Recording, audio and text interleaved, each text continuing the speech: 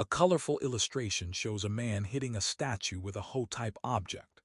The pale man is dressed in a long, flowy green robe with curly designs on it, white pants underneath, black shoes, and a wrapped, white head dressing that wraps under his chin with a gold halo circling his head.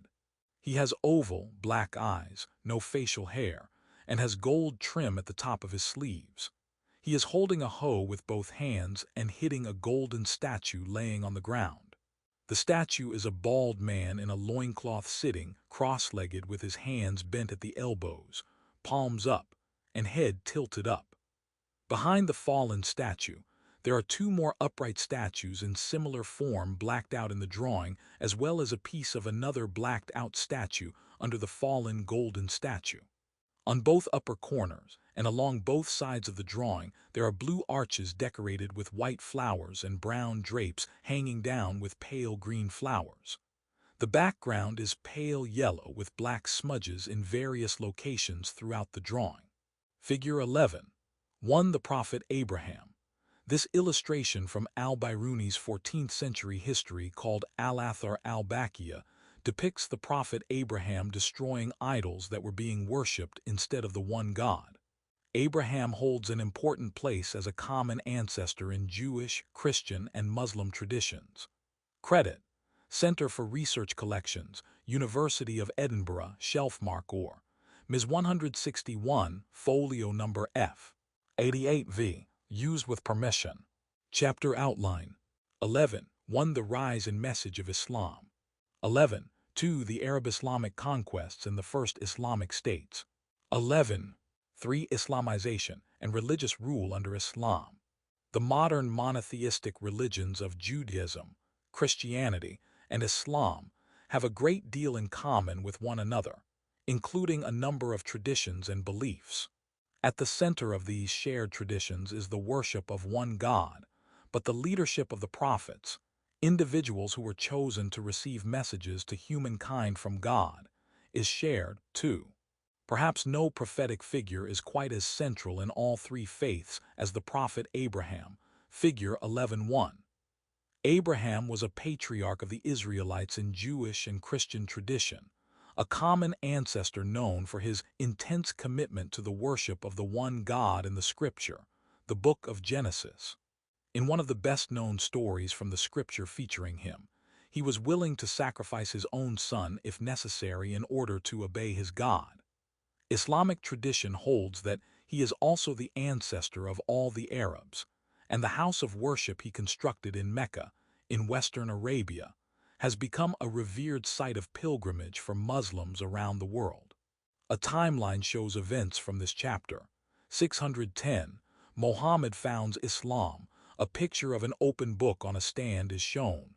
628, Byzantine Empire defeats Persian Empire. 630, Islamic forces capture Mecca. A picture of an army on horseback and soldiers marching is shown destroying idols. 632, Death of Muhammad. 644, Pact of Umar written. 691, Dome of the Rock completed. A picture of a building with a gold dome is shown. 750, Umayyad Caliphate becomes world's largest empire. 762, Baghdad founded. A map is shown of ancient Baghdad. 1083, Arabic translation of De Materia Medica completed. A worn page of a book is shown with writing and green leaves. Figure 11.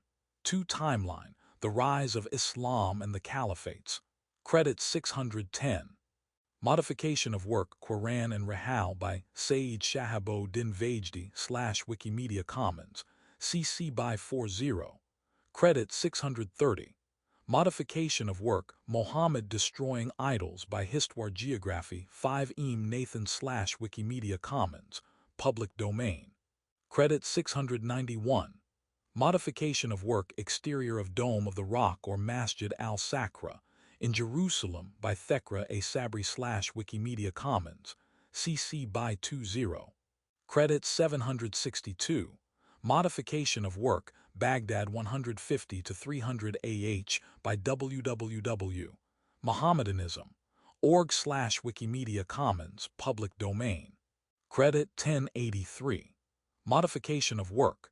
Kitab al-H symbol 323S symbol 30C macron letter 2BIS symbol 30C. Fi hayula al letter 2BFIL macron G al tibi or. 289. By Universitaire Bibliothek in Leiden University Libraries. CC BY. A map of the world is shown. A thin, oval area along Africa's northern coastline is highlighted purple. Most of Spain is also highlighted, as well as the countries of Saudi Arabia, Israel, Palestine, Lebanon, Syria, Iraq, Iran, Yemen, Oman, Kuwait, Bahrain, Qatar, United Arab Emirates, and the western portions of Afghanistan and Pakistan. Figure 11. 3 Locator map. The rise of Islam and the Caliphates. Credit. Modification of work World Map Blank Shorelines by Maciej Jaros/Wikimedia Commons, public domain. Learning objectives.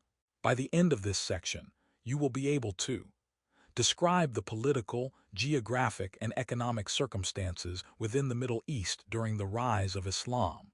Discuss the origins of Islam and the career of the Prophet Muhammad. Explain the uniqueness of the community Muhammad built. The story of Abraham, called Ibrahim, within Islam is an important one. Not only was he a monotheist at a time when his people had embraced polytheism and begun to worship various idols, but according to Islamic tradition, he was the first person to settle in what later became the city of Mecca. Abraham arrived there with his servant and concubine Hagar and their son Ishmael.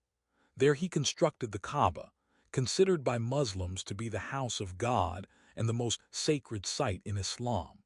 Muslims believe that as generations passed, however, the descendants of Ishmael, the Arabs, forgot their monotheism and began to worship idols, entering a period of ignorance known as the Jahiliyyah. There they remained until God sent a new prophet, Muhammad, to correct their religious practices and deliver them from ignorance and disbelief. This lapse in deliverance, according to the faithful, is the story of Islam. Arabia on the eve of Islam. Seen from the outside, the Arabian Peninsula of the 5th and 6th centuries CE was a seemingly marginal space. On the southern fringes of the last great realms of antiquity, the Byzantine, Roman, and Sasanian Persian empires. The geography of much of Arabia was harsh. The peninsula was filled with many dry and inhospitable places where rainfall, access to water, and cultivatable land were in short supply. Even today, a large portion of the center of modern Saudi Arabia is taken up by the empty quarter, the Rub letter 2BD Al-Khali, a 250,000 square mile sand desert that barely sustains the few local Arab tribes that continue to live in the region. To many, the Arabian Peninsula might not seem like an obvious setting for the rise of a ruling empire and one of the world's largest religious traditions. Figure 11. 4. A map is shown of the northeastern portion of Africa, southeastern Europe, and southwestern Asia. The Adriatic Sea, Mediterranean Sea, Aegean Sea, Black Sea, Red Sea, Gulf of Aden, Arabian Sea, Persian Gulf, Arabian Gulf, Caspian Sea, and Gulf of Oman are labeled. A section of southern Europe east of Italy through Greece and Turkey, south through Syria, Israel, Jordan, and extending to a northeastern portion of Egypt is highlighted orange to denote Sasanian Empire. A thin coastal section along the Persian Gulf of northeastern Saudi Arabia, including Qatar, and some of the United Arab Emirates are highlighted green to denote Byzantine Empire. Other lands highlighted green include areas heading north from there through Iraq, Iran, and the western portions of Pakistan and Afghanistan. Figure 11. For the Byzantine and Sasanian empires. This map shows the Byzantine, Roman, and Sasanian Persian empires at the beginning of the 7th century CE. Note the long border the two empires shared, and the southern borders with Arabia that remained out of their direct control. Attribution. Copyright Rice University, OpenStax, under CC BY 40 license. The reality, however, is that the Arabian Peninsula is, and was, more diverse than it might immediately seem. In the 5th, 6th, and early 7th centuries, it was the home of disparate tribes often united by the bonds of kinship typical of nomadic and semi-nomadic peoples around the world, and divided for the same reason. As they do with the Celts, Iroquois, Mongols, and Persians, to name but a few. Historians often group peoples together because of their use of a common language, their habitation of a specific geographic area, and aspects of culture they share such as food, dress, and religious practices. But beyond these shared features, little unified the peoples of the Arabian Peninsula prior to the 7th century. Many communities in the region were divided along tribal lines while vying with one another for power, prestige, influence, and available resources. The great Byzantine and Persian empires to the immediate north had a history of expansion and conflict. Despite their strength, however, neither desired to dominate Arabia. To those classical states, much of Arabia appeared as a backwater occupied by migratory and aggressive Arab tribes, and offered no reason for them to turn their imperial ambitions southward. Few resources were produced in the region that suggested conquest would be worthwhile, even if Western Arabia did play a role in the caravans of trade goods that traveled between East and West. However, the region was a tapestry of unique cultures and history. The Bedouin were migratory Arab tribes that largely subsisted on animal herding and, in some instances, on the raiding of trade caravans and settled communities. Many Bedouin and other semi-nomadic Arabs practiced polytheism, the worship of many gods and goddesses who were often considered patrons of certain tribes or residents of certain locales. Polytheistic religions were not all that was found in the Arabian Peninsula. The monotheistic faiths of Judaism and Christianity were both present in the region before the arrival of Islam, and they influenced its formation. Given the harshness of the environment, in fact, during the ancient and late antique periods, important monasteries were founded for Christian worship, allowing the monks there to fully dedicate themselves to an ascetic life detached from the earthly world. Figure 11. 5. A picture of various buildings built tightly next to each other within square-shaped high brick walls is shown along the backdrop of a tall, brown, rocky mountain with a blue sky in the background. The buildings are various shapes, sizes, and colors, with one of the buildings running the length of the area in the back and taller than the rest. The buildings have windows throughout and are various shades of brown, black, and white. The brick wall around the buildings is brown and has two rounded and one square column in front, one rounded one on the left front corner, and a square tower on the left side rising higher than the wall. Between two of the columns on the front, there is a cemented walkway coming out and running the length of the enclosure toward the right of the picture into an area with green trees of various sizes and shapes. Some of the trees are within smaller stone walls, and some rise higher behind the buildings. More short, windowed structures are seen in the far right of the picture. The terrain in the forefront of the picture is rocky and barren. One small building sits on the mountain in the background behind the walled enclosure. Figure 11. 5 St. Catherine's Monastery. Perhaps the most famous Christian monastery of the Arabian Peninsula is St. Catherine's, constructed in the 6th century CE and adjacent to Mount Sinai, in the background of the photo, where the prophet Moses is said to have received from God the religious laws known as the Ten Commandments. Credit: St. Catherine's Monastery on the Sinai Peninsula in Egypt, by Junas Plan/Wikimedia Commons, CC by 20. In the very south of the Arabian Peninsula, in what is Yemen today, was a kingdom known as Himyar. Its rulers controlled some of the most fertile lands in the region. They built their state on agricultural produce, on luxury goods such as frankincense and myrrh, and on their role as intermediaries in both East African and Indian Ocean trade.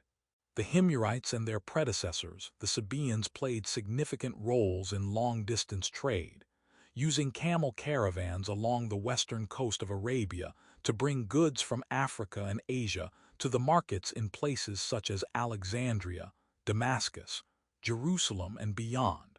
Figure 11. 6. Their cultural influence was important too, with a number of the southern Arab tribes connecting their history and lineage directly with these prestigious states. The decision by the Himyarite rulers to convert to Judaism in the late 4th century CE made monotheism more prominent in the region. A map of southern Europe, northern Africa, and southwestern Asia is shown. The Adriatic Sea, Mediterranean Sea, Aegean Sea, Black Sea, Caspian Sea, Red Sea, Gulf of Aden, Persian Gulf, Gulf of Oman, and the Arabian Sea are labeled. An oval area in eastern Africa at the southern end of the Red Sea is highlighted orange and labeled Kingdom of Aksum. Most of the country of Yemen is highlighted green, indicating the Kingdom of Himyar.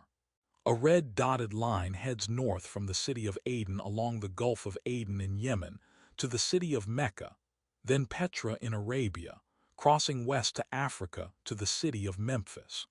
One line splits off and goes north toward Alexandria on the coast of the Mediterranean Sea.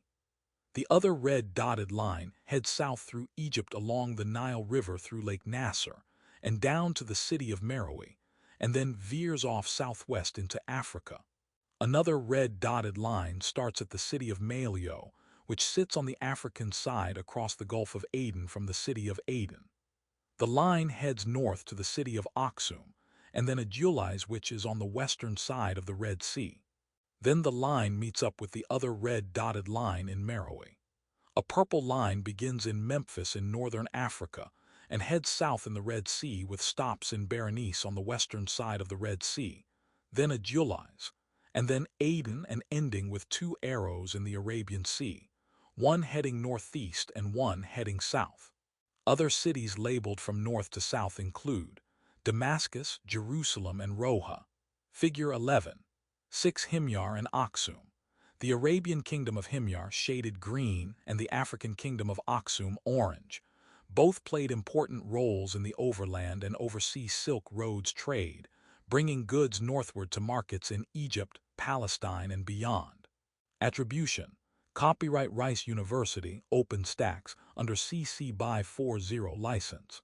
In the very north of Arabia, along the southern borders of the Byzantine and Sasanian empires, were the Arabs who had the most sustained interactions with those two imperial powers.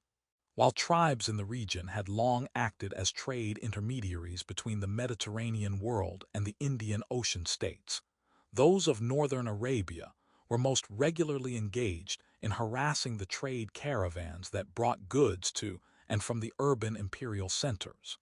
To combat this aggression on their southern borders, both the Byzantines and the Persians opted to employ certain Arab confederations to create a buffer between the settled peoples and the raiders from the south.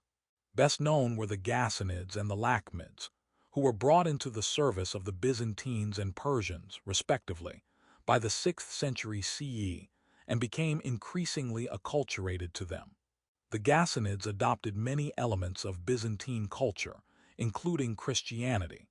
In fact, it was among Christian Arabs specifically that historians have found some of the earliest surviving uses of the Arabic script from the 7th century. The Byzantine emperors also formally recognized and rewarded the Ghassanids, at least for a time.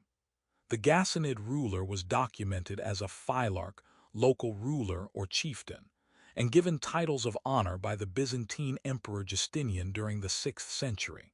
The Lakhmids established themselves in the central Iraqi city of Al-Hura and were recognized as allies of the Sasanian Persians from the late 4th century onward. Figure 11:7.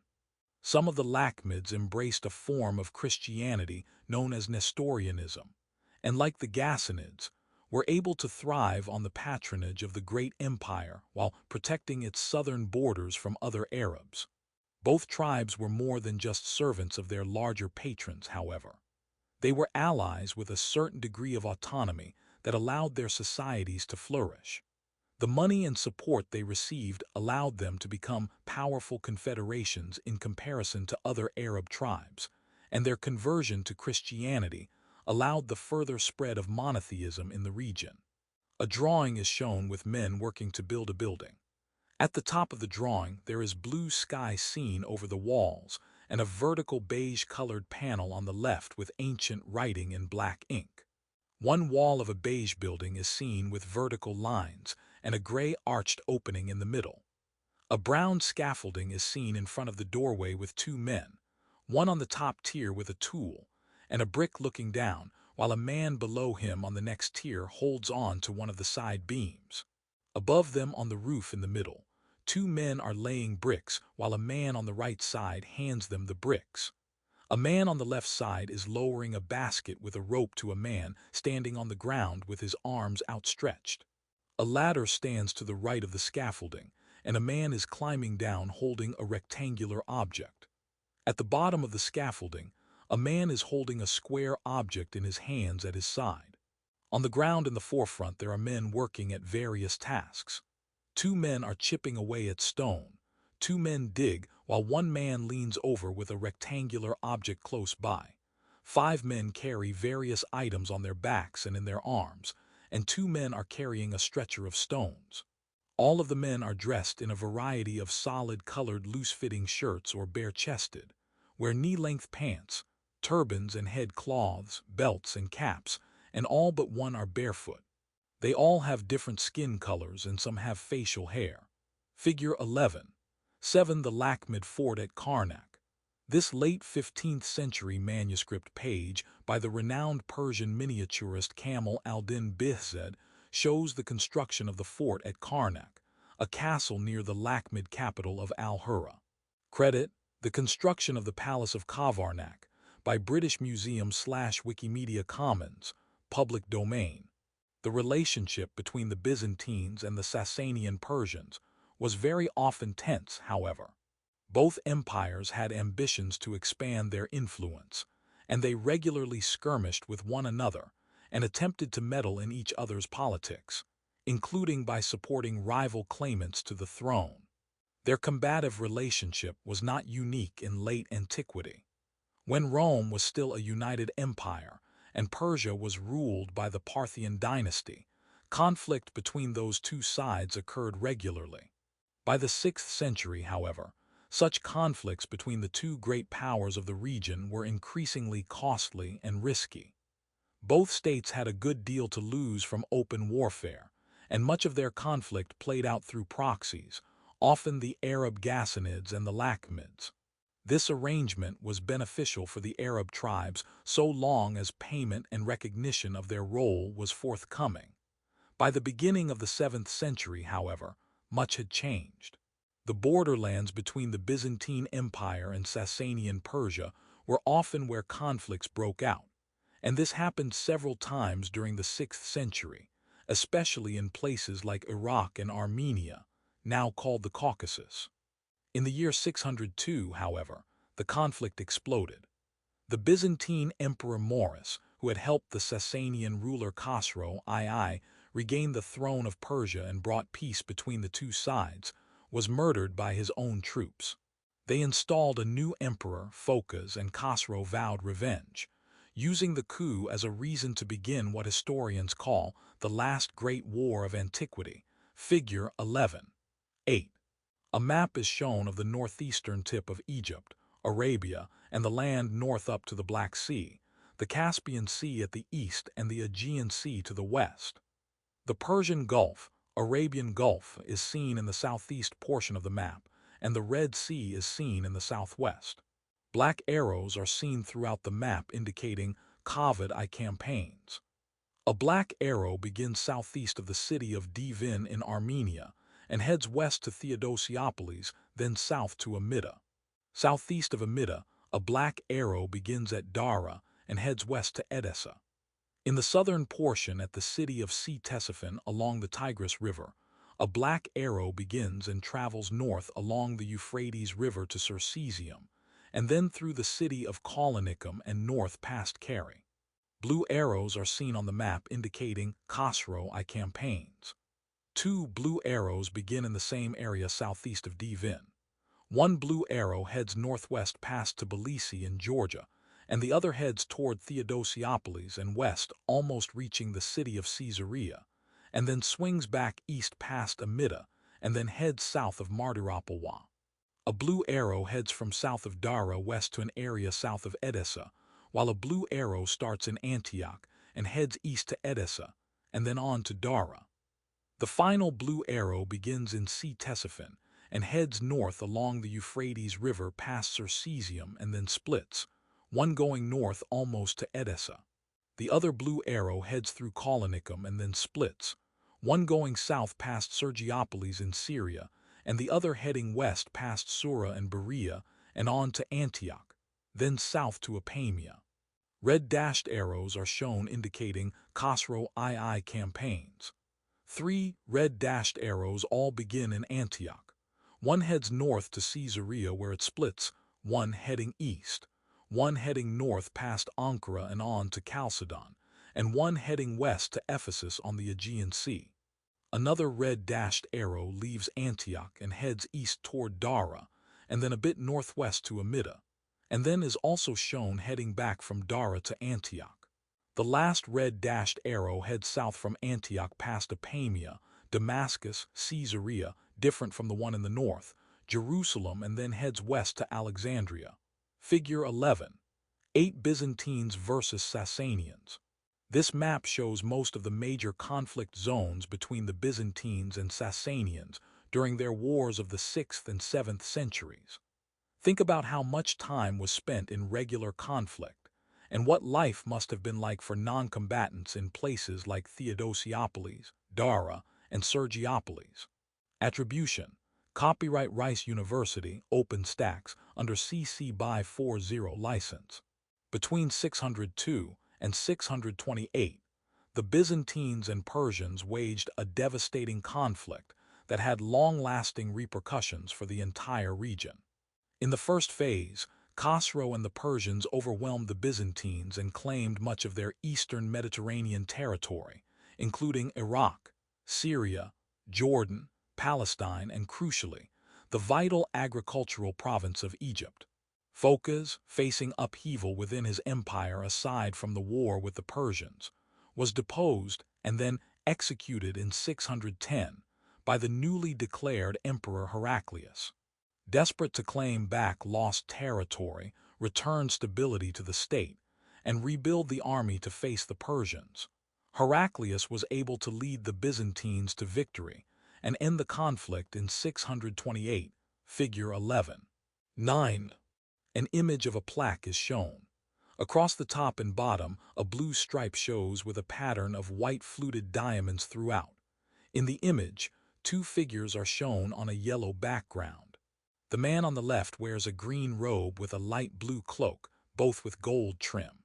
He has reddish-brown hair, a beard, blue shoes, and appears to be falling.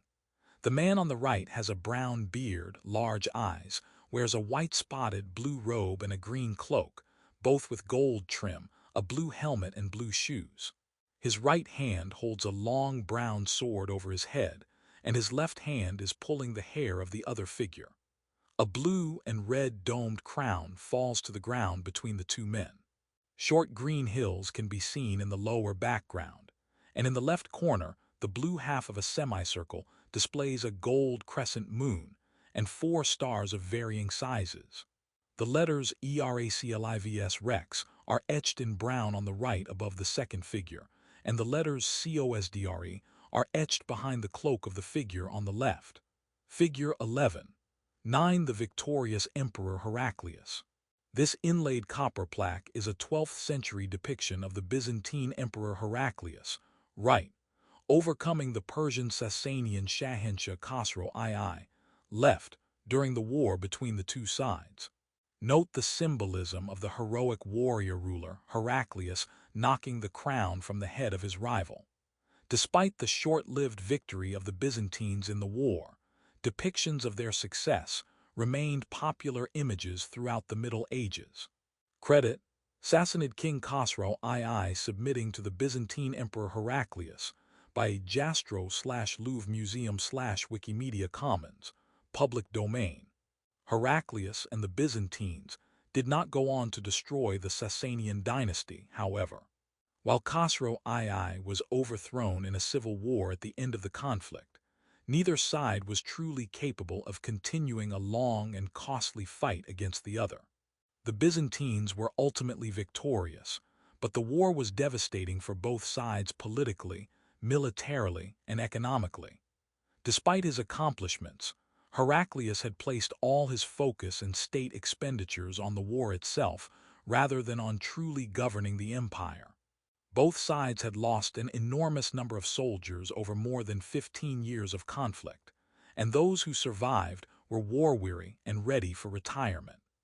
Neither side had the money to rebuild the army or their defenses when they had put so much of the state's resources toward victory and survival. With so much upheaval occurring despite the Byzantine victory, the war affected many aspects of society, including the state and nobility's ability to patronize scholarship, historical writing, and the arts, leading this period to be known as the Byzantine Dark Age, because of the severe lack of historical writing that survived in the 7th and 8th centuries. Finally, the borders were constantly changing, and many civilians just attempting to live their lives were likely tossed between sides as the tides of war changed. More war would have taken an exhausting toll even on the people living in seemingly safe places like Jerusalem, Antioch, and Damascus. As it was, the impacts of the conflict were far-reaching. The later Byzantine chronicler Theophanes wrote in the early 9th century about how the conflict had changed the relationship between the Byzantines and the Arabs in the year 630–631, including, almost certainly, tribes like the Ghassanids that had enjoyed special privileges and payments from the state. Theophanes wrote, "There were some nearby Arabs who received modest allowances from the emperors for guarding the desert pathways. A eunuch came to distribute to the soldiers allowances. But this time, when the Arabs came to receive theirs, as was their custom, the eunuch drove them away. The ruler can hardly afford to pay his troops," he said, "much less give money to such dogs as these." The Arabs were outraged, went to their comrades, and showed them the route to the district of Gaza, the pathways towards Sinai, which were extremely rich. The timeline and circumstances of this long final conflict between the Byzantines and Sasanians, and the exhausted state in which both sides were left, were also significant for future events. While these great powers were distracted by the devastating war between them, their southern border was likely far from their rulers' minds. Yet at the same time, the Arabs of Western Arabia were being united for the first time in history, through the leadership of a man named Mohammed and the religion of Islam, with direct repercussions for the survival of the two ancient empires.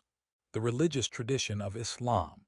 While the conflict between the Byzantines and the Sasanians raged at the beginning of the 7th century, Western Arabia began to take center stage in the creation of a new world religion, deeply influenced by the environment, people, and cultures of the late antique Middle East.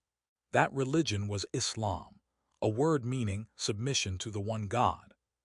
Islam is a monotheistic faith that shares many features with both Judaism and Christianity, while at the same time having many features that were uniquely Arabian and that eventually brought the culture and traditions of the Arabian Peninsula to greater prominence.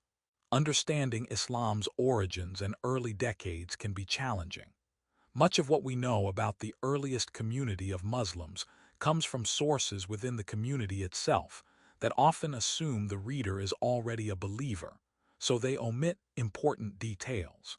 And because many people were illiterate at this time and not writing their history as it happened, we have less evidence outside religious scripture to help us reconstruct it. While the Arabs placed great emphasis on remembering the events and people of the area's past, they transmitted this information primarily through a process of memorization and oral recitation. And memory aids, such as poetry, were vital methods as material was passed down through generations. Written histories of the past for future generations were seen as less important than the living performance of information through the oral tradition. While other contemporary societies had become increasingly focused on writing for centuries before the 7th century, the Arab commitment to oral transmission in this period was not unprecedented. The history of early Judaism was similarly transmitted before being committed to writing much later, and historians also face challenges trying to reconstruct the origins of Christianity when little contemporaneous writing survives. Memorializing, memorizing, and transmitting events of the past through epic poetry also has precedent in the Mediterranean world, as seen in the preservation of works such as the Iliad and the Odyssey, attributed to the Greek poet Homer, and the ancient Indian world, as in the case of the Mahabharata. At the center of the founding of Islam are the city of Mecca, the worship of one God Allah, and the leadership of the prophets. Even to Muslims today, Allah is not considered to be a god separate from the God of Judaism and Christianity. Allah is simply the Arabic word meaning the one God. In fact, Christians who live in the Middle East and speak Arabic today refer to the God of the Christian Bible by using the word Allah in their own worship. Belief in the one God and the message of the Islamic prophet Muhammad is the first and most important of the 5 pillars of Islam, known as the Shahada, the profession of faith. To embrace Islam as their religion, adherents must recognize the creed that there is no God but Allah, and Muhammad is the messenger of God. Muhammad, as recognized by Muslims, was the final prophet in a long list with whom the one God had communicated throughout history, including figures such as Adam, Noah, Abraham, Moses, and Jesus. Muhammad was a divinely chosen man who is not, nor ever has been, worshipped as a god or as a relative of God himself. Many of the other pillars of Islam also have features in common with other world religions such as ritual fasting, charity, and daily prayer. For Muslims, these acts are specified as daily prayer while facing the direction of the Holy Mosque in the city of Mecca. Almsgiving, the donation of money and goods to the community and people in need. Fasting if able during Ramadan, the holy month during which the Muslim scripture of the Quran was first revealed to Muhammad, and participating at least once, if able, in the pilgrimage to Mecca. The Hajj to relive important moments in the life of Abraham and his family's arrival in Arabia, and to circle the house of God, the Kaaba, in prayer. The past meets the present. Hajj, the Islamic pilgrimage to Mecca. One of the core tenets, or 5 pillars of Islam, is participation in the pilgrimage to the holy city of Mecca. This event, when undertaken during the month of Dhu al-Hijjah, is known as the Hajj. Each year millions of Muslims travel to the holy city to take part in a process that has been going on for almost 1400 years. While Mecca was the home of the Prophet Muhammad, for Muslims the pilgrimage is about much more. The rituals and events in which they participate are intended to reenact important events in the life of a different prophet, Abraham. The sacred mosque that is the focus of much of the pilgrimage is the holiest site of Islam, built to surround the Kaaba, the black-shrouded cube structure at the center that is believed to be the original home of monotheism. Figure 11. 10. Some Muslims believe the Kaaba was constructed by Adam, the first man, and then reconstructed by Abraham. A picture of a very large gathering area is shown. The open area inside is filled with people, most of them wearing white head coverings. In the center of the people stands a short square building that is covered in black. The perimeter of the area is 2-tiered with arched openings all around, and lights and people showing from within. Lights show along the top, and on the back wall 3 domed projections stand along the top of the wall. 5 tall slim towers also rise up from the top wall and are lit up and carved with designs. In the background a dark sky is seen and a city with tall lit-up buildings. Figure 11. 10. The Sacred Mosque in Mecca. This photo shows the Sacred Mosque in Mecca, Islam's holiest site, with a large crowd of pilgrims surrounding the Kaaba, the black-shrouded building in the center. Credit, modification of work, Meksudi Arabistan by Convi/PX here, CC010. The 5 to 6 day Hajj recognizes the long history of monotheism in Arabia, acknowledging that Muhammad's career and message were the correction and perfection of monotheistic worship begun centuries earlier.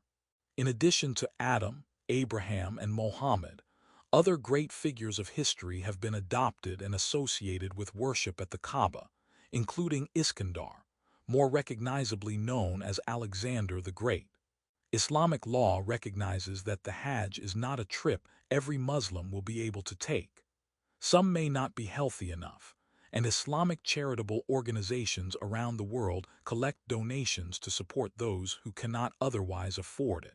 Pilgrims may also travel to the Holy Mosque during other times of the year, which is not considered as having made the Hajj but is instead called the Umrah, the lesser pilgrimage.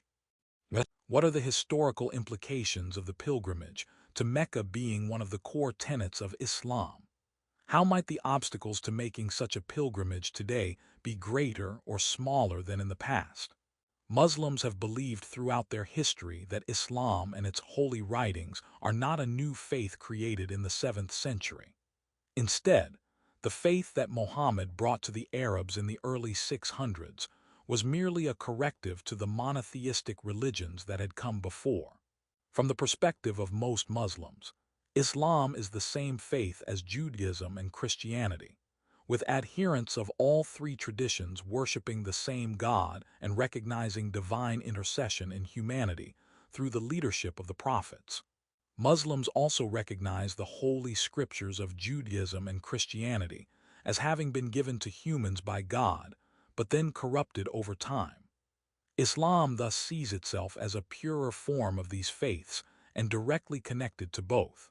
The shared history and lineage of the three run through the prophet Abraham, whom all list as an ancestor. Many modern scholars of religion thus refer to Judaism, Christianity, and Islam as the Abrahamic faiths. For all the influence that other monotheistic worship in the region may have had on the formation of Islam in the 7th century, however, the faith has many features we might consider uniquely Arab or Arabian.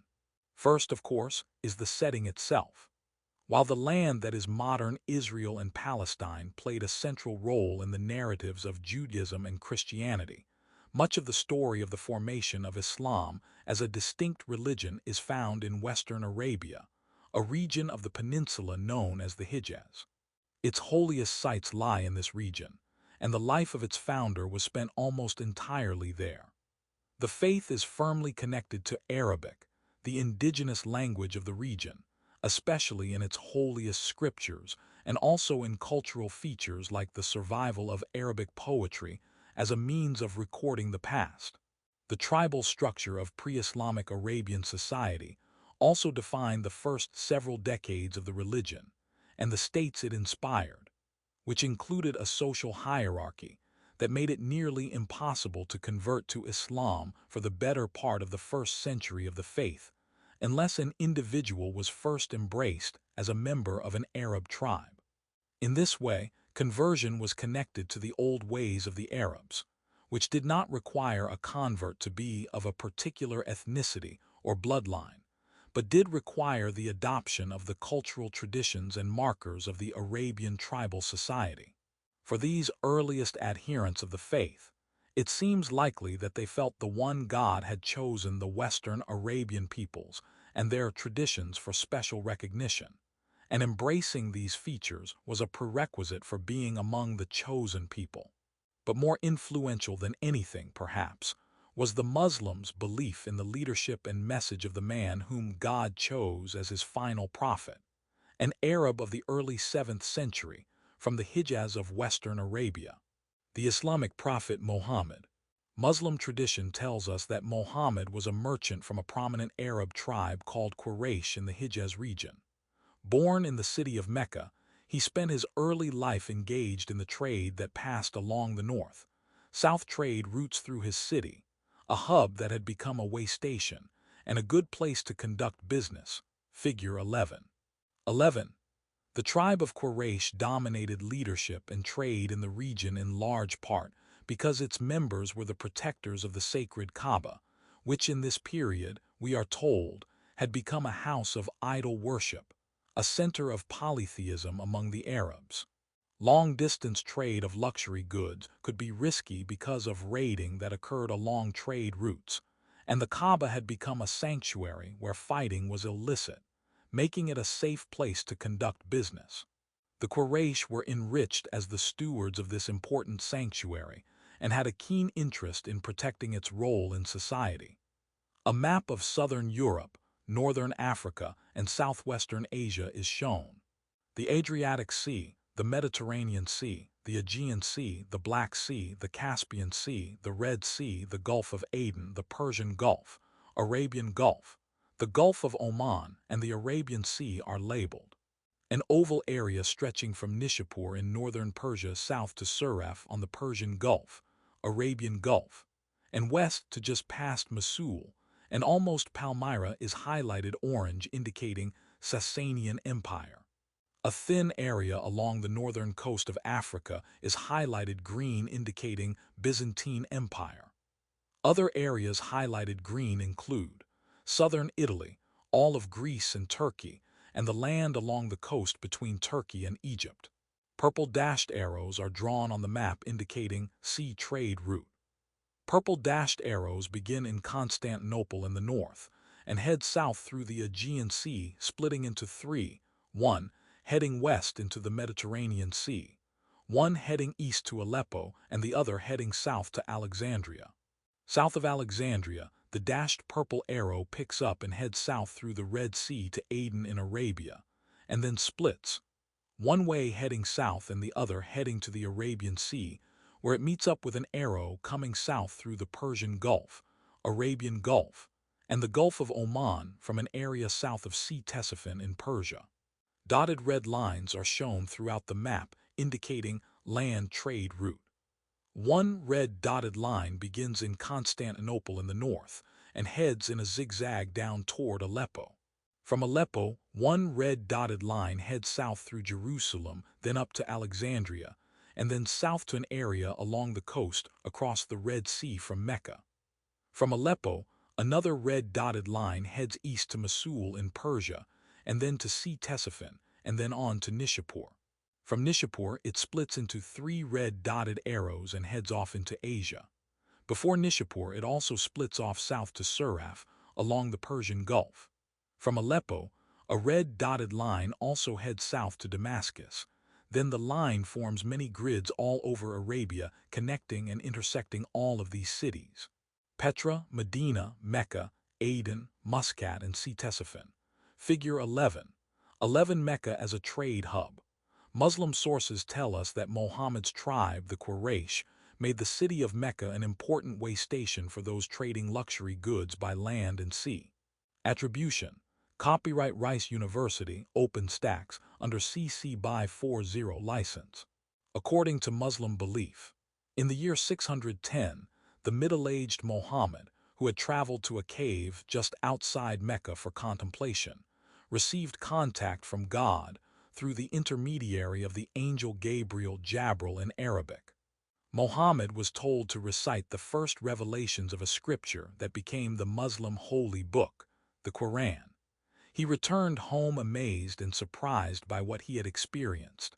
As a well-traveled and successful trader in the region, he had much to lose from undertaking a religious mission with a novel message.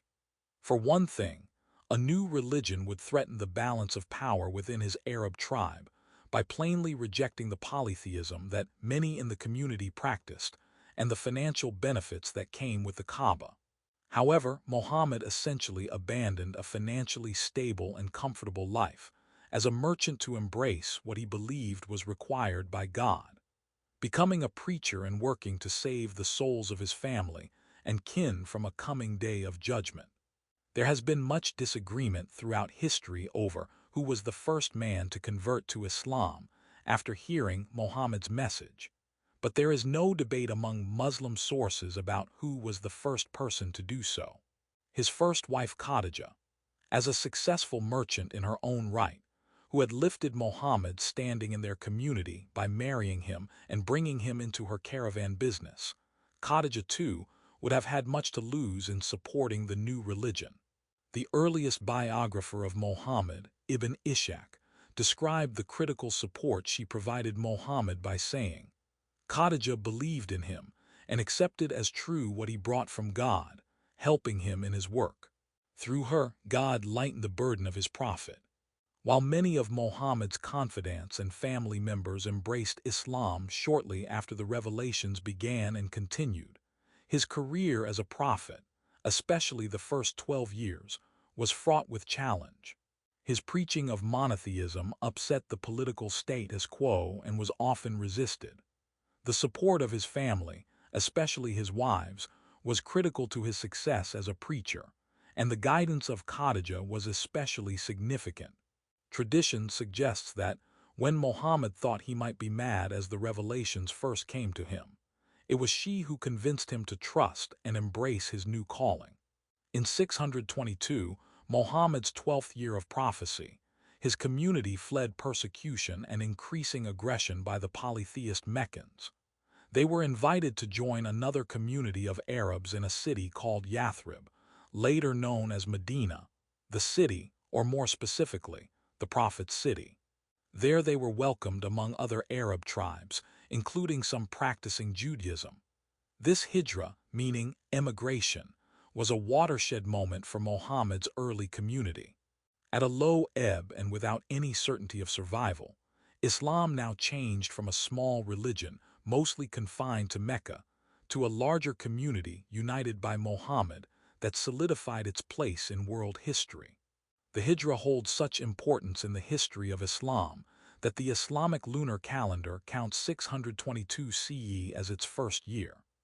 Dates in the Muslim calendar, used by many around the world today, are often labeled in English with AH, for after the Hijra. Link to learning.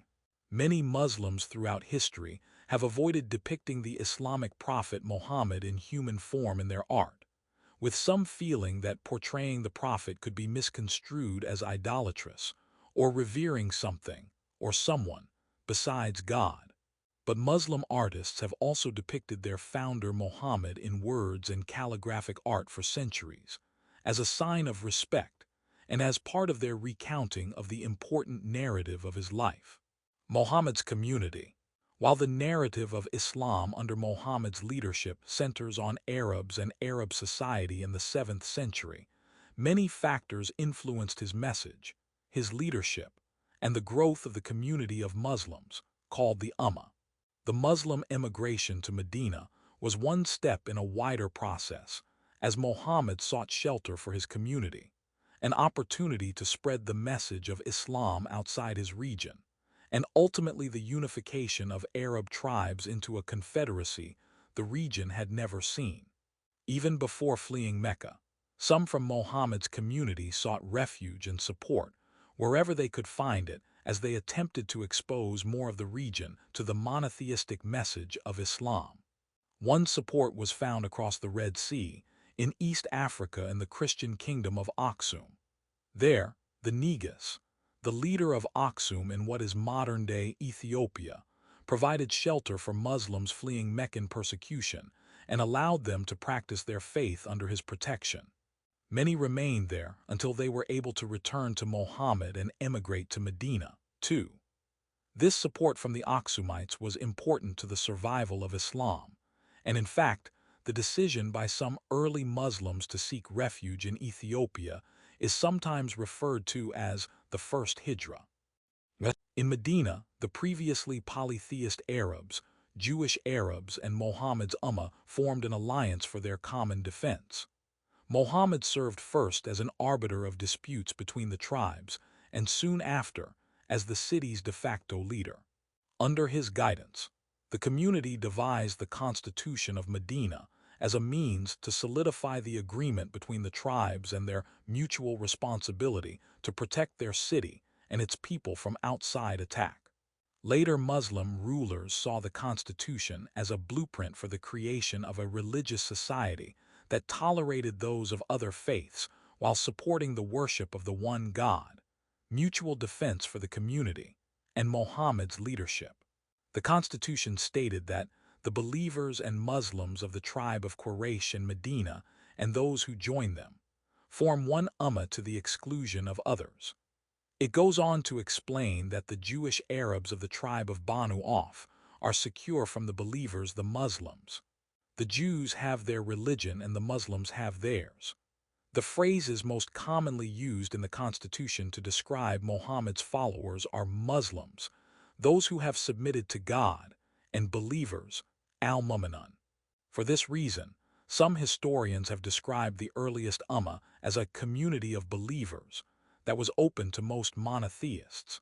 In these earliest decades of Islam, Muhammad's new community had much in common with the monotheistic Jewish people and Christians, and we find little evidence of the distinctive Muslim identity that formed over the next several centuries. In their own words, Jewish and Christian narratives in the Quran. The holy scripture of Islam, the Quran, is deeply intertextual, meaning it has a relationship with and is often in dialogue with other texts, namely the Jewish Tanakh and the Christian Bible. Here in translation are excerpts from Surah, chapter 5 that, in part, address Muhammad's community about where their faith fits with the other monotheistic traditions, Judaism and Christianity. The Jews and Christians say, "We are the children of God, the ones he loves." Say, "Then why does he punish you for your sins?" No, you are mortals of those he has created. He forgives those whom he wishes and he punishes those whom he wishes. God has sovereignty over the heavens and the earth and what is between them. To him is the journeying. O people of the Scripture, our messenger has come to you, making things clear to you after an interval between messengers, so that you cannot say, "No bearer of good tidings or warner has come to us." A bearer of good tidings and a warner has come to you. God has power over everything. And recall when Moses said to his people, "O my people, remember the blessings of God to you when he placed prophets amongst you and made you kings and gave you what he had not given to anyone else, among created beings. O my people, enter the holy land which God has prescribed for you. Do not turn your backs lest you return as losers. And recite to them in truth the tale of the two sons of Adam, Cain and Abel, when they offered sacrifices, and it was accepted from one of them and not from the other. The latter, Cain, said, "I shall kill you." Abel replied, "God accepts only from those who are God-fearing. If you stretch out your hand to me to kill me, I shall not stretch out my hand to kill you. I fear God, Lord of created beings. I wish you to take on both your sin and my sin and become one of the companions of the fire. That is the recompense of evildoers." Then his soul prompted him to kill his brother. So he killed him and became one of the losers. Then God sent a crow, which scratched into the earth to show him how he might hide the corpse of his brother. He said, "Woe on me! Am I unable to be like this crow and hide the corpse of my brother?" And he became one of the repentant. Because of that, we have prescribed for the children of Israel that whoever kills a soul, other than in retaliation for another soul or for corruption in the land, will be as if he had killed all the people. And whoever saves one will be as if he had saved the life of all people. Our messengers have come to them in the past with the clear proofs, but even after that many of them commit excesses in the land. Surah 5 of the Quran, verses 1821 and 2732, translated by Alan Jones. Who is the messenger referenced here, and what is their goal on earth? What lessons do you think are being communicated to believers in this reading? What might the references to Moses and Cain and Abel tell us about Quran's early audience? The even-handed approach to members of this new ummah was critical to the ultimate success of Muhammad and his community. Much of the last 10 years of Muhammad's life was spent with this new Muslim community in Medina, engaged in conflict with their former brethren in Mecca. Fighting between the two sides was fierce, and there were also tensions within Medina and the early Ummah as Muhammad's followers grew in number and prominence at the expense of other Arabs in the city, in particular, the Jewish contingent. Many on both sides were related by blood, even if their religious beliefs had altered. Muhammad's community continued to grow and win more supporters until, on the eve of battle outside Mecca in 630, his former tribe of Quraysh surrendered, and the population of the city converted to Islam. Muhammad and his followers were then able to return to Mecca, where he entered the holy sanctuary of the Kaaba, now filled with the polytheist idols worshipped by the Arabs, and smashed them all, echoing a famous story about the biblical prophet Abraham, Figure 11:12. From the perspective of Muslims, the original house of Abraham, which had always been dedicated to the worship of the one God, was now cleansed. A faded picture of a two-paneled drawing is shown, which depicts one scene. In the lower half of the panel on the right, 25 men are seated on various colored horses riding toward the left on a greenish background. They all wear hats of various colors and shapes, long colorful coats with designs, belts, and many have beards. Above them, a white horse walks alone with a red saddle and beaded reins, followed by a brown camel with a red and black embroidered saddle. 15 men in colorful long coats and hats stand behind and above the animals with their hands in front of them. Across the top, there are 4 arched panels depicting statues of men sitting cross-legged with pants and crowns. They are knocked over and some are in pieces. The left panel is a continuation of the right panel, depicting 25 men dressed as in solid colored long coats and various hats walking toward the left, some with bats, some with swords, and some with their fists in front of them. Toward the top there are statues of idols in pieces on the floor.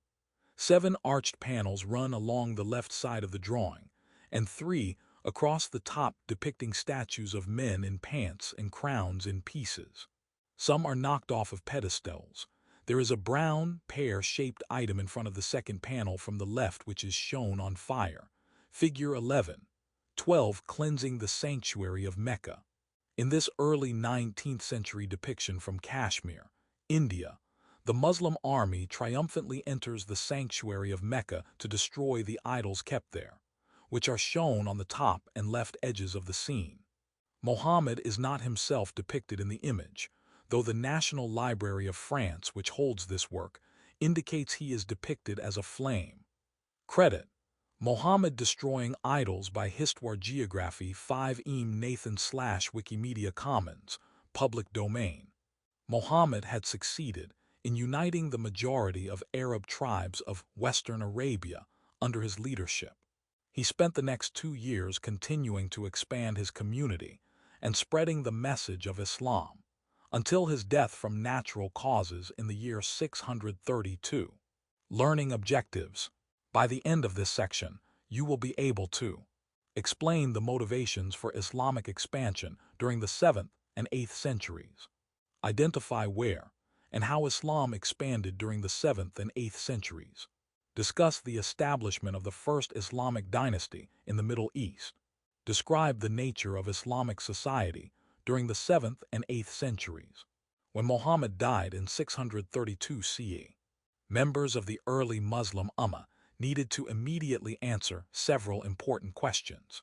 Who was capable of now leading the community, of following in the footsteps of a leader who claimed prophecy, the ability to communicate with God when none of those who remained could do so?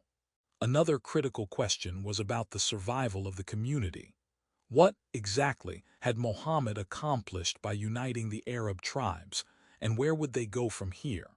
The first few years following Muhammad's death tested the community's resolve, while its members sought to articulate what made this moment in their history unique. The Arab Islamic conquest movement. Arab tribes had come together for a common cause in the pre-Islamic period, such as a war against another tribe or recognition of the strength of a chieftain.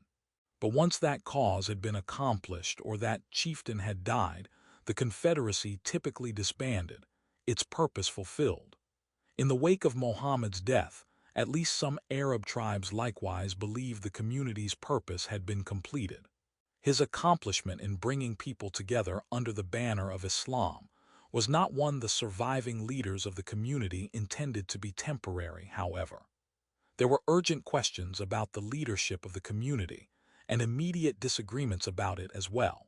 In many tribal and clan-based societies like that of the Arabs, leadership was not hereditary, meaning it did not immediately pass to the heir upon the death of the leader. Thus, as Muhammad was dying, two primary claimants for leadership emerged: his son-in-law Ali ibn Abi Talib, and a friend and confidant of Muhammad's named Abu Bakr. Ali, related to the Prophet by blood and marriage, was comparatively young in a society that saw leadership in its elders, although he claimed to have been chosen by Muhammad as his heir and successor. Abu Bakr, in contrast, was one of the elders of the community, well respected and popularly chosen. Both had been among the first to convert to Islam. Members of the community had concerns about their own standing. Some were the earliest converts who had joined Muhammad when he was still in Mecca. Some had welcomed his community in Medina when they needed shelter, and still others had not converted until shortly before Muhammad's death. In the end, Abu Bakr was chosen to be the first successor to Muhammad, the caliph or religious and political leader of the Muslim community. This was accomplished through popular acclamation by tribal leaders, who ultimately won out over those who favored the lineage of Ali. Islam had weathered this first hurdle, although the question of leadership had longer-term implications for the unity of the Ummah. Ali, believed by some to have been chosen by Muhammad as his heir, was likely aggrieved at the decision, although he accepted it. Other stakeholders may also have felt slighted, including a number of Muhammad's wives, several of whom were shunned despite their close relationship as members of the family of the Prophet. And while this new role of caliph would provide leadership to the young community at a critical juncture, there seems to have been near immediate recognition that things without Muhammad would be different, not least of which because the caliph was not assuming the mantle of another prophet capable of communicating directly with God as Muhammad had. Tensions arose after Muhammad's death not just over leadership and inheritance, but also over whether the alliance was ever intended to last beyond its founder. Some Arab tribes left to return to their homes, while others may have believed they could discard their commitment to the worship of the one God and membership in this confederation. From the perspective of the Muslims, however, this was apostasy, and a conflict known as the Ridda Wars then began in an attempt to force these Arab tribes to continue to honor their agreements with the Muslims. The Ridda Wars also appear to have been expansionist, bringing into the fold, whether by treaty or force, Arab tribes that had never been aligned with Muhammad's community during his lifetime. This effort was the first step of a wider movement called the Arab Islamic or Arab-Muslim conquests, and by 633, the entirety of Arabia had been brought under the control of this first Islamic state. Abu Bakr did not live long after Muhammad, and the conquest movement did not stop with his leadership, nor with uniting just the Arab tribes under the banner of Islam. The new state's expansionist desire seems to have existed from the outset, and the Arab Muslim armies turned their attention northward to the old empires of Sasanian Persia and Byzantium. They were likely inspired by the richness of these lands, where they knew resources were more plentiful and luxury trade goods regularly traveled. But there were other factors, too. The Arab Muslims may have felt emboldened by their successes in Arabia, seeing them as recognition of God's favor and of their destiny to rule the world. Religious belief and zeal are difficult for historians to quantify, but we have seen throughout history that nomadic and semi-nomadic societies must forcefully seek the resources they need to survive, while defending themselves against threats that sedentary societies face less often. The hardiness and capability of the Arab Muslims as a fighting force during this period was also a factor. The weakness of the empires to the north would have been seen as a clear opportunity for the raiders who had long supported themselves by harrying the frontiers. And there was the timing. Muhammad and his successors were creating and expanding the new Muslim community in the 620s and 630s, As the war between the Byzantines and the Sasanian Persians was entering its last stages and leaving both empires weakened at a critical juncture, conquering Persia and the Byzantine Empire, it was not always clear that the Arab Muslims would be successful against the Byzantines and the Persians, the last empires of antiquity. Nonetheless, starting in 634 and continuing into the early 8th century, they found enormous success conquering much of the territory around the Mediterranean basin and Central Asia, going as far west as Spain and Portugal, and all the way to the Indus River Valley in the east. The new Islamic State, or Caliphate, an area under the control of a caliph, was larger than the realm of Alexander the Great, the Romans, or the Han Chinese. It was the largest empire the world had yet seen. Figure 11. 13. A map of southern Europe, northern Africa, and southwestern Asia is shown. The Adriatic Sea, Mediterranean Sea, the Aegean Sea, the Black Sea, the Caspian Sea, the Red Sea, the Gulf of Aden, the Persian Gulf, Arabian Gulf, the Gulf of Oman, and the Arabian Sea are labeled.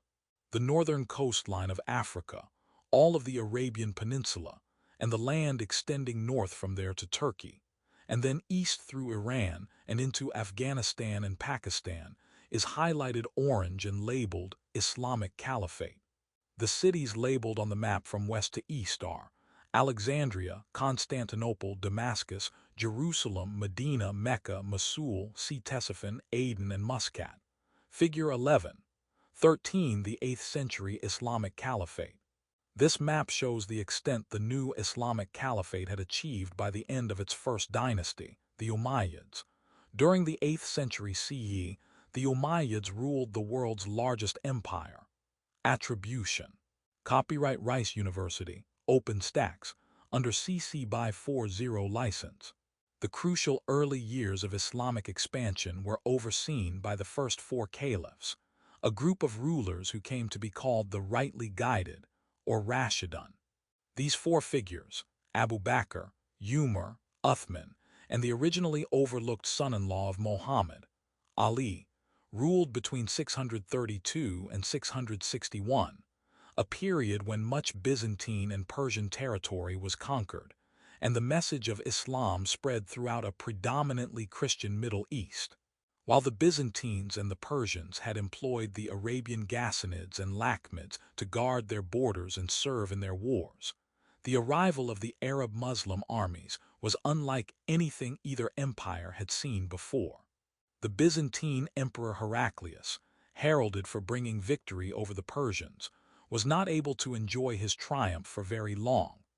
Meanwhile, defeated Sasanian Persia was coping with the effects of a destabilizing civil war.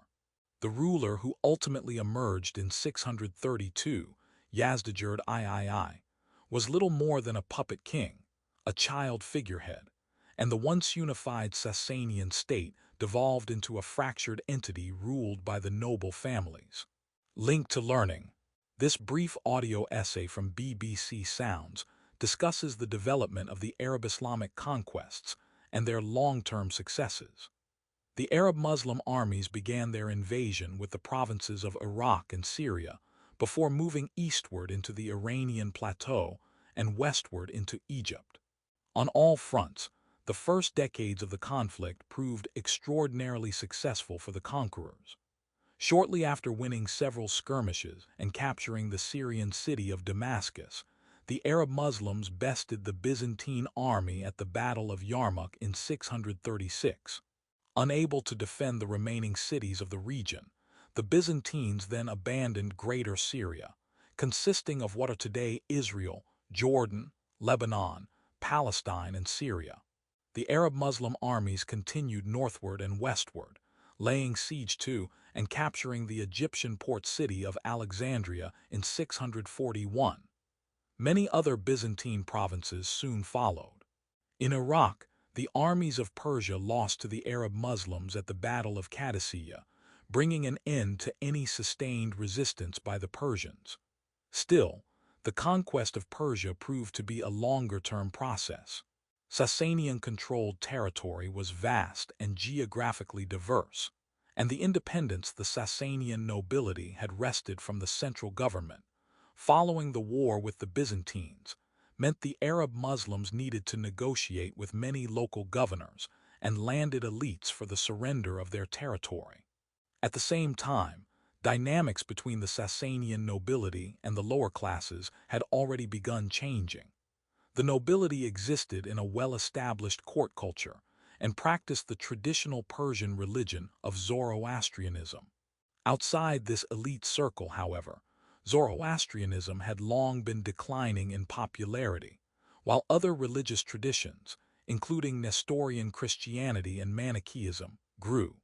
The collapse of the Sasanian ruling family in Persia also provides a unique glimpse into something that had not happened among the elite before: the brief rise of a female ruler, Boran.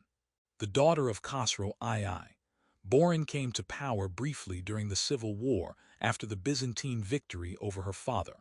While such opportunities for female power in the region were few and far between, her rule underscores that 7th century Persia was already a state and a people in transition, and the arrival of the Arab Muslims with the cultural practices of Arabia and the religion of Islam only expedited change. Although the Byzantines and Persians had put up resistance, by the 650s much of their territory had been taken by the new Islamic state of the Rashidun. Heraclius died in 641, with the territories he and the Byzantines had fought to retake from the Persians largely lost. The Byzantine Empire survived the Arab-Muslim conquests, but it never again controlled much of the territory of the old Roman East. The Sasanian ruler Yazdijerd III fled east to escape capture by the Arab Muslims or their supporters, spending much of his short life on the run before being killed by his own people in 651. By that time, the entirety of the Persian Empire had effectively been brought into the control of the new Islamic state, the conquerors and the conquered. From the perspective of the Arab Muslims, the conquest movement had been enormously successful, a demonstration of the power of God and his favoring of their ummah. From the perspective of Christians who were not aligned with the Muslims during this period, the arrival of the Arab Muslims was also seen as an act of God, a God who was angry at the sinfulness of the Christians and who had sent the Arab Muslims as a punishment they needed to bear. Calling these events the Arab-Muslim conquests is somewhat misleading, however. While the first years of expansion did see several major battles, including Yarmouk and Qadisiyah, most of the territory came under Islamic control through peace agreements. Cities and regions agreed to terms of surrender that protected their residents, many of their belongings, and their right to practice their religion.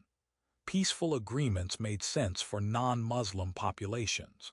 Especially during the 7th century, the Muslims maintained a policy of non-interference toward the religious practices of subject populations. As long as they paid taxes to their new Muslim government, the conquered could live in the Islamic state and still practice their religion somewhat freely. The Muslims developed a legal classification for the Jewish people, Christians, and Zoroastrians who lived under their rule. They referred to them as al-Kitab, or people of the book, which recognized them as monotheists who had received a revealed scripture from God in the past, and who were worthy of protection by the Islamic State so long as they paid taxes and submitted to Muslim rule. For many, this situation was an improvement on their earlier lives. Under Byzantine rule, for instance, those who did not follow the official Christian religion of the empire were often discriminated against. They could be barred from holding certain jobs, charged extra taxes, and otherwise be badly treated as heretics. For Jewish populations, the situation had often been even harsher. Many had been unable to openly practice their faith or gather outside the synagogue. While they were not officially monotheists and were not seen as having a revealed scripture, Zoroastrians under the Muslims were still treated as people of the book, likely for pragmatic reasons owing to their noble status in Persian society. Dueling voices. Reaction to the Arab-Islamic conquests. With the arrival of the Arab Muslims in Persia, Christian leaders vied with one another for prestige, followers, and perhaps preferential status with the new ruling Muslim elite.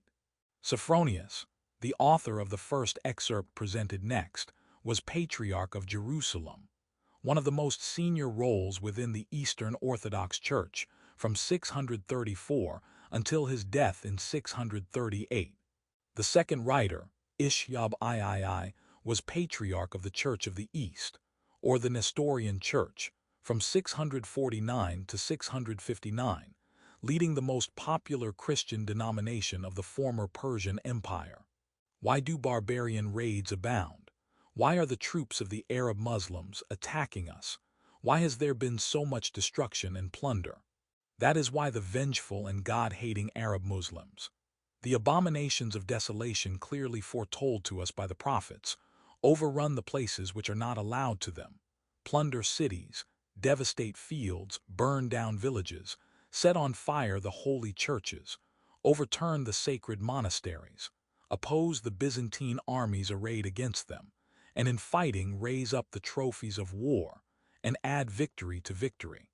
Yet these vile ones would not have accomplished this, nor seized such a degree of power as to do and utter lawlessly all these things, unless we had first insulted the gift of baptism, and first defiled the purification, and in this way grieved Christ, the giver of gifts, and prompted him to be angry with us, good though he is and though he takes no pleasure in evil, being the fount of kindness and not wishing to behold the ruin and destruction of men.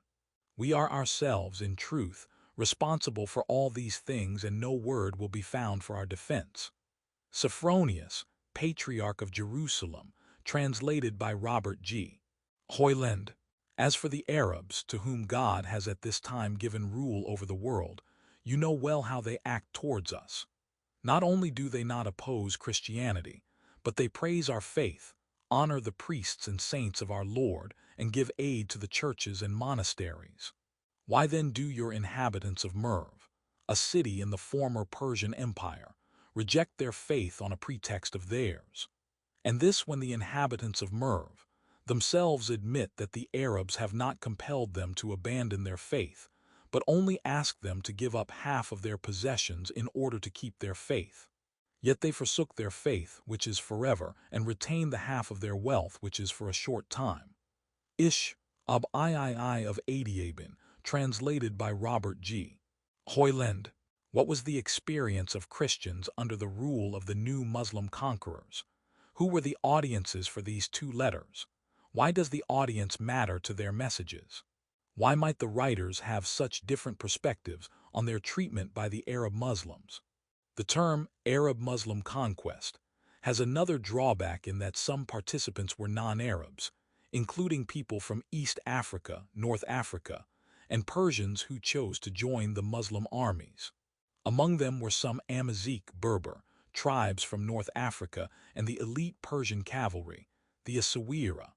Other fighters were Arabs but had not necessarily formally converted to Islam. These included Arab members of devout Christian tribes, such as the Banu Taghlib. There are likely many reasons for non-Arabs and non-Muslims to have contributed to the Muslim effort. Joining in the conquests would at least have entitled the participant to a portion of the spoils of war and standing in the new society, both of which were immensely beneficial. In the end, the most important differentiator of status in this earliest society was not Arab versus non-Arab or Muslim versus non-Muslim, but rather conqueror versus conquered.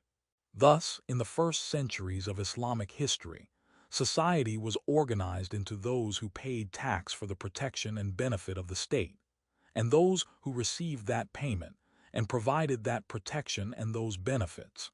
Those who were ethnically Arab had opportunities to enjoy special preferences within government and society in the earliest decades, but by the end of the 8th century, this distinction eroded as more non-Arabs became involved in the affairs of state. Islam's first dynasty, the Rashidun caliphs, are remembered not just for overseeing the process of conquest in the region, but also for helping to articulate what Muhammad's ummah should look like. and what made Islam different from other monotheistic religions, such as Judaism and Christianity. The first four caliphs committed to writing a canonized Quran and helped interpret and articulate the religious law. For matters of faith the Quran did not directly address, they played a crucial role in transmitting the Hadith, the sayings and actions of Muhammad and his closest confidants, to help answer those questions. Together, the Quran and the Hadith make up the bulk of religious law for Muslims to the present day, and the Rashidun caliphs have long been regarded as interpreters of this material for later Muslims, who were not able to interact with Muhammad themselves. Critical for the transmission of the Hadith were those who had spent the most time in Muhammad's presence, not only the Rashidun but also his wives. Among the most important for the Hadith was Muhammad's youngest wife Aisha, whose achievements as a transmitter and interpreter of Islamic law in the decades following her husband's death cannot be understated. The rule of the rightly guided, despite their name, did not escape challenge and controversy. The reign of the fourth caliph, Ali ibn Abi Talib, resulted in the first Islamic civil war, which proved devastating for the long-term unity of the new religion. The war was fought over the murder of the third caliph, Uthman, in 656, and his successors' inability to bring the killers and their collaborators to justice. Uthman's family, the tribe of Umayyah, rose to resist Ali's claim to the caliphate. It was a conflict that deeply wounded the unity of the Islamic world and saw many early family members and supporters of Muhammad take up arms against one another. For example, Aisha played a leading role in opposing Ali at the Battle of the Camel at the outset of the Civil War. The eventual murder of Ali in 661 deepened the divide between his supporters and other Muslims.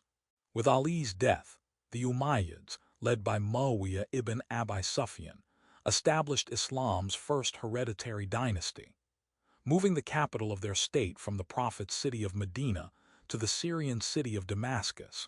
They became a major imperial power in the region while beginning to articulate what made Islam different from other religious traditions in the region.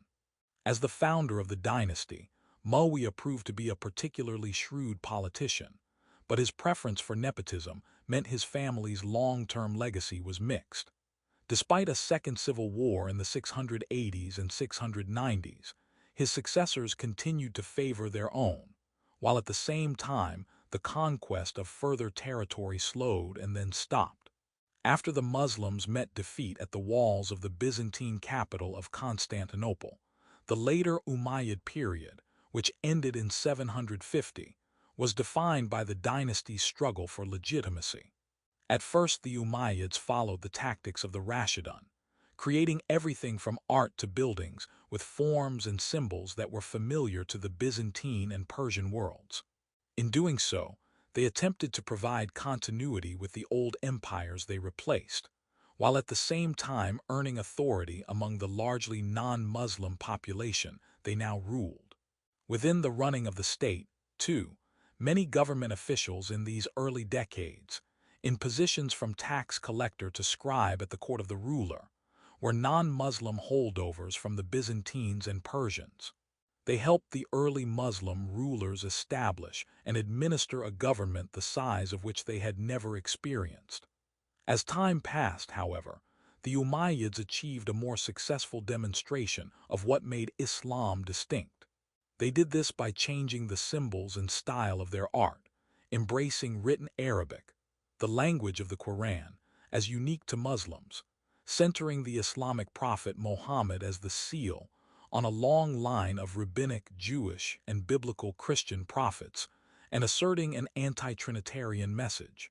This last decision, about the nature of Jesus in the Christian tradition, proved the source of growing tension between Muslims and Christians as time passed. Beyond the book, early Islamic art and architecture, little written material of the 7th century Arab Muslim conquerors survives. As the century waned, however, Arabic script began to appear on coins and buildings, offering important sources for historians. The earliest Islamic caliphs had mimicked the styles and motifs of their Byzantine and Persian rivals to justify their rule and demonstrate a continuity of government. What would have happened, for instance, if they had immediately minted coins utterly different from those their citizens were using? Figure 11. 14. Would anyone accept them? An image of two gold coins is shown. Both are oval in shape, gold-colored, with a circular ridge on the perimeter of the coin, with parts faded and missing. A. The one on the left depicts two men's heads with hair to their ears, large round eyes, a thin nose, beard, and detailed robes. A cross is shown between the heads. The letters HERACLIOCONSVLIBA are shown surrounding the heads around the top. B. The coin on the right shows a cross with four horizontal lines underneath, each getting longer as it heads down. The letters Victoria are on the left perimeter and the letters CONSABI are on the right perimeter. Below the lines are the letters CONOB. Figure 11. 14. Byzantine gold solidus. A gold coin called a solidus from about 608 CE shows the A. Byzantine Emperor Heraclius the Elder and his son on the front, and B. a Christian cross on the reverse. The coin, minted by Byzantine rulers in today's Turkey or Cyprus, includes inscriptions in Greek celebrating victory over a usurper. Credit: Revolt of the Heraclius Solidus, 608 AD by Classical Numismatic Group, LLC/Wikimedia Commons, CC BY 2. 5. The culture started to change after the Second Islamic Civil War in the early 690s. The victors, a branch of the Umayyad family, began to make the empire look increasingly Arab. Their governmental reforms included the gradual removal of signs and symbols associated with the old Byzantine and Persian rulers, such as Christian crosses on coins. Another reform was the introduction of Arabic as the official language of the Islamic Empire. Here again, gold coins demonstrate how widely this change was made, and how inscriptions specific to Islam began to appear. Figure 11. 15. An image of two gold coins is shown. Both are uneven circles, gold-colored, with a ridge around the perimeter of the coin that is faded and uneven in some areas. Both coins are inscribed with 3 lines of scripted text in the middle, and more scripted text circles the perimeter. Figure 11. 15. Umayyad gold dinar. A.B. On this gold dinar minted by the Umayyad Caliph around 700. Images common on Byzantine and Sasanian coins have disappeared and Greek replaced by the Umayyads. Official language, Arabic. The inscriptions are invocations of the Muslim faith, including, "There is no God but God, He is alone, He has no associate." Credit: Gold dinar of Abd al-Malik 697-98 by American Numismatic Society/Wikimedia Commons, public domain. It took time for the Muslim to dramatically change the style and forms of their art. In the intermediate period, as illustrated by 2 of the earliest mosques constructed by the Muslims, the Dome of the Rock in Jerusalem and the Umayyad Mosque in Damascus, rulers married the old empires, traditions with new design elements. Figure 11. 16. Figure 11. 17. These examples reveal an early Islamic state beginning to articulate its own identity. A picture of a hexagonal building is shown against a blue sky and on a bright white stone pavement. 3 sides of the building are showing in the front, the bottom half decorated with various shapes of white mosaic tiles and the top with half-blue mosaic tiles. Arched decorated windows surround the building in the middle with the blue tiles. An arched blue doorway with white columns for support is seen on the left and on the right side of the building. The top of the building is a gold gridded dome atop a green circular base with scaffolding surrounding the green base. A statue in the shape of a Y is located atop the gold dome. Smaller buildings with arched openings are seen in the right and left background as well as trees. Figure 11. 16. Dome of the Rock, exterior. The Dome of the Rock Mosque in the Old City in Jerusalem is one of Islam's holiest sites. Its hexagonal shape is very unusual, but it had a precedent in nearby Byzantine Christian churches. Credit. Exterior of Dome of the Rock or Masjid al-Sakra in Jerusalem by Thekra A. Sabri / Wikimedia Commons, CC by 20. A picture of a rounded, red and gold mosaic wall and shown. The top half of the wall shows barbell-shaped red lines surrounding red and gold mosaic tiles. A thick red band of tile runs below with an inscription in scripted writing, running in the middle in gold on black tile. Richly decorated arched openings show below that in gold and red, and at the bottom, a highly decorated wall is seen with colorful tiles and arched sections with more decorated tiles. Figure 11. 17 Dome of the Rock, Interior. Mosaics inside the Dome of the Rock include depictions of the mythological senmerv bird, popular in Sasanian Persia, while the medium of mosaic tile itself was Byzantine. Arabic inscriptions from the Quran are found throughout the interior, a distinctly Islamic feature. Credit. Mosque of Omar 1914 by National Geographic / Wikimedia Commons, public domain. Why did the Arab Muslims finally change their gold coins more dramatically at the end of the 7th century, from the imitative versions they first minted? How can art and architecture help historians understand this early period of Islamic history? What do coins and the Dome of the Rock reveal? The Umayyads also struggled within the Ummah, however, when it came to their treatment of Arab ethnicity. As they worked to establish a new empire that was quickly growing beyond their ability to administer on their own, the Arab Muslims relied on the continued employment of former Byzantine and Persian bureaucrats to help with the running of the state. These non-Muslim and primarily non-Arab government officials were critical to the early governance of the Rashidun and the Umayyad dynasty, but by the 8th century, they were rapidly being shunned in favor of Arabs. In some cases, non-Muslims were passed over for the best positions, while in other situations, new converts to Islam grew increasingly frustrated at not being considered full members of the conquering elite.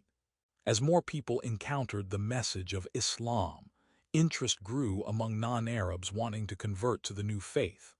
The Umayyads largely pushed back against this trend, and not just because for the upkeep of the state, they relied on revenue from taxes Muslims did not have to pay. They also perceived their faith as a religion by Arabs for Arabs. As they saw it, God had sent the Arabs his last prophet, Muhammad, an Arab, to spread his message in their language, Arabic. Becoming a Muslim was not just a religious conversion, but a cultural one as well. Non-Arab converts needed, in essence, to convert to an ethnically Arab culture, to be adopted by an Arab tribe as a protected member called a mawali, before any religious conversion could occur. This was an onerous process that discouraged conversion. But as more Arab Muslims settled in the conquered regions and intermarried with the indigenous population, more children were born of mixed parentage, bringing the increasing focus on Arabness and pure Arab dominance of the Umayyads under even greater scrutiny. It was the treatment of Mawali as second-class citizens that proved the Umayyads' undoing, and that ushered in a more universalist view of Islam that further solidified the religion's hold in the region. Learning objectives. By the end of this section, you will be able to explain how the Abbasids established themselves as the dominant state in the Middle East, discuss the formation of sects within the Islamic community, analyze how Islam influenced the religious and cultural experience of people living under Abbasid rule. The Rashidun and Umayyads played an important role in articulating the new religion of Islam, while establishing the Islamic State in the Middle East. But the dynasty that followed them in 750 CE was the one that solidified Islam's place in the region and in world history. While the Abbasid Caliphate did not greatly extend the borders of the Islamic State, Its achievements included overseeing and building on the transmission of ancient knowledge that had gone unseen in much of world history until then. The Abbasids presided over what was arguably the end of antiquity in the Middle East and its transition to the Middle Ages, becoming one of the most important powers of their time. They also faced the fracturing of their authority over the outlying provinces and the growth within Islam of distinct sects with different theological beliefs and goals. The Abbasid Caliphate. The last decades of Umayyad rule were defined by factionalism and infighting. Arab tribes vied for power and influence, while non-Arab converts to Islam became increasingly frustrated over being marginalized, especially in the far east of the empire. There, in the province of Khurasan, Arab Muslims had settled after the conquests, often intermarrying with the indigenous Persians, figure 11. 18. By the mid-8th century, several generations of these mixed-ethnicity Muslims had come to feel disenfranchised in the region, and Khurasan became a hotbed of revolutionary activity. Many who were frustrated with Umayyad rule and ready for a change met to imagine a more open Islamic community, one in which all ethnicities could enjoy the full benefits of Islamic society, and marginalized groups like the supporters of the fourth Caliph Ali and his family would have more opportunity. A drawing of a map is shown. The Caspian Sea is shown to the northwest. The Persian Gulf, Arabian Gulf, is shown toward the south along with the Gulf of Oman and the Arabian Sea.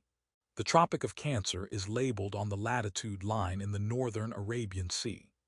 Land labeled Arabia is shown in the southwest corner of the map, and a land mass labeled Asia is shown in the northeast section of the map. An area in Asia is highlighted orange and labeled Khurasan Province. It stretches from the Sirdarya River at the top of the map, south through the Idar Kul, through the cities of Bukhara, Sharishabur, Merv, and ending south in the city of Kandahar. It stretches west to the city of Gugan and east to the Indus River. Figure 11. 18 Khurasan Province. The province of Khurasan, shaded orange, made up the northeastern extent first of the Sasanian Empire and then of the realm of the early Islamic caliphates. Discontent among the mixed-ethnicity Muslims living there grew during the 8th century. Attribution. Copyright Rice University, OpenStax, under CC by 4. 0 license. This revolutionary group championed the right of the family of Mohammed to hold the position of caliph. Its members supported the claims of the descendants of Ibn Abbas, a first cousin of Mohammed, and thus came to be known as the Abbasids. In 749, after several years of growing dissatisfaction, they rose in rebellion against the Umayyads, overthrowing Islam's first dynasty within a year and establishing themselves as the new rulers of the Middle East. Abbasids claimed the title of caliph from the year 750 through to the early 16th century, although the power they sought waxed and waned over time. Shortly after coming to power, the Abbasids of the 8th century reoriented the focus of the Islamic world, pulling it away from Arabia and closer to the east by founding their new capital, Baghdad, in central Iraq, figure 11. 19. Especially with the prominence of Khurasan and the Islamic East in the rise of the Abbasids, shifting the capital city closer to the east also made a great deal of sense. Baghdad was a planned city, intended to take advantage of the immense wealth and talent the Islamic State had accumulated over almost a century and a half of conquest and consolidation under the Umayyads. It was built on the banks of the Tigris River in Mesopotamia, a land that had supported some of the earliest human civilizations because of its remarkable fertility. As the Abbasid state grew wealthier and more powerful, Baghdad became a prominent center of trade and culture, and the city sprawled outward along the banks of the river and into the fertile farmland that surrounded it. A drawing of a map labeled Baghdad between 150 and 300 AH is shown. A scale is shown under the map title. The map is yellow with a black double-lined border. Rivers are highlighted with tiny blue dots, canals highlighted with blue lines and roads drawn in black. In the middle of the map is a circle labeled the Round City. Inside the circle are E-shaped drawings in various directions. 4 lines extend out of the round city and connect with other lines to indicate roads that run all around the circle in various directions. Some of the roads are labeled. Labeled canals that connect and overlap are drawn all around the circle, with some extending out far right on the map. The river Tigris is shown, snaking down from the top left and ending at the bottom right of the map. Several district areas are labeled, and various small shapes are drawn around the map. Figure 11. 19 Baghdad between 767 and 913 CE, 150 and 300 AH. The Abbasid capital in Baghdad was designed to be the greatest city in the region, if not the world. As this map from the 1880s shows, it was constructed with a circular layout, and those who lived inside the walls of the main city, closest to the caliph's palace, enjoyed special prestige. Credit Baghdad 150 to 300 AH by www.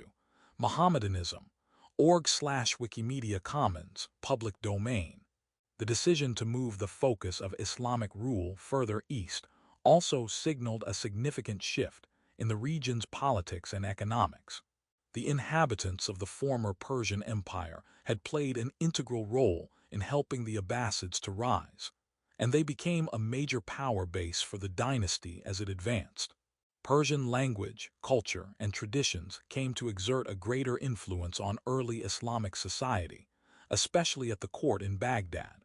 And as Baghdad overtook traditional Mediterranean cities such as Alexandria, Antioch, Constantinople, Damascus, and Jerusalem in prominence, the center of trade moved further east along the Silk Roads that connected with the Indian Ocean world and a continually growing China. Link to learning. What would it have been like to live in medieval Baghdad? In some ways, it was a bit like living in New York City. This brief video describes the culture and status of medieval Baghdad in the Abbasid period. The Abbasid translation movement.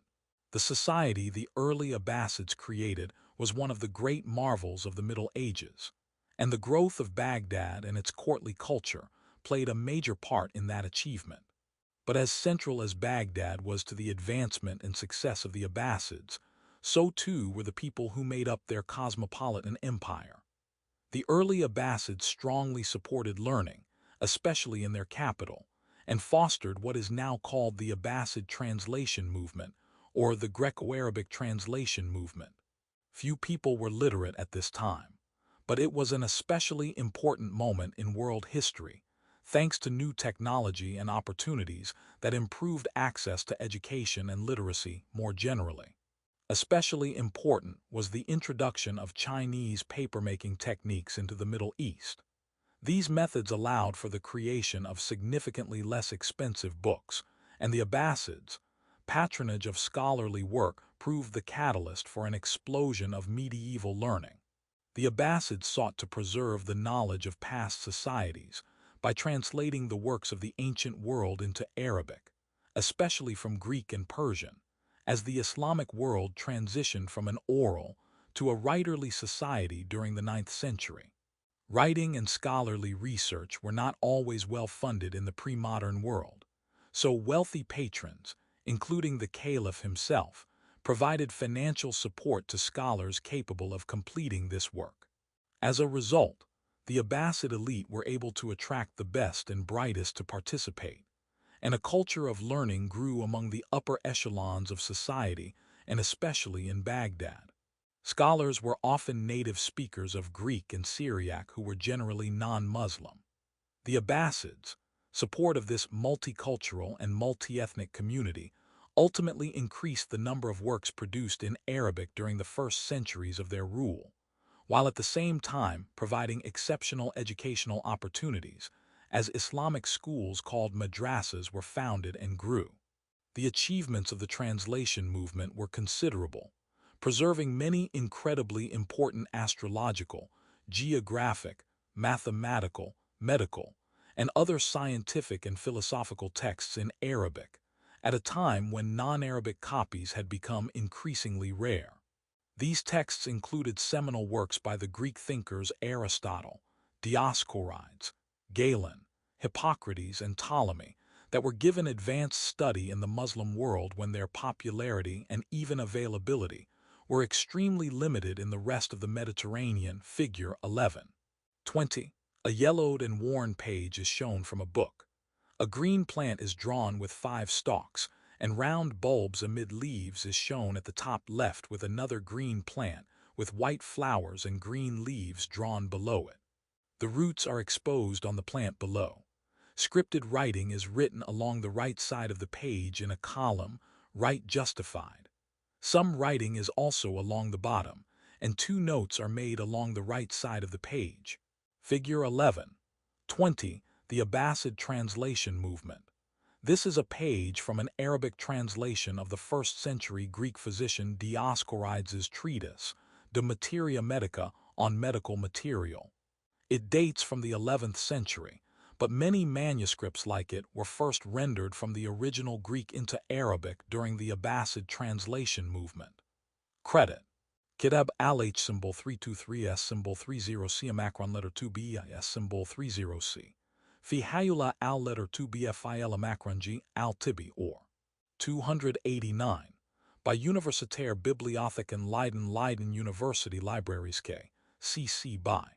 From the Persian world, the Abbasids focused on the translation of materials related to statecraft, etiquette, the history of kings, and economics. All these were topics considered essential for a professional education, especially for a class of state bureaucrats known as secretaries, whose job was to administer the empire and its people on behalf of the ruler. Yet the Abbasids were not simply having the great texts of ancient peoples brought into their language and their madrasas during this period.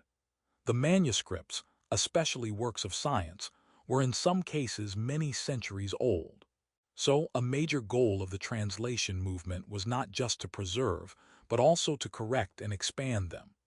Baghdad, then, became the house of wisdom through this emphasis on learning and continued scholarly endeavor. Although the scholars who improved these traditional works often go uncredited in the new volumes they produced, their work allowed the Abbasids to apply contemporary knowledge and understanding to the ruminations of previous generations. Early Abbasid society was a time and place of learning and openness to considering old, new, and foreign ideas, to making them a part of the Islamic sciences, and to bringing material from the Mediterranean, Central Asian, and Indian Ocean worlds into the empire. Sect formation in the Middle East. The early Abbasid period brought stability to the Islamic world, but it was not permanent. Although there had been contention within the Islamic Ummah from the very beginning, it was during the Abbasid rule that more distinct sects formed, based on doctrinal differences and questions about the leadership of the community that traced back to the 1st century of Islamic history. The catalyst for the formation of denominations within Islam was a growing divide between the groups now known as the Sunni and the Shia, sometimes written as Shiite, the 2 primary umbrella sects within Islam. The Sunni take their name from the sunnah or customs of the Islamic prophet Muhammad. Adherents follow a canonized, common form of the Hadith and interpretation of the Quran, although different schools of law exist that provide variable interpretation and guidance to the religious faithful. Today, the largest group of Muslims around the world, the Sunni also came to be identified as those who accepted the decision, following Muhammad's death, that the first leader of the community would be his father-in-law Abu Bakr rather than his son-in-law Ali. The Shia derive their name from the Arabic phrase Shi'at Ali, or the followers of Ali, who eventually became the 4th caliph. They began as those who believed in the claim by Ali and the Prophet's family that Ali had been designated the new leader of the Muslim community following Muhammad's death. Tensions between the 2 groups continued to escalate through the First Islamic Civil War, fought between the Caliph Ali and the Umayyad ruler Muawiyah, and escalated with the massacre of a large portion of Muhammad's family, including his grandson Hussein ibn Ali, at Karbala as the Second Islamic Civil War was beginning. The commemoration of these events in the early Islamic period remains a major feature of the denominations of Shia Islam. The Shia came to revere the family of the Prophet, seeing in them a role beyond providing a new caliph. They believe members of Muhammad's family transmit divine knowledge, charisma, and authority, and they afford certain of them the title of Imam, signifying the religious leader of the community of Muslims. At the center of this focus on the Prophet's family in the faith's earliest century was the lineage of Muhammad through his daughter Fatima, the wife of Ali, and her children, who included Hussein. As time passed, however, and as Islam became increasingly more patriarchal in the Abbasid period, the emphasis shifted to the male members of Muhammad's family and their lineage through Ali specifically. In the medieval period, the divide between the Sunni and Shia was not complete. The issue of succession following Muhammad's death was not irreconcilable, and the Sunni respected the family of the Islamic prophet Muhammad, even if they did not see an automatic or exclusive right to rule through Ali's bloodline. The early Shia supported the Abbasids' claim to leadership, because the Abbasids required the caliph to be a member of the prophet's family, but Ali's kin were eventually overlooked in the line of succession. As rivalry grew between these early Shia and the Abbasids, it seems likely that the Shia then articulated that the authority of the Imam specifically passed through the family of the Prophet through Ali, and not through anyone less closely related to him, likely to support their own claims to rule. The role of the caliph as a leader in the Islamic world also began to change dramatically in the Middle Ages. This shift was due not just to the Shia conception of the Imam. Rather, as the Abbasids came to power, a religious clerical class also arose within Islam. Known as the ulama, literally, the scholars, they came to hold an increasingly important role as the interpreters of Islamic law within non-Shia, Sunni Islam during the Abbasid period. Figure 11:21. A picture of a drawing is shown. 6 bearded men are seated on the ground facing a 7th bearded man on the right who is extending his hand out toward the ground. They all wear long solid-colored robes and various turbans on their heads. All of them have black, almond-shaped eyes and black beards, except for one man who has a white beard. One of the men holds 2 thin white and brown items in his hands. Behind them are shown 33 squares in 3 rows of 9, and 1 row of 7 at the top, partially hidden by a green and yellow lattice archway. Inside the square sit stacks of brown books in front of yellow and pink jugs. Red and gold designs are shown across the top of the picture, with a gridded gold pyramid shown above the designs in the middle. Figure 11:21. A member of the ulama as teacher. This 13th century image of a group of students learning from a teacher, far right, in a library depicts religious education in the Abbasid period. Credit: Les Makamat de Hariri by Bibliothèque Nationale de France/Wikimedia Commons, public domain.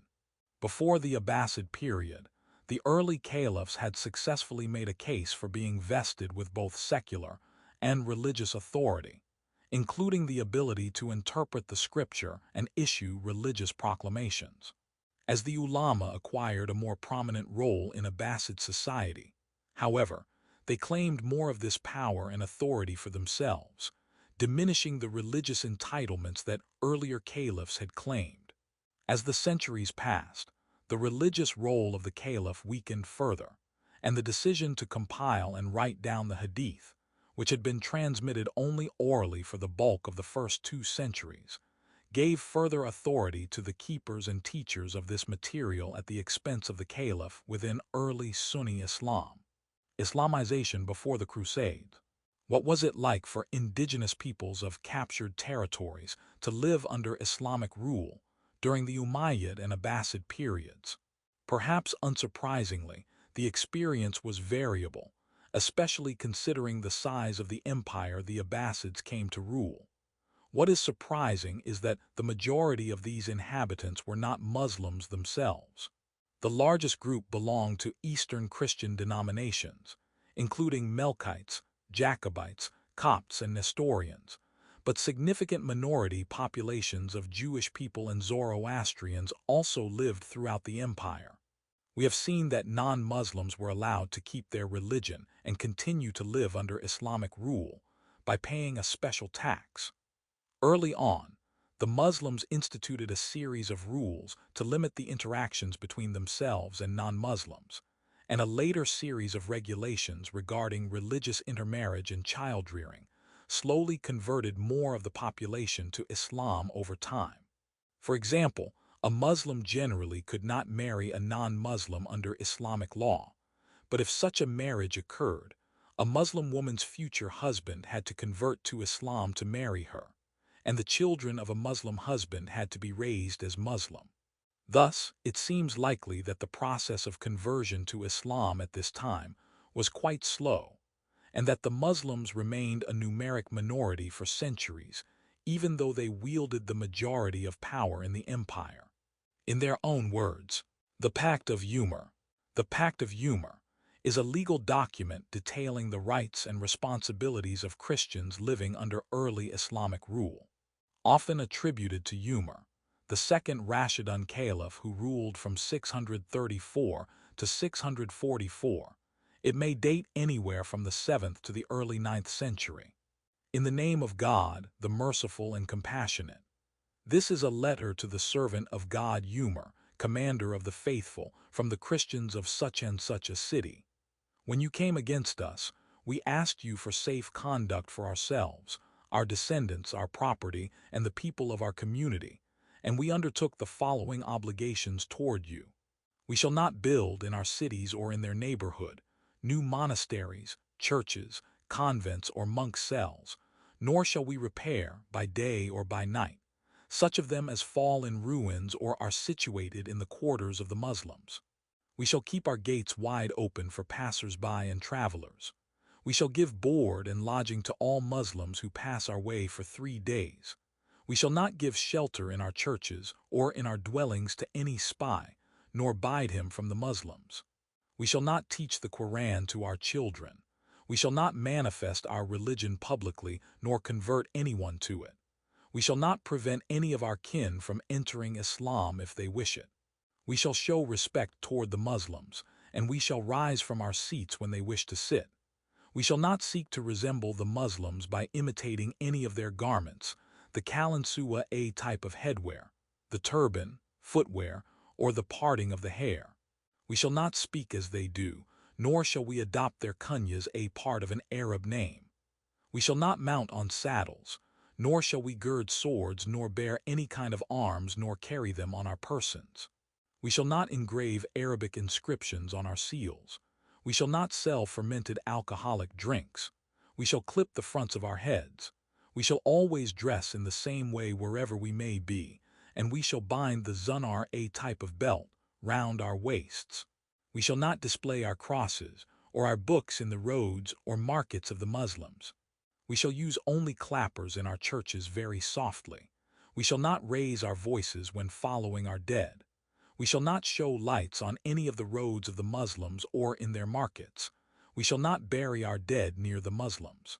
We shall not take slaves who have been allotted to Muslims. We shall not build houses overtopping the houses of the Muslims. We accept these conditions for ourselves and for the people of our community, and in return we receive safe conduct. If we in any way violate these undertakings for which we ourselves stand surety, we forfeit our covenant, and we become liable to the penalties for contumacy and sedition. The status of non-Muslims under Muslim rule. Who is said to be writing this agreement, and why does that matter? Why was it written?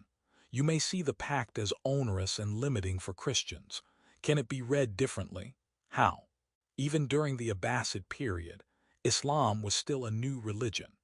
The Muslims benefited from allowing non-Muslim communities a certain amount of autonomy and segregation, so long as this did not limit or infringe on the rights and privileges of the ruling Muslim elite.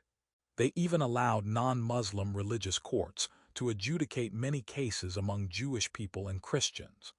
They may also have feared a temptation among adherents to stray from the new faith to older traditions like Christianity and Judaism, which had a great deal in common with Islam at that time. Along with religious conversion to Islam, cultural conversion, which took place much more rapidly, formed part of the process of Islamization in the Middle East and North Africa.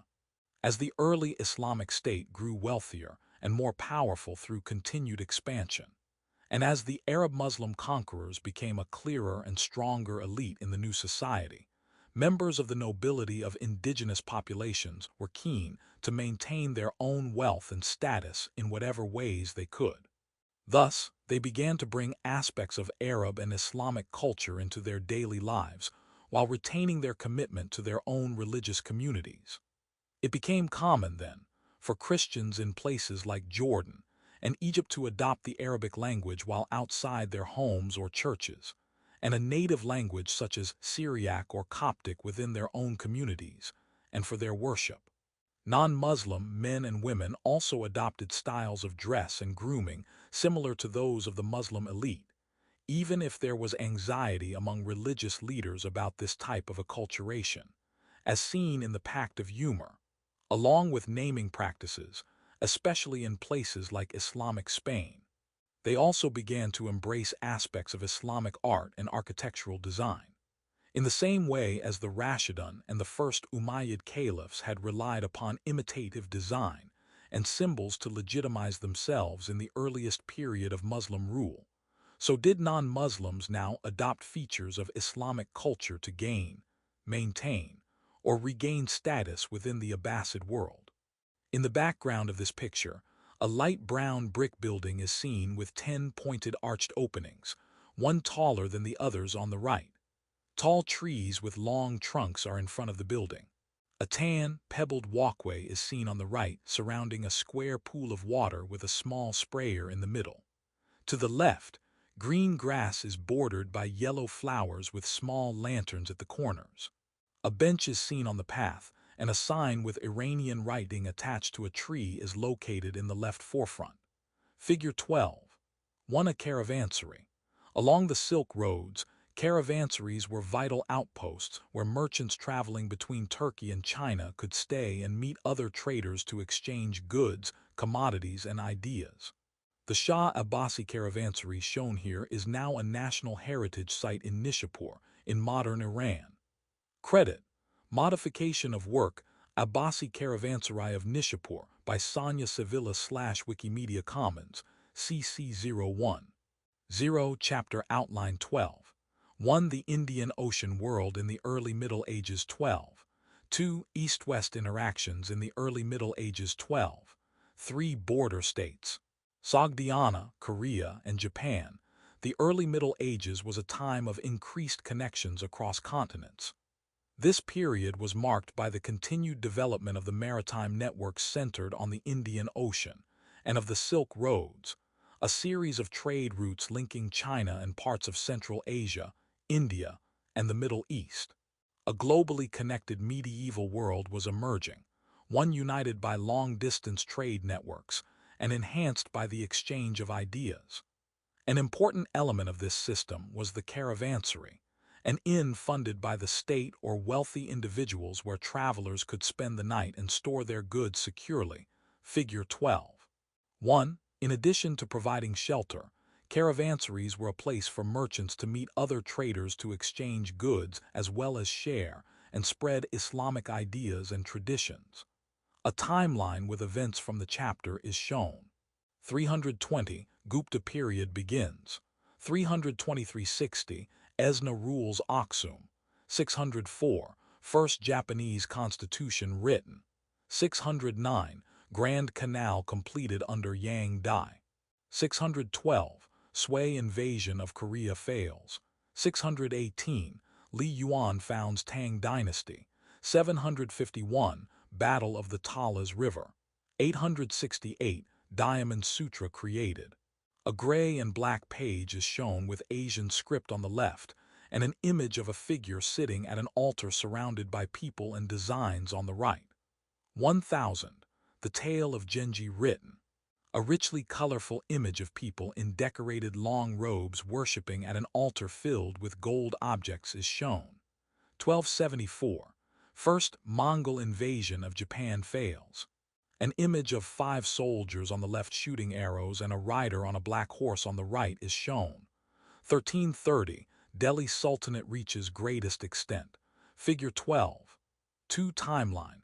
India, the Indian Ocean Basin, and East Asia. Credit 868. Modification of work Jingenjing by British Library/Wikimedia Commons, public domain. Credit 1000. Modification of work scenes from the 3 chapters of the tale of Genji Monogatari by Art Gallery of South Australia/Wikimedia Commons, public domain. Credit 1274. Modification of work Moko Shirai Ekatoba 2 by Unknown/Wikimedia Commons, public domain. Learning objectives. By the end of this section, you will be able to identify important political developments in South Asia, discuss religious and social practices in South and East Asia, describe the rise and fall of the Sui and Tang dynasties in China beginning in the 8th century. The Khyber Pass, renowned as the means by which Alexander the Great and his army traveled from Afghanistan to India, made it possible for a new religious tradition to enter northern India. This tradition was Islam, which soon came to dominate the areas of modern-day Pakistan and Bangladesh as well as portions of India. In time, Muslims created the powerful Delhi Sultanate, which stretched from the Punjab in the northwest to Bengal in the northeast. Islam arrived in China during the early Tang period, 618–690 CE. By way of the Silk Roads trade as well as through diplomatic missions sent to the Tang court at Chang'an by the Umayyad Caliph at Damascus. Before Islam's appearance in China, the Tang dynasty, like its predecessor the Sui, had been influenced by the Indian tradition of Buddhism. The Sui emperor and his Tang cousins adhered to many Buddhist precepts. Monumental constructions such as the Grand Canal and the Huisheng Mosque, which was built in the 7th century CE and stands today in Guangzhou, demonstrate the grandeur of these 2 dynasties. Yet in the end, their expenses outran their income, leading to their ultimate collapse. South Asia in the early Middle Ages. India, usually referred to as South Asia, shares the Asian subcontinent, culture, and history with several countries in the modern period, including Pakistan and Bangladesh. Before the Middle Ages, 2 powerful religious and philosophical traditions emerged there: Hinduism and Buddhism, the latter spreading by traveling merchants via the Silk Roads, both overland and overseas. In the 4th century BCE, Alexander the Great, his army, and his people came to what is today Afghanistan and the region of the Hindu Kush. Although they did not remain there, for the next 3 centuries, this Hellenistic Seleucid kingdom continued to trade with India and spread Greek ideas. The arrival of Alexander's army in the region was a crucial step in the process of bringing the Afro-Eurasian world closer together. Long-distance travel in this period was still arduous and undertaken primarily by merchants, but important cultural shifts were beginning. Although Alexander's death shortly after his Indian campaigns meant that neither he nor his successors came to rule over this part of the world, disparate and previously separate cultures and peoples began sharing material goods, technologies, and ideas in ways that only continued as the centuries passed. This change was accelerated by the rise of the Mauryan Empire, the first major kingdom to dominate the Asian subcontinent. The Mauryan Empire was founded by Chandragupta Maurya in 322 BCE and lasted until around 185 BCE. During that time, the region saw great intellectual developments, such as the implementation of place value in numbers and the addition of 0 to the numbering system, while long-distance trade continued to expand and widen the spread of these new ideas and concepts. While India experienced a time of unity and great success during the Mauryan Age, The subcontinent again broke into separate kingdoms following invasions by the White Huns, which fatally weakened the empire. One of the more stable regimes to emerge in this period was the northern kingdom of Thanesar, under its Buddhist ruler Harsha Vardhana, whose reign lasted from 606 to 647 CE. We know a great deal about Harsha thanks to contemporary accounts by the Indian poet Bana and the Chinese Buddhist monk Xuanzang. According to both, Buddhism had penetrated the region surrounding Thanesar to a considerable degree, despite the Guptas' earlier favoring of Hinduism. It was also clear, though, that Buddhism had declined as a result of Gupta neglect, because its monasteries throughout India were in a state of disrepair.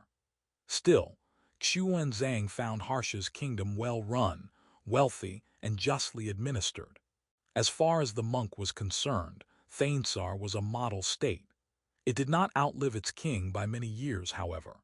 Soon after Harsha's death, the Arab advance that began in the early part of his reign had become a wave that, in the early 8th century, swept across northern India.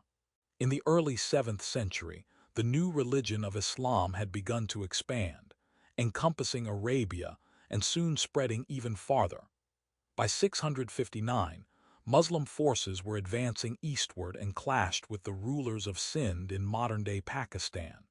By the early 8th century, armies of the Umayyad Islamic State had conquered the region. Under increasing pressure from foreign invaders, India splintered into rival principalities ruled by independent rajas, or princes. These kingdoms, which extended from the Indus River Valley in northwestern India to the Ganges River in the northeast, flourished for a time. However, long centuries of fending off invasions by Islamized Turkic warlords from Central Asia had taken their toll. The career of Mahmud of Ghazni is a good example of these developments. The son of a Turkic Mamluk, or military slave, who ruled from 998 to 1030, Mahmud was intent on developing his region as an important Islamic state and launched dozens of campaigns against the princes of northern India from his base in Afghanistan. The onslaught was quite successful, for by the 12th century, the Muslim Ghaznavid dynasty ruled an area that stretched from the Aral Sea in the north to Lahore in the east, and encompassed the vital Silk Road's conduit of Khurasan in the southwest, figure 12. 3. The Muslim advance did not end with the establishment of the Ghaznavid state, however. Wars raged across northern India, and by the end of the 12th century, the remaining independent Indian princes had become fatally weakened. Vulnerable to conquest, the kingdoms of the Rajas collapsed. A map is shown. Green areas with some white and brown bumpy regions are shown in an upside-down U shape with blue in the lower middle. In the middle, a large area is highlighted in gold and labeled Ghaznavid Empire. Within this area, these cities are labeled with black dots from west to east: Tehran, Isfahan, Nishapur, Merv, Herat, Zaranj, Balkh, Ghazni, Kabul, and Lahore. These cities are labeled with a white and black dot: Somnath, Mathura, and Kanauj. The city of Shiraz is labeled outside this highlighted area in the west, and Urgench, Bukhara, and Samarkanda are labeled in the north. All three are labeled with a black and white dot. Figure 12. 3. The Ghaznavid dynasty. At its height, the Ghaznavid Empire encompassed a vast swath of Central Asia and included parts of modern Iran, Afghanistan, and the historical region of Turkestan. With several vital trade centers such as Samarkand and Merv, the state for a time played a key role in maintaining Silk Road's connections between the East and West. Credit: Map of the Ghaznavid Empire by Unknown, created in DEMIS World Map Server /Wikimedia Commons, CC by 40 in the 12th century. A new line of Turkic invaders arose in present-day Afghanistan, led by Muhammad of Gur. Gur was an especially important town in the region. A Persian ruler subject to the Ghaznavids, Muhammad declared his independence from Ghazna and conquered most of the lands of his former lords.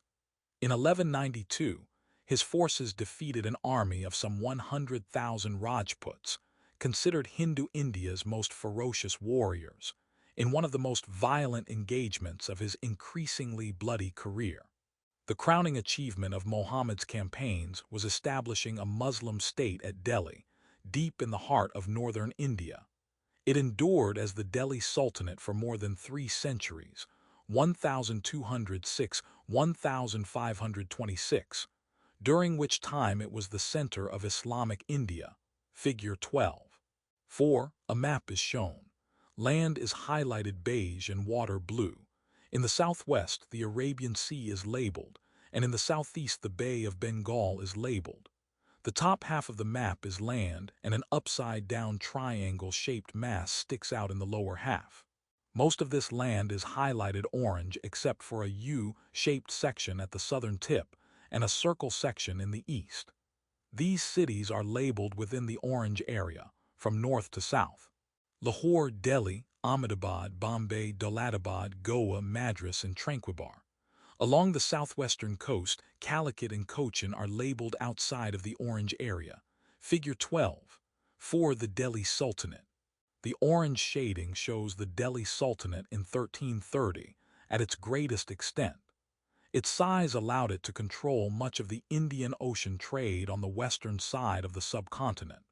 However, the absence of larger cities in the center and south center of the subcontinent meant that indigenous peoples there were less likely to come into contact with Islam and its practitioners. So this region was not under the control of an Islamic state. Attribution. Copyright Rice University, OpenStax, under CC by 40 license. Thus, through a series of invasions over the course of some 500 years, Arab and then Turkic invaders made their way into northern India, bringing Islam and stimulating political integration in the process. Because the minority Muslim rulers did not enforce cultural homogeneity, the invasions also strengthened the cultural diversity that was already a hallmark of Indian social order. For example, the Islamic rulers of the Sultanate gave Hindu subjects the status of dhimmis, which protected their rights as non-Muslims, although they still had to pay the special tax, the jizya, placed on non-believers. The sultans of Delhi often employed Hindu laborers on construction projects, such as the building of mosques, which led Muslims to integrate certain forms of Hindu symbolism and motifs, such as trees and plant life, into the structures. In the 14th century, Sultan Muhammad bin Tughlaq expanded and even encouraged Hindu religious freedom, himself participating in Holi, the annual celebration of spring, while he allowed Hindu pilgrimages to the Ganges River, Hinduism's holiest site. Before the arrival of Islam in South Asia, Hinduism was the dominant religion in the subcontinent, the result of a synthesis of beliefs that occurred after the Vedic period of ancient India, c. 1500–500 BCE, and a response to Buddhism's commercial and urban influence. Hinduism developed a philosophy and belief system more widely accessible to the rural and agrarian peoples of India. An elaborate universe of Hindu deities was also established that included divinities from other religions, widening Hinduism's accessibility and appeal. Perhaps most importantly, Hinduism stressed personal devotion to a particular deity to obtain a truly individualized religious experience. The Muslim Turks who arrived in India in the 12th century recognized the Hindus as a protected people, allowing them to practice their own religious traditions and govern individual territories so long as they paid taxes and tribute. Buddhists, however, were not given the same measures of religious freedom, although it is not clear why.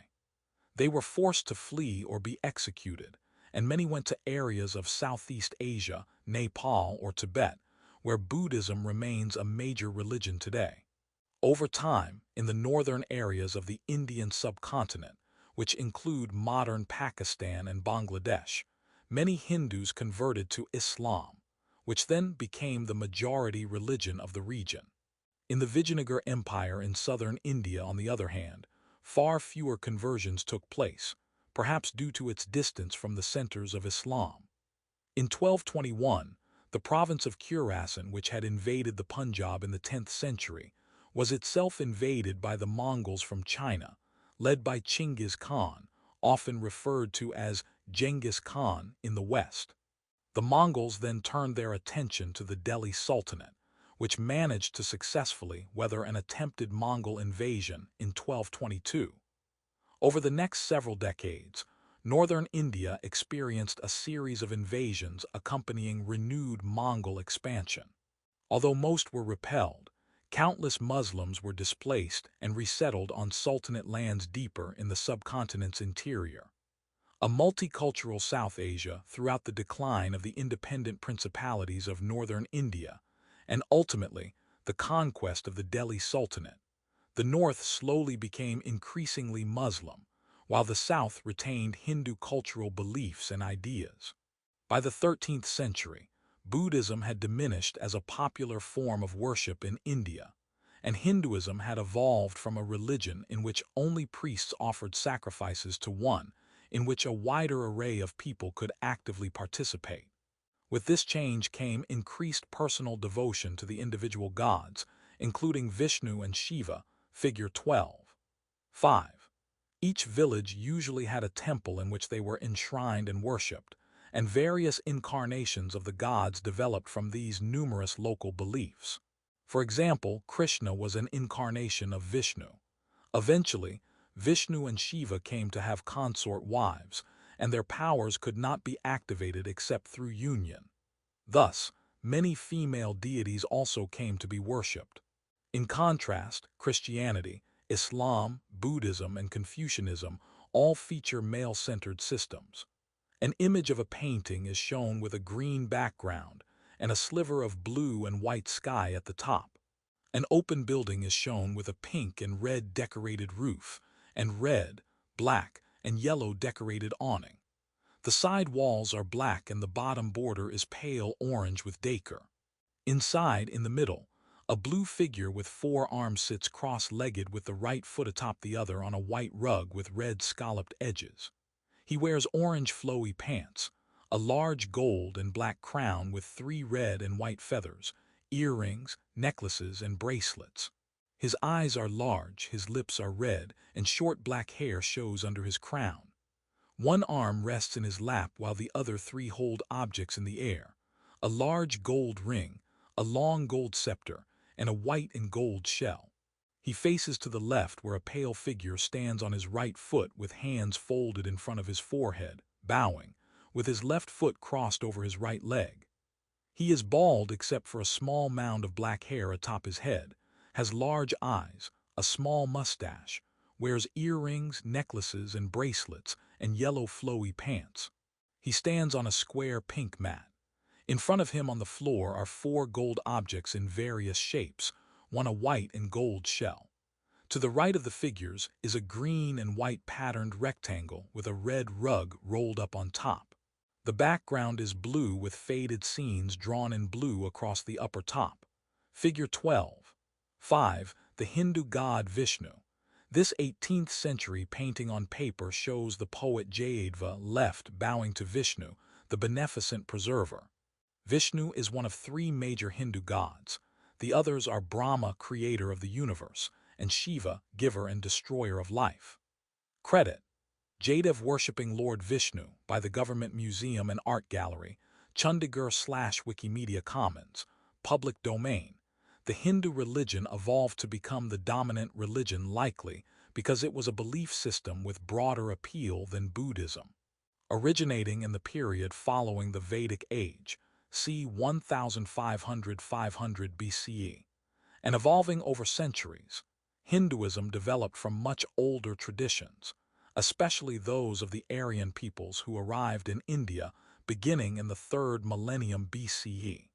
One particularly distinctive facet of Hindu tradition that originated among these peoples was the Indian caste system. At its origin, the caste system was limited, and all of society was organized into 4 categories known as varnas. The 4 major varnas were Brahmin priests, Kshatriya warriors, Vaisya merchants and farmers, and Sudra servile people. In these early days of the system, a person's varna was determined by their profession, but also their dharma, their adherence to proper behaviors for their caste as stipulated by cosmic law, including avoiding contact with lower castes, and the karma they accrued by virtue of their dharma, figure 12. 6. An image of a painting is shown on a richly decorated gold, red, green, black, and green background. Black script is cut off on the right and left sides, and the frame is gold squares with alternating green and red dots inside. In the middle, a pale white figure sits on a highly decorated gold and black tiered throne, with richly decorated blue pillows and white flowers. She wears elaborate gold and red decorations in her black hair, which hangs down to her armpits. Necklaces, earrings, and bracelets cover her body, and her legs are both decorated with designs. She is bare-chested and wears short red cloths at her pelvic region. Her hands are in front of her chest, and the thumbs and pointer fingers are touching. Her eyes are thin and wide, and she looks down at a figure sitting at her feet and smiles. The woman sitting cross-legged on the floor is gold-colored, and her body is adorned in jewelry and designs as well. She has long black hair and elaborate dacre in her hair as well. She has her hands raised at her sides and looks up at the throned figure with a smile and open, almond-shaped eyes. In the background, a small, stacked gold building can be seen, and vegetation is displayed in the top two corners. Figure 12. 6 Bodhisattvas. In Buddhism, bodhisattvas are people who are seen as spiritually advanced and on the path toward Buddhahood. This detail of a 12th century manuscript painting depicts Maitreya, a bodhisattva who, according to Indian tradition, is the teacher of Dharma. Credit: Astasahasrika Prajnaparamita Maitreya Detail by unknown/Wikimedia Commons. Public domain. Karma worked both ways.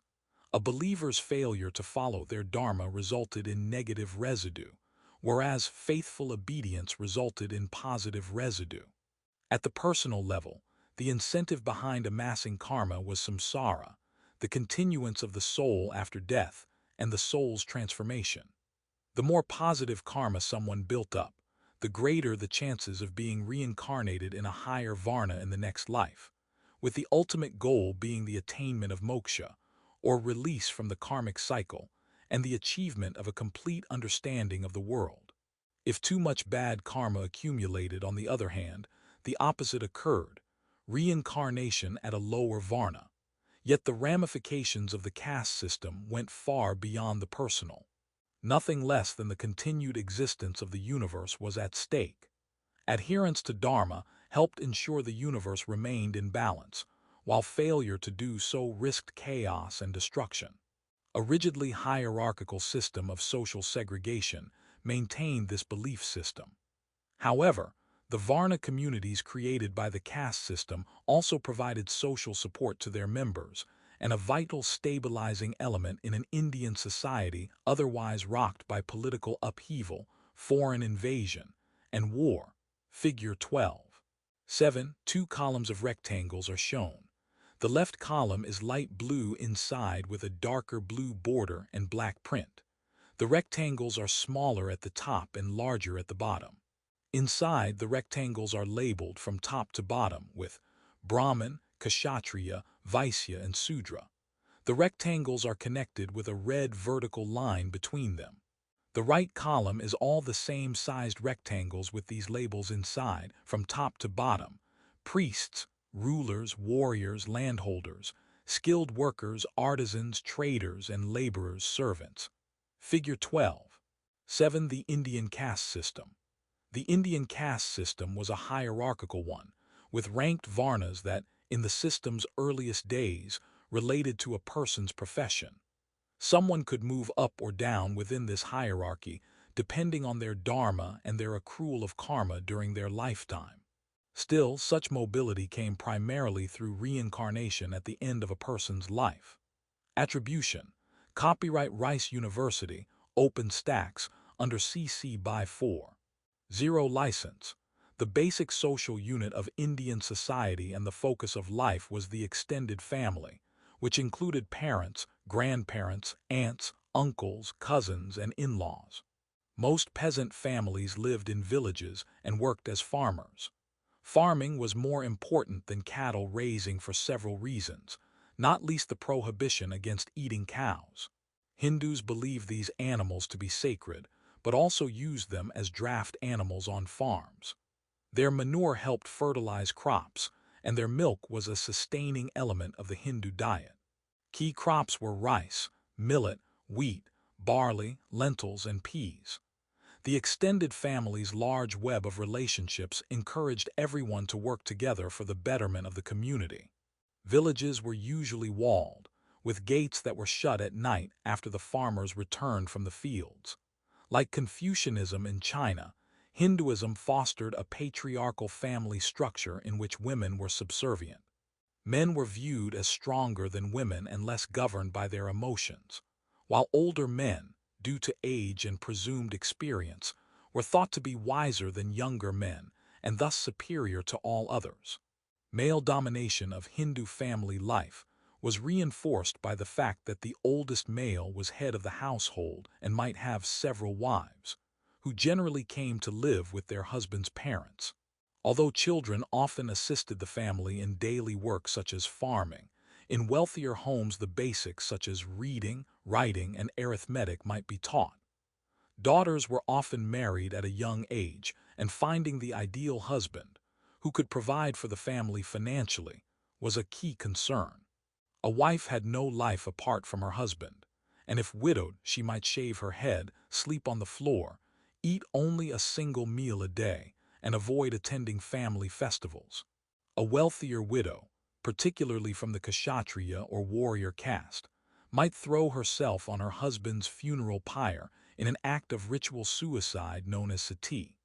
In their own words, crime and punishment in 10th century India, Abu Zayd al-Surafi was a sailor from Surafi, a center of the spice trade, who traveled throughout the Indian Ocean during the 10th century. The following is his account of how Indians used ordeal by fire to allow the gods to decide whether an accused person was guilty. As you read, note whether Abu Zayd felt this was an effective system, and consider what biases may exist in his account. Moving now to India, if a man accuses another of an offense for which the mandatory penalty is death, the accuser is asked, "Will you subject the person you have accused to ordeal by fire?" If he agrees to this, a piece of iron is first heated to such a high temperature that it becomes red hot. The accused man is told to hold out his hand, palm up, and on it are placed 7 leaves from a particular tree of theirs. The red-hot iron is then placed on his hand on top of the leaves.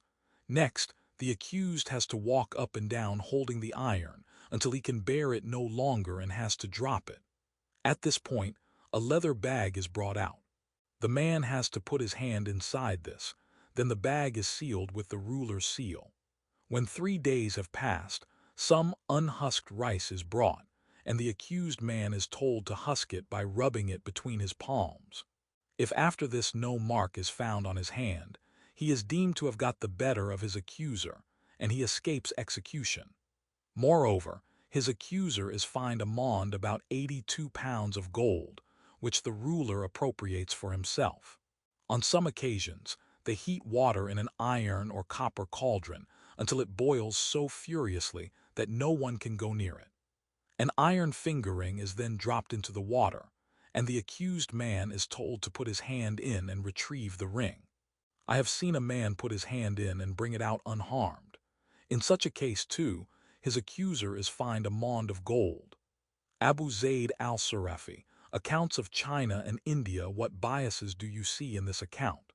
Does Abu Zayd feel ordeal by fire is an effective system? Why or why not? Why do you think ordeal by fire was once a common method of identifying guilt around the globe? Toward the end of the Gupta period, in the 6th century, rulers began giving land grants to officials and Brahmin priests to help stimulate local economies. Often entire villages were included in the gifts, and their inhabitants came under the control of the grantees. Eventually, land grants were also awarded to temples and monasteries, in the hope that this could encourage wider economic growth and lessen dependence on the central state.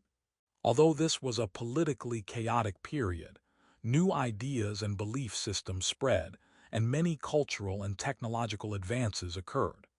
Improvements in shipbuilding and textile manufacturing stimulated coastal trade, for example, especially in Southeast Asia.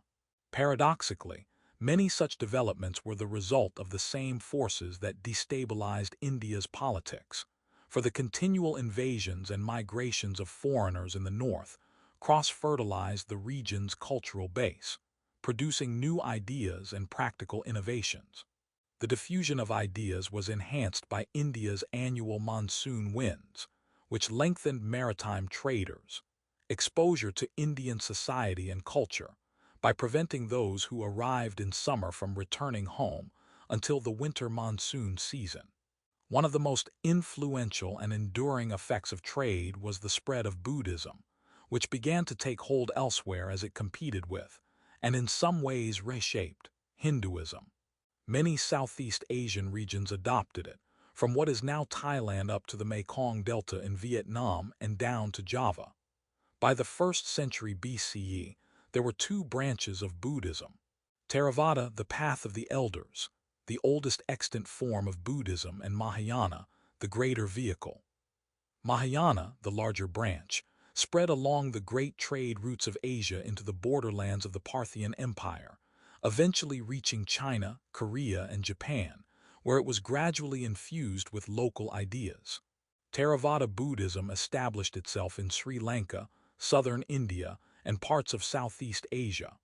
Unlike Hinduism, Buddhism did not emphasize the caste system and in many instances opposed it, thus strengthening its influence abroad. It therefore appealed to lower caste individuals as well. Nonetheless, Hinduism influenced many monarchies, particularly through the concept of dharma.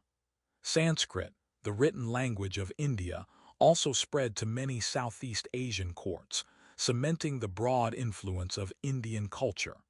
Sui and Tang China. Following the collapse of the Han Empire in 220 CE, three states ruled over China: the Wei in the north, the Wu in the south, and the Shu in the west. A temporary reunification occurred under the Western Jin dynasty from 265 to 316, but from 316 to 589 China was again divided, this time into north and south. Along the Silk Roads, merchants established monasteries, convents, and shrines, bringing Buddhist traditions into China. Many Chinese traders therefore adopted Buddhism, particularly under the Sui dynasty, figure 12. 8. A map is shown. Land is shown in beige in the west, and water is shown in blue in the east and southwest. A backward C-shaped area with a long, thin portion sticking out toward the west is shown, highlighted in gold on the east coast. It is labeled Sui dynasty. Figure 12. 8. The Sui dynasty. This map shows the extent of the Sui dynasty in 609. Like the Qin before them, the Sui pursued empire building and vast public works projects such as the Grand Canal, which was vital to the movement of Sui armies during campaigns in the south. Attribution. Copyright Rice University, OpenStax, under CC BY 40 license. Link to learning. Read the Metropolitan Museum of Art's brief overview, Buddhism along the Silk Road, to follow the trade routes of the Silk Roads in East Asia, and to explore the images, iconography, and ideas of Buddhism as it traveled those routes. A Mongol general from northern China, Yang Jian, was an affirmed Buddhist. His military abilities allowed him to gain such fame that he was able to create a marriage alliance between one of his daughters and a northern prince. With growing power, at the death of the ruler, he claimed the role of regent to his grandson before later deposing him. Yang then made himself the first emperor of the new Sui dynasty in 581 and adopted the name Wen. Emperor Wen gained his soldiers' allegiance by granting them lands acquired through conquest, a years-long process that reunified most of the old Han lands. To consolidate his control over the empire, Emperor Wen created a powerful, centralized government, with loyal bureaucrats appointed to rule its many territories. To eliminate the risk that these powerful regional administrators could amass followers into a rebellious army, Wen periodically moved them to different territories, forcing them to build new networks from scratch. Emperor Wen was succeeded by his son Yang Guang. Like his father before him, Emperor Yang Dai, as Yang was known, was ambitious and grandiose. During his reign, he continued his father's practice of building large public works through forced labor, completing the Grand Canal in 609 to connect Luoyang in central China with Hangzhou in the south. The canal made the movement of foodstuffs and supplies between north and south possible on an unimaginable scale. From the south, with its warmer and wetter climate, came rice. From the drier and cooler north came crops such as wheat and millet, figure 12. 9. A crucial step in the economic integration of overland trade was taken when the canal was connected to the Sui capital and eastern terminus of the Silk Roads in Chang'an, finally extending all the way north to Beijing. Construction of this arm of the canal took 7 years and required as many as 5 million workers, sometimes including entire populations conscripted to labor on the project. An early form of a police force supervised, enforcing corporal punishment on anyone refusing to work. A map is shown with land in the western portion, highlighted beige, and water in the eastern section, highlighted blue. The Sea of Japan is labeled in the northeast, the Yellow Sea is labeled in the east, and the East China Sea is labeled in the southeast. The city of Beijing is labeled in the north, the city of Luoyang is labeled in the southwest, and the city of Hangzhou is labeled in the south. All are labeled with pink triangles. The cities of Suzhou and Huzhou are labeled with black dots by the East China Sea. South of Beijing, the Tanghe River is labeled, the Wei River is labeled south of that, and the Hunong River, the Middle River, and the Basin River are labeled east of the city of Luoyang. A thick orange line begins at the city of Beijing and heats east, then south along the Wei River, where it is labeled Northern Canal. It continues southeast along the Hunong and Middle Rivers, where it is labeled the Huiyang Canal. It continues southeast toward the city of Suzhou, where it is labeled the Jiangnan Canal. Then it heads east toward the East China Sea, where it is labeled the East Zhejiang Canal. A thick purple line runs from the city of Luoyang northeast and meets up with the Southern Canal. Another thick purple line also starts at Luoyang and heads east along the Bayan River and stops right before the Huiyang Canal. Figure 12. 9. China's Grand Canal. This map of China's Grand Canal shows how it connects the country's north and south, just as rivers connect the east and west. The canal became critical to centralizing control of the Sui Empire. Its primary route is shown in orange, while the purple indicates shorter-lived expansions constructed to connect the southern Chinese provinces with this important economic thoroughfare. Attribution. Copyright Rice University, OpenStax, under CC by 40 license.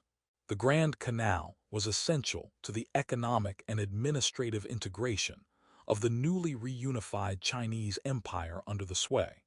The canal made it easier for goods to be transported and provided increased revenue by allowing the government to tax the products being shipped. It also greatly improved communication and the effectiveness of the government, as officials were able to travel quickly between north and south and to send communication more easily across the Chinese interior. The canal was also a vital tool of Sui foreign policy, allowing Chinese armies from the north to travel to the borders of Korea, from which Yang Dai launched his feudal campaigns of conquest. The past meets the present. The Grand Canal, the modern city of Hangzhou, situated at the head of a large bay extending out into the East China Sea, has a population of almost 12 million and is known around the country and world for its robust economy. One of the keys to Hangzhou's success is the busy canal that extends northward from the city and is plied around the clock by numerous barges carrying bulk materials to distant locations in the interior. The origins of the canal date back over 2,000 years to pre-imperial China, and its use today is a reminder of the enduring legacy of ancient Chinese engineering and determination. Commonly referred to as the Grand Canal, this man-made waterway has portions that were built in the 5th century BCE. But it was during the Sui dynasty when these older canals were connected, refurbished, and extended to create a continuous water route stretching 1,100 miles from Hangzhou to Beijing. Built with conscripted workers, it was intended to supply southern-produced grain to the large cities in the north, facilitate the movement of troops, and to generally better integrate the northern and southern portions of the vast empire. Completing the canal, fitted with lock gates to regulate water levels over different elevations, was an engineering feat and a testament to the boldness of the emperor. It was supplemented by a parallel imperial road dotted with post offices. Unfortunately for the enslaved, peasants, and others conscripted to build it, the costs were enormous. An estimated 2 million workers died constructing the canal, and the cost in both lives and taxes almost certainly contributed to the downfall of the short-lived Sui dynasty in 618. Later dynasties, however, found the canal quite useful. By the 15th century, hundreds of years of expansions and technological improvements had made the Grand Canal the central feature of a vast and indispensable inland transportation network. Figure 12.10. An image shows a yellow-greenish river running horizontally across the image. The top half of the image shows beige skies and hills, various green trees, brown roads, and various-sized houses. Along the top shore of the river at the left, a long line of people stand dressed in bright long robes looking at the water. Behind them is a building with a brown roof and open sides. People are gathered inside. A fence runs from the building to the right along the water, the length of the image. At the left, there is a long boat with a tall rectangular sail with blue, black, and red designs on a beige background. The bottom is flat, and a tent is on the left with a triangle top and no sides. People are underneath it dressed in brown and blue long robes. The walls of the middle are rows of decorated squares, and the right side is taller with flags flying at the edge. Two other long, thin, flat boats are seen to the right with 6 people on one and 17 on the other. A large boat is docked at the shore across the bottom. In the forefront, a long line of people is seen in the bottom left, with trees obscuring some of them. A portico is seen in the middle forefront in red, green, and blue colors, and more buildings are seen in the bottom right. Figure 12.10. Touring the Grand Canal.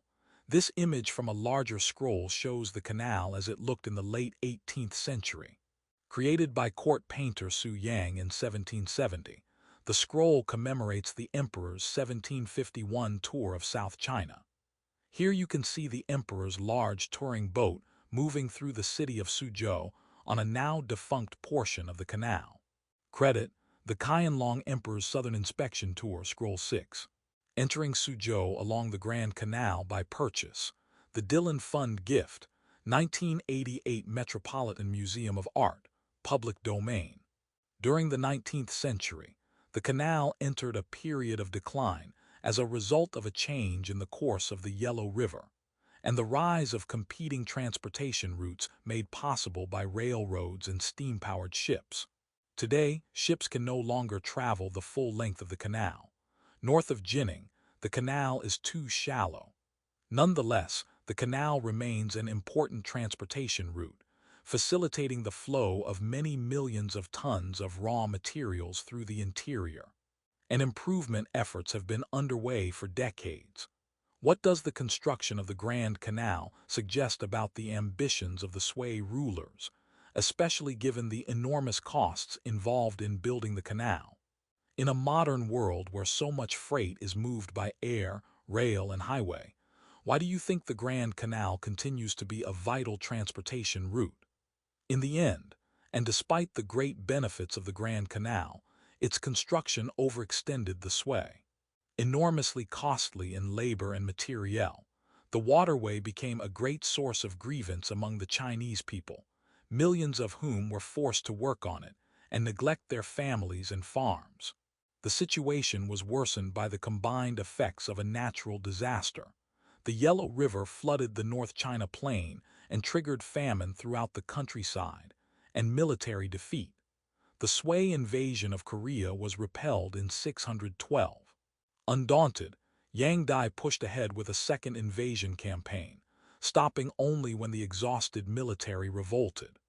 The emperor was assassinated in a period of turmoil in the region before Li Yuan, a provincial governor, acceded to the throne and announced the founding of the Tang dynasty in 618. The Tang Empire, which lasted until 907, emerged just as Islam exploded out of Arabia and swept across North Africa and the Iberian Peninsula and into Central Asia.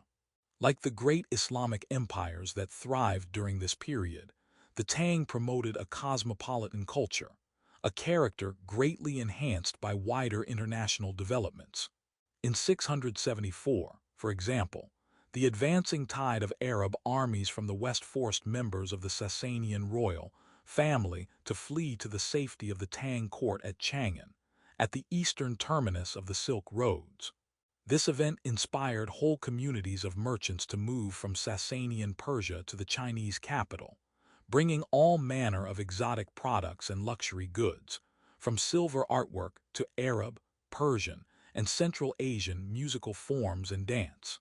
It did not take long for the Tang elite to develop a taste for these items, creating an impressive industry of Persian Arab-inspired goods and services to meet the growing demand. As a taste for Persian Arab culture spread, trade relations between the Tang and India blossomed, bringing everything from mathematics to new sciences and medicines to China. These different cultural streams met in Tang China's major cities, which soon generated a diverse international culture greatly enhanced by the presence of merchant communities of Jewish people, Christians, Zoroastrians, peoples of the major Indian traditions, and a sizable minority of Muslims. For much of its duration, Tang China was the most powerful empire in existence, and among its priorities was completing the consolidation and expansion begun under the Sui. To this end, the Tang embarked on a series of military campaigns into Central Asia. Their large professional army was organized around a corps of aristocratic cavalry of some 7 million troops who routinely clashed with the mounted nomads of the inner Asian steppe, and an immense peasant infantry, several million strong and garrisoned in the interior. By the 750s, Tang frontier units increasingly relied on pastoral nomadic peoples from the steppes, such as the Uyghurs, Turkish-speaking peoples who constituted the empire's most potent military force. Over time, Tang forces pushed into Manchuria, the area immediately north of the Korean peninsula, Vietnam, and Tibet. At its height in the late 9th century, the Tang army controlled more than 4 million square miles of territory, an area roughly the size of the entire Islamic world during the same period. The Tang achieved several early foreign policy successes, including re-establishing Chinese rule over Korea in 668, resulting in a tributary relationship with the peninsula's Silla dynasty.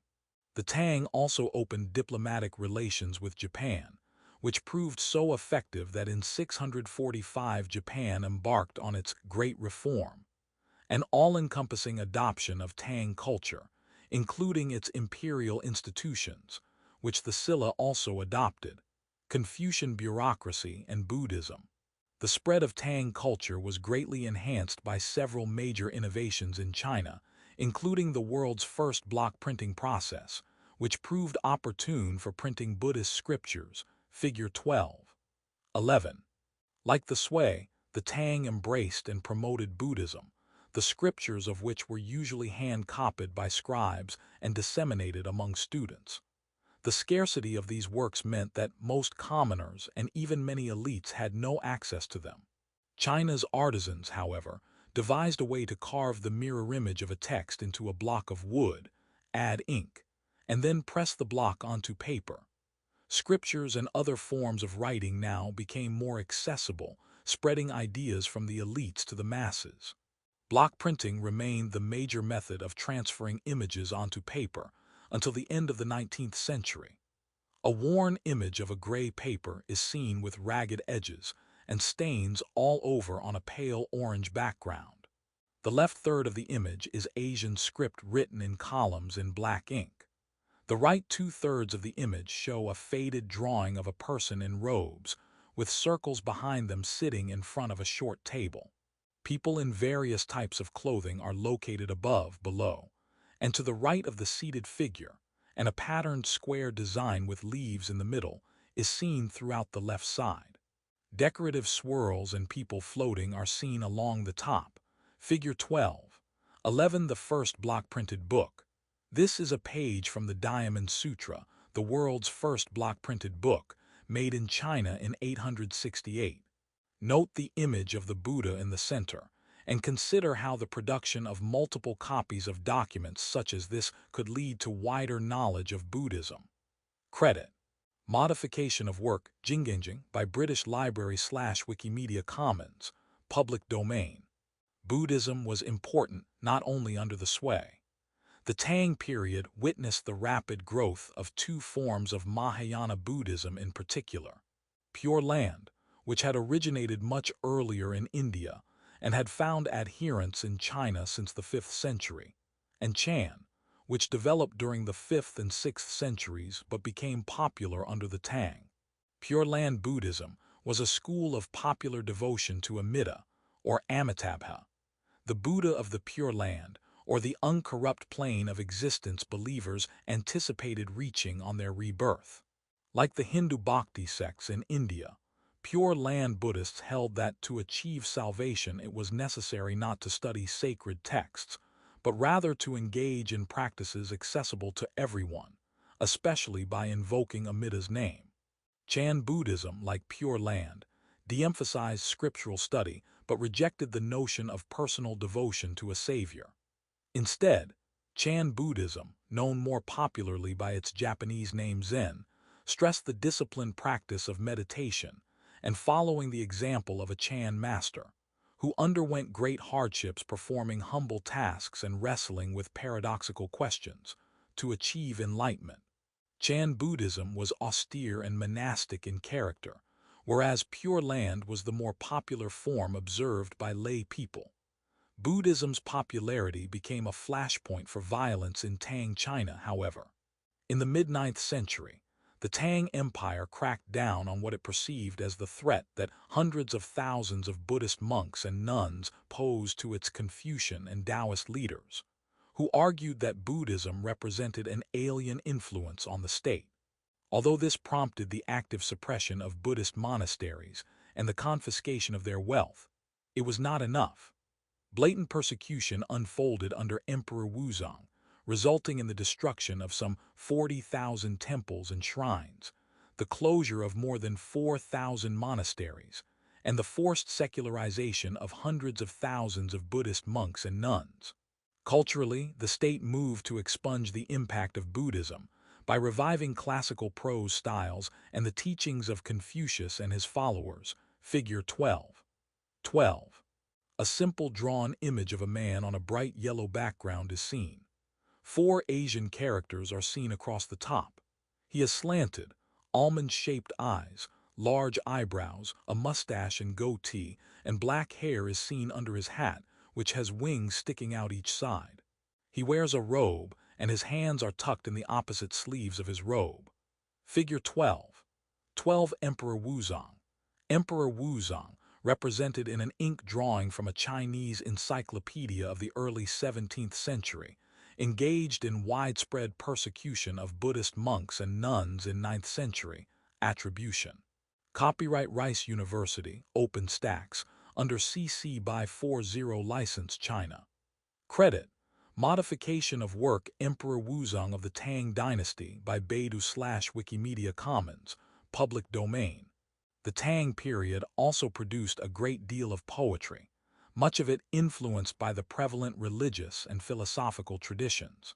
For example, in the 8th century, the poets Wang Wei, Li Bai, Li Bo, and Du Fu were influenced by Buddhism, Taoism, and Confucianism, respectively, and many people could recite their poems from memory. Along the Silk Roads during this period, poetry spread along with China's religious and philosophical traditions, first to Korea and from there to Japan. Neither area had a written script of its own yet, so admirers learned the poets' works in Chinese. Entrance into the Tang bureaucracy was based on passage of a merit-based exam administered every 3 years. This civil service exam, the first fully written such exam in history, had been developed from the Sui dynasty and tested sophisticated literary skills and knowledge of Confucian and Taoist classics. In theory, it was open to all. In practice, however, until the late Tang period, women, the sons of merchants, and those who could not afford a classical education were excluded. Most laborers were also excluded because of their circumstances, as they could not take time away from their fields to study.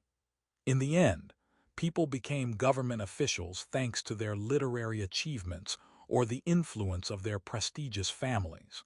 Tang China also witnessed contradictory trends in personal behavior and relations between the sexes. In 665, Emperor Gaozong, infirm and sickly, handed power to his second wife, Wu Zetian. Following Gaozong's death in 683, Wu ruled as Empress Dowager and regent for her son, though she held all the real power of the state. A devout Buddhist, she declared Buddhism the state religion, ordered scholars to write biographies of famous women, and in 690 took the extraordinary step of founding her own dynasty, the Wu Zhou, not to be confused with the much earlier Zhou dynasty. 3 years later, Wu assumed the Buddhist title Divine Empress who rules the universe.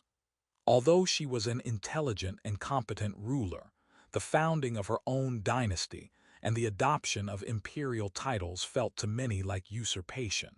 Resistance soon followed, prompting her abdication and the restoration of the Tang dynasty. Wu's reign was remarkable in China's male-dominated society.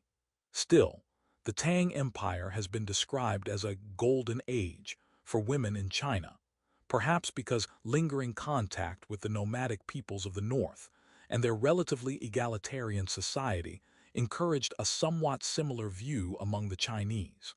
As evidence of the increased prominence of women, historians also point to a flourishing culture of poetry written by courtesans, the careers of Empress Wu and her daughter-in-law Empress Wei, and the practice of using diplomatic marriages of Tang daughters to prominent foreign officials to forge political alliances.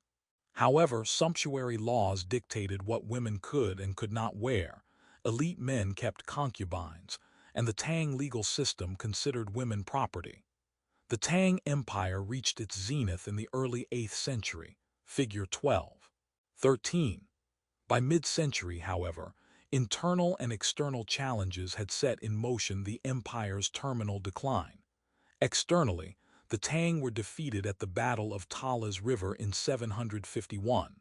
There, Tang forces were beaten by the combined Turkic and Arab armies of the Abbasid Caliphate, which was expanding the frontiers of the Islamic Empire deep into Central Asia after overthrowing the Umayyads. Internally, China faced revolts in Korea, Yunnan, in extreme southern China, and Manchuria, which distracted and weakened the state. A map is shown with land highlighted in beige and water in the southwest and the east in blue. Along the north, these regions are labeled from west to east: Western Gokturks, Eastern Gokturks, Uyghur, Mongol tribes, and Khitan.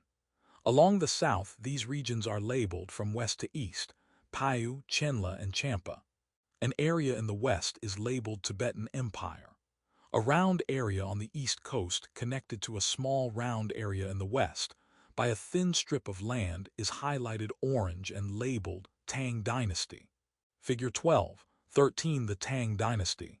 This map shows the extent of China's Tang dynasty at its height in the 8th century. Attribution: Copyright Rice University, OpenStax, under CC by 4. 0 license. Then, in 755, the Tang Empire was rocked by the massive and Lushan rebellion.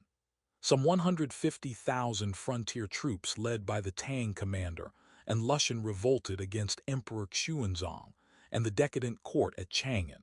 It took 8 years for the Tang to crush the rebellion, by the end of which China was both militarily and economically exhausted. The empire carried on in an enfeebled state, but over the ensuing decades, Chang'an ceded much military and civil authority to provincial warlords. In 906, following additional civil wars, the Tang dynasty collapsed, leading to a period of disunity until the Song rose to dominance in 960. Learning objectives. By the end of this section, you will be able to discuss the trade in goods, technology, and ideas that occurred along the Silk Roads. Describe how Islam spread in South and Southeast Asia. Discuss the role of East Africa in Indian Ocean trade. The Silk Roads made up one of the greatest trade routes in world history, linking East and West in a vast interlocking network that reached its heyday between the 5th and 8th centuries. It had begun to form a few hundred years before, when the Chinese Han dynasty sought to placate and control the great Xiongnu nomadic peoples to the north by trading with them, and with other nomadic peoples such as the Yuezhi and Bactria, modern-day Afghanistan. The Silk Roads eventually connected China, Central Asia, South Asia, the Middle East, and even the Mediterranean basin, facilitating the exchange of goods such as silk and spices, technologies such as papermaking, and cultural traditions and religions such as Buddhism and Islam. These road networks were critical to the spread of Islam, as seen in the wake of Muslim raiders entering the Sindh area of northwest India in the early 8th century. Maritime networks centered on the Indian Ocean also played a large role in this expansion. From India and through both the Persian Gulf and the Red Sea, Muslim sailors began to dominate much of the Malabar coast of western India and the Swahili coast of eastern Africa, becoming fixtures in the lucrative Indian Ocean trade all the way to China and beyond. The influence of Muslim traders throughout the region went far beyond commercial exchange, however.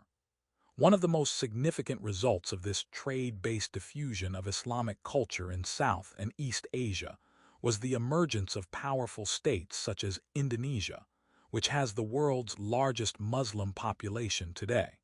Travel and exchange along the Silk Roads. By the 1st century BCE, China had become firmly established as the eastern end of the Silk Roads, with Rome as the western end. The Romans also traveled by sea to secure the goods that came through the ports of western India, the Red Sea, and the Persian Gulf, as well as trading through key centers in Syria such as the great caravan cities of Petra and Palmyra. The Nabatean city famed as the main entry point for Chinese silk and Eastern incense. In exchange for such goods, the Roman provinces of North Africa traded Roman glassware, wool, gold, and silver through intermediaries in the Middle East and Central Asia, and even into India, figure 12. 14. A map shows land in white and water in blue. Europe is labeled in the northwest, Africa in the southwest. East of Africa, Arabia, Persia, India, and China are labeled in that order. Thin purple lines indicating maritime route run east from the waters south of China, south of India, south of Persia and Arabia, and up and down the eastern coast of Africa. One runs up the western coast of Arabia and heads toward Europe. Orange lines indicating land route are shown starting in China, heading west just north of India and through Persia, ending at a purple line northwest of Arabia. The orange lines pick up in the northern part of Africa and crisscross the continent, connecting at small white and orange unlabeled circles throughout. Figure 12. 14. The Silk Roads in the 1st century CE. The Silk Roads network was not a single route but many, including caravan routes that linked to the main trading regions, oasis towns, and overseas routes, the so-called maritime Silk Roads, throughout the Indian Ocean. Credit. Modification of work, World Map Blank Shorelines by Maciej Jaros / Wikimedia Commons, public domain. Before they reached the Romans, trade goods from the east were largely in the hands of the Kushan Empire. The Yuezhi Confederacy in Bactria had unified to form this empire, trading with both China and the Indian subcontinent, and providing a conduit between the two, particularly from the city of Taxila. The Kushan Empire managed to stabilize the trading routes connecting the Parthian western leg of the road with that of the Central Asian steppes, spreading its control halfway down the Indian subcontinent in the process, and ideally positioning itself to handle trade between India, China, and the Mediterranean. By the 3rd century CE, many empires using the Silk Roads had begun to decline, including the Romans, the Kushans, the Parthians, and the Han. The Kushans and Parthians were replaced by the Sassanids in Persia, who also annexed the northern portion of the Kushan Empire. The Guptas soon controlled the southern portion of India. The Mediterranean world was changing too. The Silk Roads, new trade destination, was the surviving Eastern Roman Empire, known as the Byzantine Empire from the late 5th century onward, following the fall of Roman dominance in Western Europe. These new players continued and extended the trade network. Long-distance trade during the early and later Middle Ages was fraught. The Silk Roads were not a 4,000-mile-long superhighway outfitted to bridge eastern and western markets from Rome to China, but rather a series of interconnected roads, many ill-maintained, that were built up over time and eventually linked dozens of oasis towns and market cities such as Palmyra in the west and Bactria in the east. It is most useful to imagine it as a network of legs on a journey, along which merchants and traders traveled via caravan with their wares, pausing to rest at caravanseries along the way. Goods changed hands many times over these long distances, being exchanged between merchants who each traveled only part of the road, and their price increased the farther they went from their origin. Buddhism arrived in China sometime during the period known as the Six Dynasties, 200–589 CE. Monks traveling the Silk Roads between northern India and Afghanistan brought its universalizing message of a lifestyle open to all and offering salvation to any willing to listen, and they found a receptive audience among countless merchants traveling between China and Central Asia. Over time, Buddhist monks established themselves in small communities and set up monasteries at a string of oases the length of the Taklamakan Desert, a chain that ran all the way to the Great Wall in northern China. At one of these, Yungang, weary travelers were greeted by 5 huge Buddhas carved from the cliffs and surrounded by tens of thousands of statues representing Buddhist deities and patrons, figure 12. 15. This great religious complex offered not only an opportunity to rest and recover, but also an entry point to the Chinese market. A side of a rocky mountain is seen with blue skies and sparse clouds in the left background. The left side of the hill shows square and rectangular openings and a brown fence about halfway up. On the right, 2 large figures are carved into the sides of the mountain. The one on the left is a head and torso. The figure wears a domed hat, has large ears with elongated lobes, and wears robes. The figure on the right is seated on a throne, smiling with a domed hat, almond-shaped eyes, and long robes and shin armor with shoes. They hold their right hand up in front of their chest. A small green bush and placard are seen in the right bottom forefront of the image, as well as a short fence. Figure 12. 15. Buddha statues at Yungang. These huge statues of Buddha were carved along the Silk Roads by the Northern Wei dynasty in China around the 4th century. They clearly demonstrate the importance of trade routes in the spread of culture and ideas. Credit. Yungang Grottos 2008 by Marinda K. / Wikimedia Commons, public domain. Many legs of the Silk Roads were perilous in the extreme.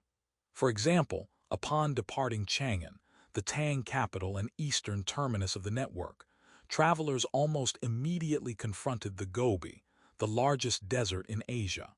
Its terrain is compacted and rocky, and thus ideal for long-distance travel by camel.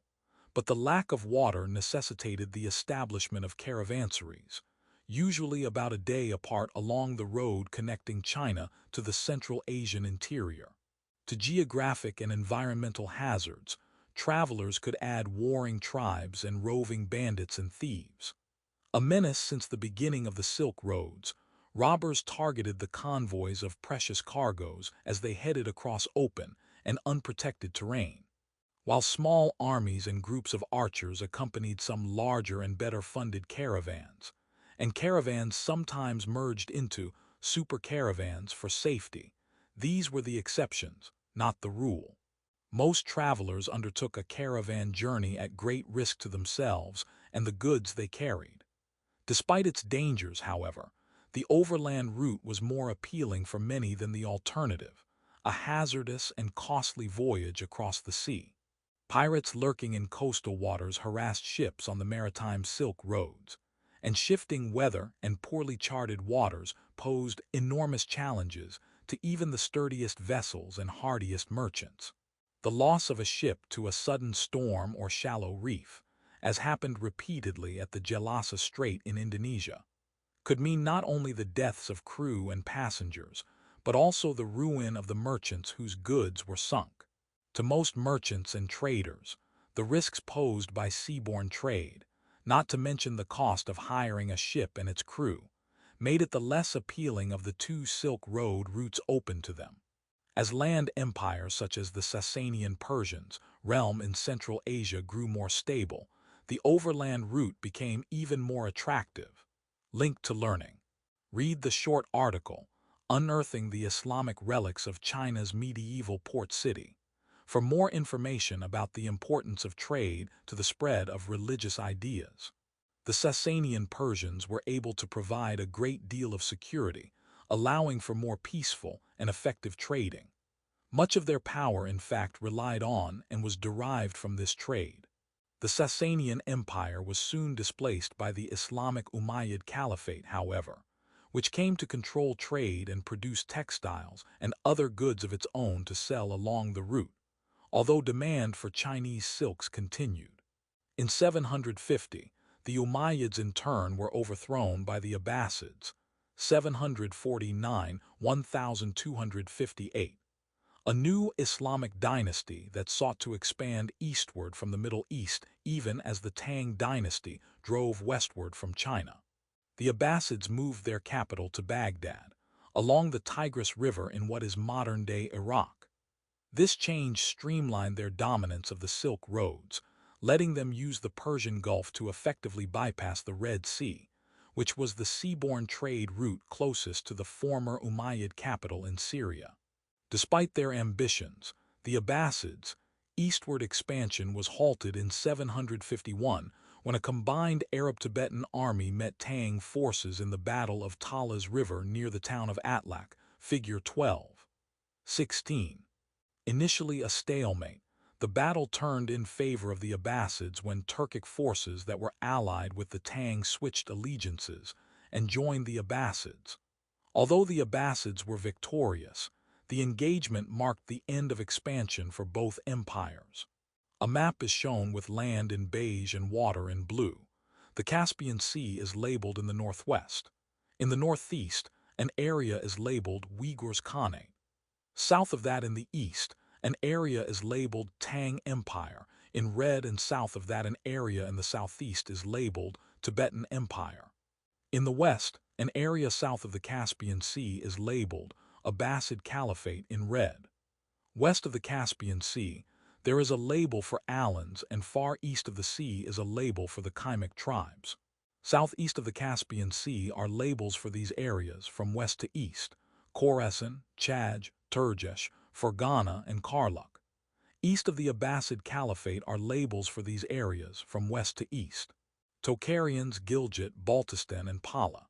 Cities labeled with a black dot include from west to east: Tabaristan, Jurgen, Marwa, Khwarizm, Sogdiana, Samarkand, Ueji, Balkh, Shul, Sayeb, Yushan, Kiusai, Bishbalik, and Dunhuang. The city of Talas, marked with a red dot and labeled in red, is located in the middle of the map. A solid orange line indicating Tang tribes runs from the city of Talas east to the city of Kiusai and then back to Talas by a more northern route. A green arrow indicating Arab tribes begins in the northern part of the Abbasid Caliphate and runs east to Samarkand, then east toward Talas. Two green arrows begin in Sogdiana, and one heads south to Samarkand while the other heads east to Talas. Three purple lines indicating Tibetan tribes begin in the Tibetan Empire and head north, one toward Gilgit, one west of Yushan, and one toward the Tang Empire. Figure 12. 16. The Battle of Talas River. Note the centrally located site of the 751 Battle of Talas River between the Abbasids in the west and the Tang in the east. Attribution. Copyright Rice University, OpenStax, under CC by 4. 0 license. Throughout the rise and fall of these empires and others, control of trade routes, particularly the Silk Roads, was paramount. For example, people from the Central Asian steppes exchanged hides, wool, and livestock for Chinese manufactured goods such as lacquerware, silk, floss, paper, porcelain, and iron tools. These goods and commodities were then traded for similar items along the way, eventually reaching buyers as far away as the Sanhaja tribes of West Africa and the Egyptians and Ethiopians in East Africa. The Silk Roads were never as vital to the Chinese economy, however, as they were to the others. The domestic Chinese economy was large enough to meet all the needs of the state and its people without imports, frustrating European powers intent on breaking into the Chinese economy well into the modern period. At the same time, there was great desire for Chinese goods by Western peoples, meaning that the balance of power in trade was almost always skewed in favor of East Asia. The silk that gave the Silk Roads their name may have originally come from China, but it was not long before many other states began raising silkworms and processing the silk thread from their cocoons into luxurious cloth.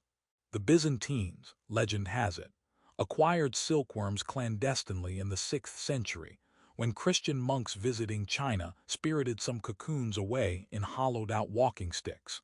Much of the labor of producing silk fell to women, who grew the mulberry trees needed to feed the silkworms, unraveled the cocoons, and wove the threads into textiles. They were vital to the trade that led to Chinese dominance of the luxury goods market that the Silk Roads were so famous for. The men were responsible for the upkeep of the tree farms and the sale and exchange of the finished products. Many rural and even urban areas survived by producing silk cloth in this way, like the cottage industries that thrived later in Europe. Beyond the book. The art of papermaking. Before the invention of paper, the key writing material in China was bamboo strips, which were very bulky and took up a great deal of room. Figure 12. 17. For centuries, however, the Chinese had been perfecting the art of papermaking.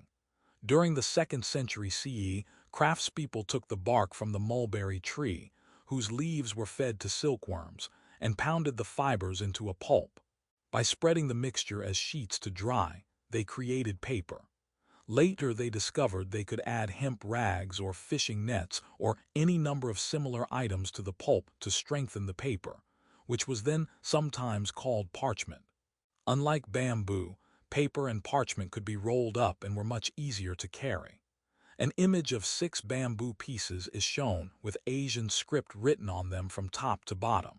The bamboo at the left is faded, and the second bamboo is broken into 2 pieces at the bottom. Figure 12. 17 bamboo strips as writing material. This set of bamboo strips dating from the Warring States period, 5th to 3rd centuries BCE, illustrates how writing was achieved in China before the invention of paper. Credit Strip No. 22 of Kangxi Shilin by Shanghai Museum / Wikimedia Commons, public domain. before the Battle of Talas River in 751, some of this paper had already made its way to Mecca in Arabia. Some Chinese prisoners of war from the battle were said to be papermakers who were taken to Samarkand and Khurasan, where they began to build paper mills. Evidence suggests this may be merely a legend, however, and that paper mills were probably already in existence in Samarkand by this time. Nonetheless, the first paper mill in the Abbasid Caliphate was built in 794–795, and Spain began producing paper as early as the 10th century. What does the story of Chinese papermaking suggest about the ways in which ideas and technologies can be diffused to other cultures? How was this diffusion of ideas and technologies connected to, but not a product of, trade via the Silk Roads? Link to learning. Watch this video to view a specialized technique of papermaking that differs from the one discussed in the preceding, beyond the book feature. Religion and trade in South and Southeast Asia. The growth of Islam gave Muslims a considerable role in world trade, particularly along the Silk Roads and in the Indian Ocean. By the middle of the 8th century, Islam had moved into northern India, and when the Abbasids overthrew the Umayyad dynasty and then moved their capital from Damascus to Baghdad, they established what became one of the most important cities along the Silk Roads, and a location that allowed them to dominate the growing Indian Ocean trade. This new capital was situated along the Tigris River, a vital trade conduit to the Persian Gulf and to the Indian Ocean beyond. In the 9th century, the city of Suraf on the Persian Gulf coast was regularly sending ships to China and back, and became one of the most important trading ports of this period. However, Suraf's hold on trade weakened when an earthquake struck and damaged it in 997.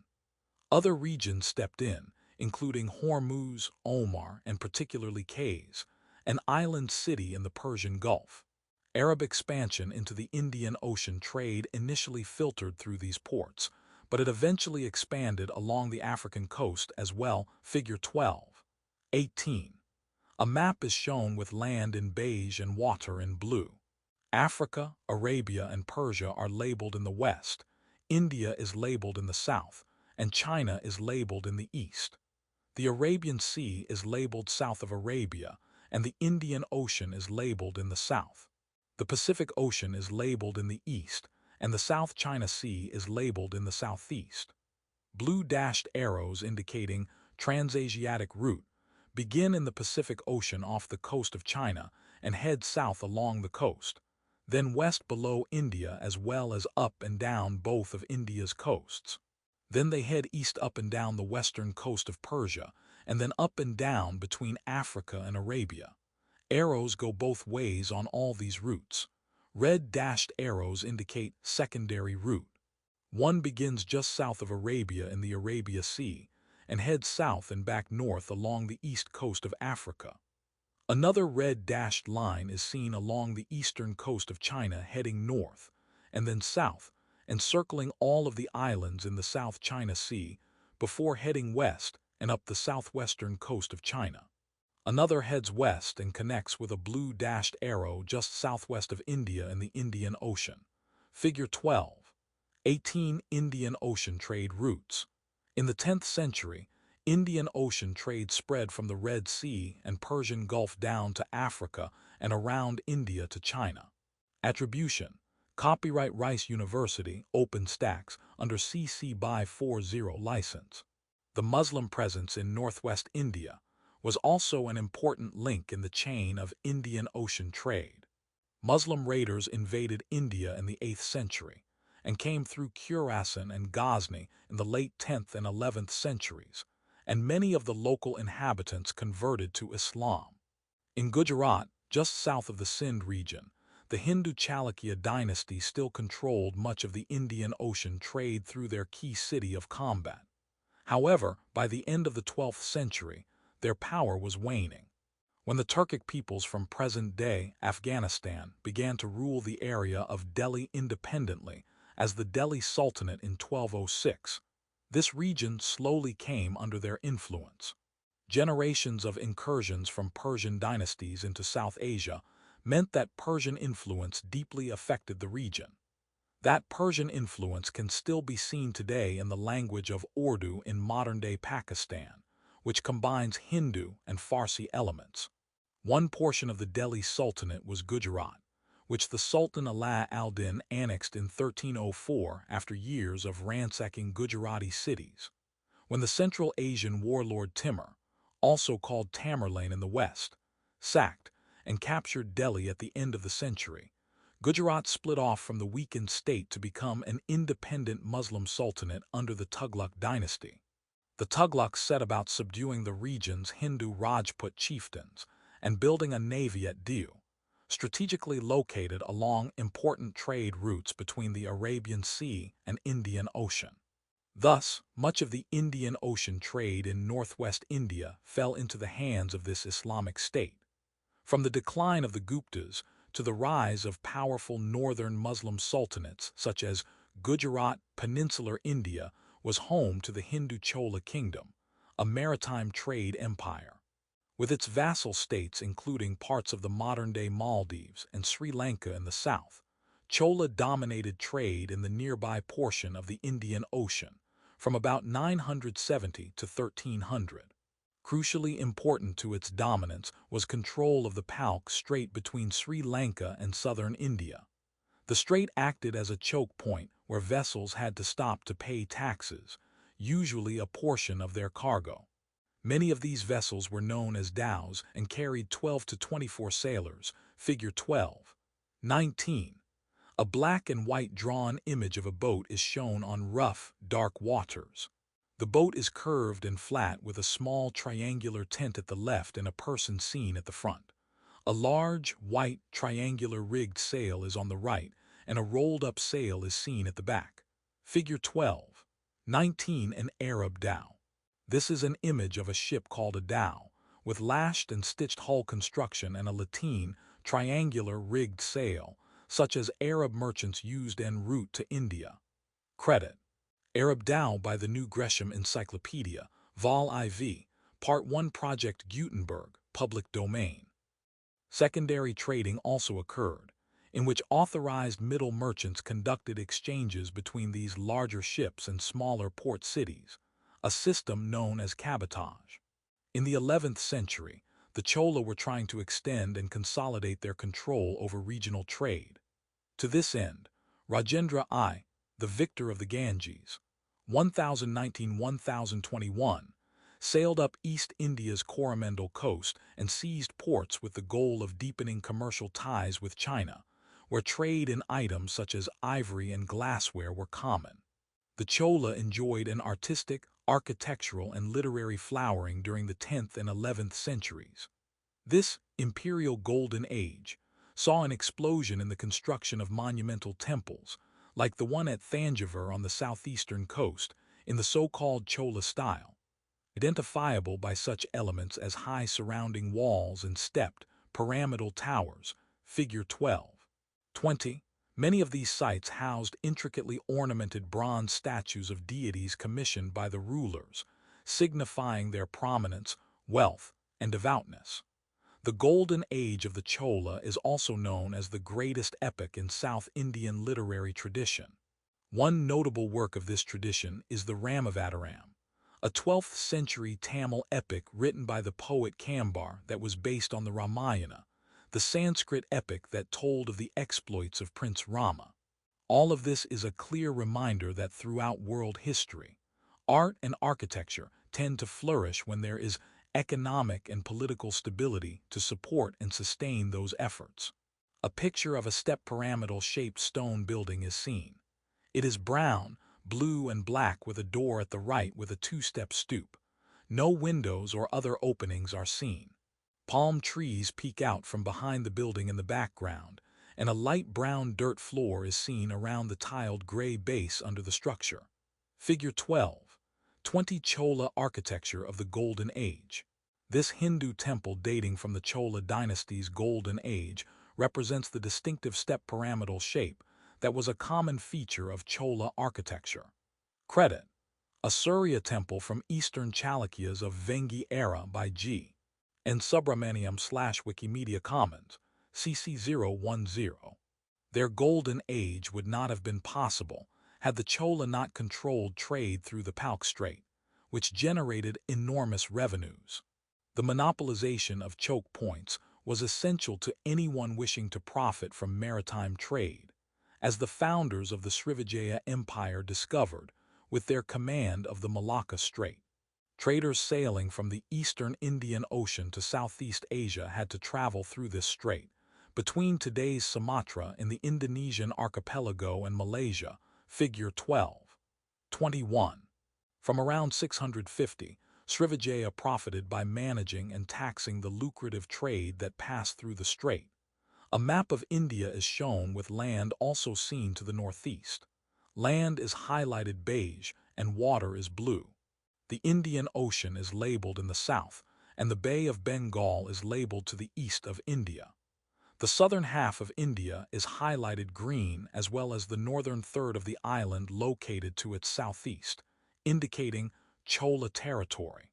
Cities labeled with red dots within this area include, from north to south, Vengal, Kanchipuram, Gangaikonda Cholapuram, Nagapattinam, and Thanjavur. A thin oval area on the northeast coast is highlighted orange indicating Chola influence, with these areas labeled within from north to south. Vangatsam, Pala, Ada, and Kalinga. The bottom two-thirds of the island southeast of India is also highlighted orange as well as all the islands in the southeastern portion of the Bay of Bengal. A small, circled area is orange on the east coast of the bay, with the city of Pagu labeled within with a red dot. Land located in the southeast part of the map is highlighted orange in a V shape with these cities labeled within, from north to south.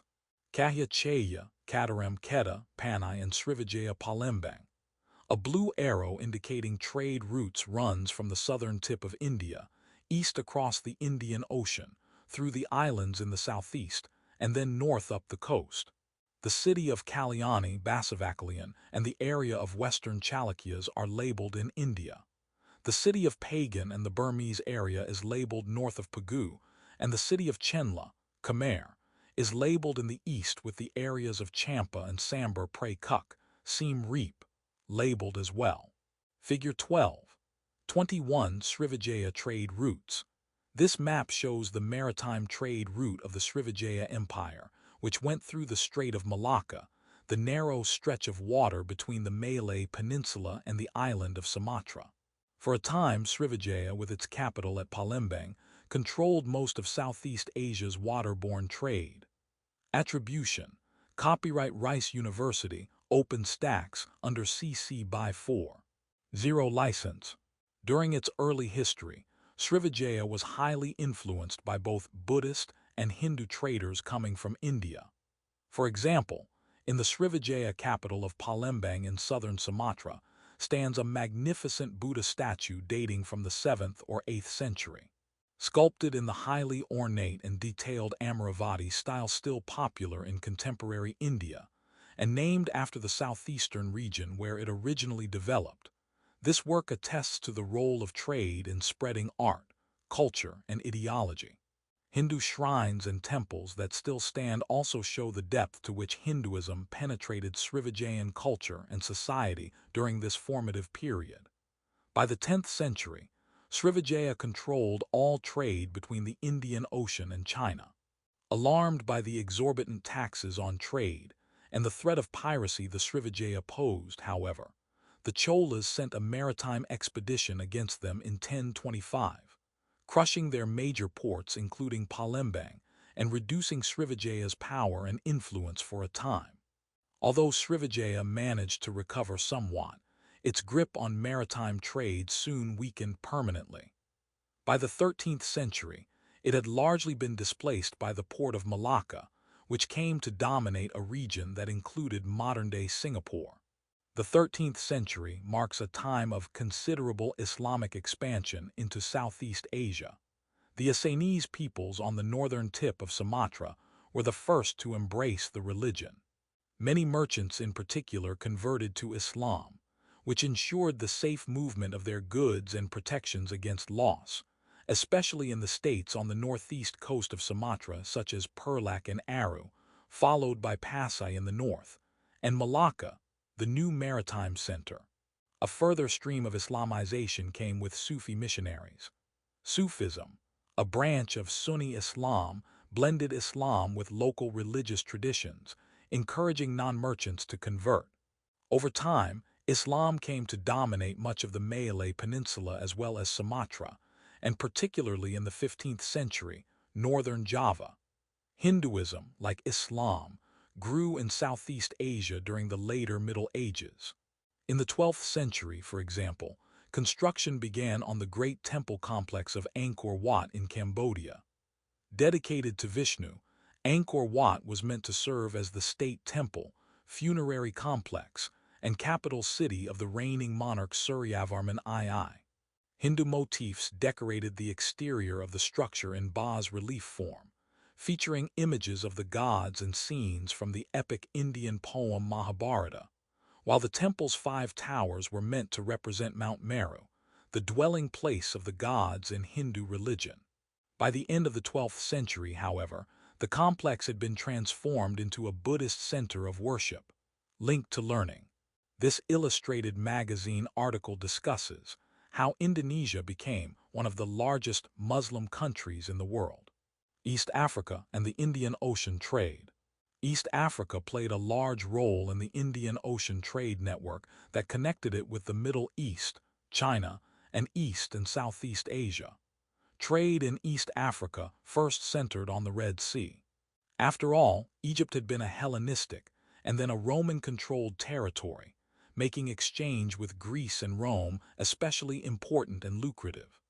Luxury goods such as ivory, furs, and spices like frankincense and myrrh were traded with the Roman Empire. However, following the Roman Empire's collapse, other groups from areas such as Arabia began to take over this trade. As trading ports sprang up farther down the east coast of Africa, and as Bantu-speaking Africans moved into the region, a new and sophisticated culture arose on the Swahili coast, expanding its role in the Indian Ocean trade network, establishing powerful city-states, and connecting with the African interior via trade. Aksum and Ethiopia in the Middle Ages. During the period of the Roman Empire, trade between Rome and China crossed Central Asia on the Silk Roads. However, there was also a demand for goods from the Indian Ocean, Arabia, and Africa. The route for this trade centered on the Red Sea for a time and was controlled by the Kingdom of Aksum. Figure 12.22. A map is shown. Land is highlighted beige and water is blue. The Red Sea is labeled in the middle between 2 land masses. The one on the east is labeled Arabian Peninsula, and the Gulf of Aden is labeled in the southeast. The city of Mecca is labeled with a black dot on the eastern shore of the Red Sea. The city of Malau is labeled in the southwest portion of the Gulf of Aden. A round area highlighted gold at the southwestern end of the Red Sea is labeled Kingdom of Aksum. Another thin rectangular area at the southeastern end of the Arabian Peninsula is also highlighted gold, with the city of Aden labeled with a black dot within. Figure 12.22. The Kingdom of Aksum. This map shows the Kingdom of Aksum at its greatest extent in the early 6th century CE. Though it appears to separate Africa and Arabia, the Red Sea was in fact a conduit of regular cultural exchange and movement of goods and people throughout the pre-modern period. For most of Aksum's existence, however, the kingdom did not control the fertile lands of southern Arabia, which today form part of Yemen. Credit. Modification of work, map of the Sassanid Empire just before the Arab conquest of Iran by Die Butch /Wikimedia Commons, public domain. The Red Sea connects the Gulf of Suez and the Sinai Peninsula with the Indian Ocean. In the 3rd century CE, traders from Saba, the Yemeni area of the Arabian Peninsula, crossed the Red Sea to the coast of Eritrea. They began focusing much of their trade in the city of Adulis, which became the most important port of the Kingdom of Aksum. The city of Aksum, the capital of the kingdom, was 8 days' journey south from Adulis, over a mountain range to the Ethiopian plateau. The kingdom of Aksum owed its power to this Red Sea trade, particularly in the 4th century CE.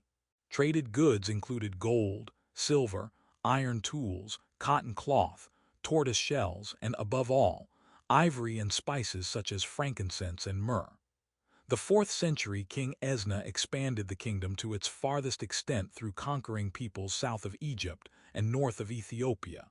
In 350, toward the end of his reign, Esna was converted to Christianity by the Syrian missionary Frumentius. Frumentius was later appointed Bishop of Aksum by the Patriarch in Alexandria, which meant the kingdom followed an Egyptian Coptic form of Christianity that held that Jesus had only a divine and not a mortal body. During the reign of Esna, caravans traveled from the interior to take part in the trade at Adulis, creating a constant stream into and out of the port city. The kingdom of Aksum became increasingly wealthy and powerful. However, in the 6th and 7th centuries, all began to change. In 528, the Aksumites expanded their control as far as Yemen and were said to have reached the gates of Mecca in 571. However, they had evidently overextended themselves. With the help of the Sassanids from Persia, the king in the region of Yemen, Saif ibn Yazan, rose up and pushed the Aksumites out of the peninsula. In the 7th century, the Sassanids were in turn conquered by the Arab Muslim population, particularly the Umayyads. Arabs quickly expanded their control over the peninsula and into North Africa, especially Egypt, and thus access to the Red Sea naturally came into their hands. Particularly as Islam expanded to the Sindh region of northern India, the Persian Gulf became increasingly important for ocean-going vessels, which began bypassing the Aksumite port of Adulis. Simultaneously, internal problems, some of them environmental, racked the Aksumite kingdom. For centuries, if not longer, trees had been chopped down and agricultural fields planted, and the land was becoming increasingly barren due to soil erosion. Given this threat to the food supply and the decline in Red Sea trade, which is evidenced in the archaeological record by the reduced number of Aksumite coins used in this period, groups in the interior such as the Beja peoples began to rebel. The Aksumite kingdom quickly collapsed into a smaller entity centered on the capital city of Aksum. Slowly, the kingdom of Ethiopia incorporated this area, and Aksum became an agricultural community ruled by a landed aristocracy. Culturally, Ethiopia combined traditional pre-Islamic Jewish traditions with polytheistic ones, and, as of the 4th century CE, with Christianity. Owing to its important location and support of long-distance trade, East Africa would prove to be a thriving cultural hub with proud heritage and history that linked them to the many peoples who traveled to and through the region. The legendary Christian kingdom led by Prester John was said to be hidden there, for example. And until the 1970s, tradition held that Ethiopia's rulers were descendants of both the Queen of Sheba and King Solomon of Jerusalem, and had even brought the treasured Ark of the Covenant to Aksum. Thus, while the economic power of the region may have declined, its cultural significance continued well into the modern era. The Swahili Coast and Indian Ocean trade. Following the decline of the Kingdom of Aksum, the Indian Ocean trade shifted in part to the East African states. Factors that helped elevate the role of maritime trade in this region included improved shipbuilding, the rise of the Umayyad and Abbasid caliphates, the decline of the Tang dynasty, which disrupted overland trade, and even environmental changes such as desertification that made some areas of Africa uninhabitable.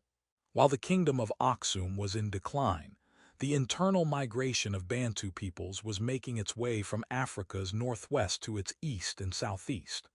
The Bantu brought their language, their cultural traditions, and especially the technology of ironmongering. Many began settling in coastal communities in East Africa, where they displaced or mixed with the Khoisan and other indigenous African peoples, particularly on the coasts of modern Tanzania and Kenya. They also traveled south, establishing many fishing and trading villages. These exported ivory, hides, quartz, and gems in return for cotton, glass, jewelry, and other items the Bantu people were unable to make themselves. Port towns such as Shang and Manda began growing into major port centers. Soon, Arab merchants began living among the Bantu peoples to participate in the newly developing trade. Figure 12. 23. A map is shown with land in beige and water in blue. The continent of Africa is labeled in the west. Arabia is labeled northeast of Africa, then Persia, northeast of Arabia. India is labeled southeast of Persia, and China is labeled in the northeast of the map. The island of Madagascar is labeled in the southwest of the map, and Ceylon is labeled south of India. The Philippine Islands, Borneo, Sumatra, and the Maluku Islands are labeled in the southeast of the map, south of China. The Indian Ocean is labeled in the south. The Arabian Sea is located between Arabia and India, and the Bay of Bengal is on the east side of India. The South China Sea is labeled west of the Philippine Islands, and the Pacific Ocean is labeled on the east side of the map. The Red Sea is labeled northeast of Africa, and the Persian Gulf is northeast of Arabia. Black lines run throughout the map indicating trade routes.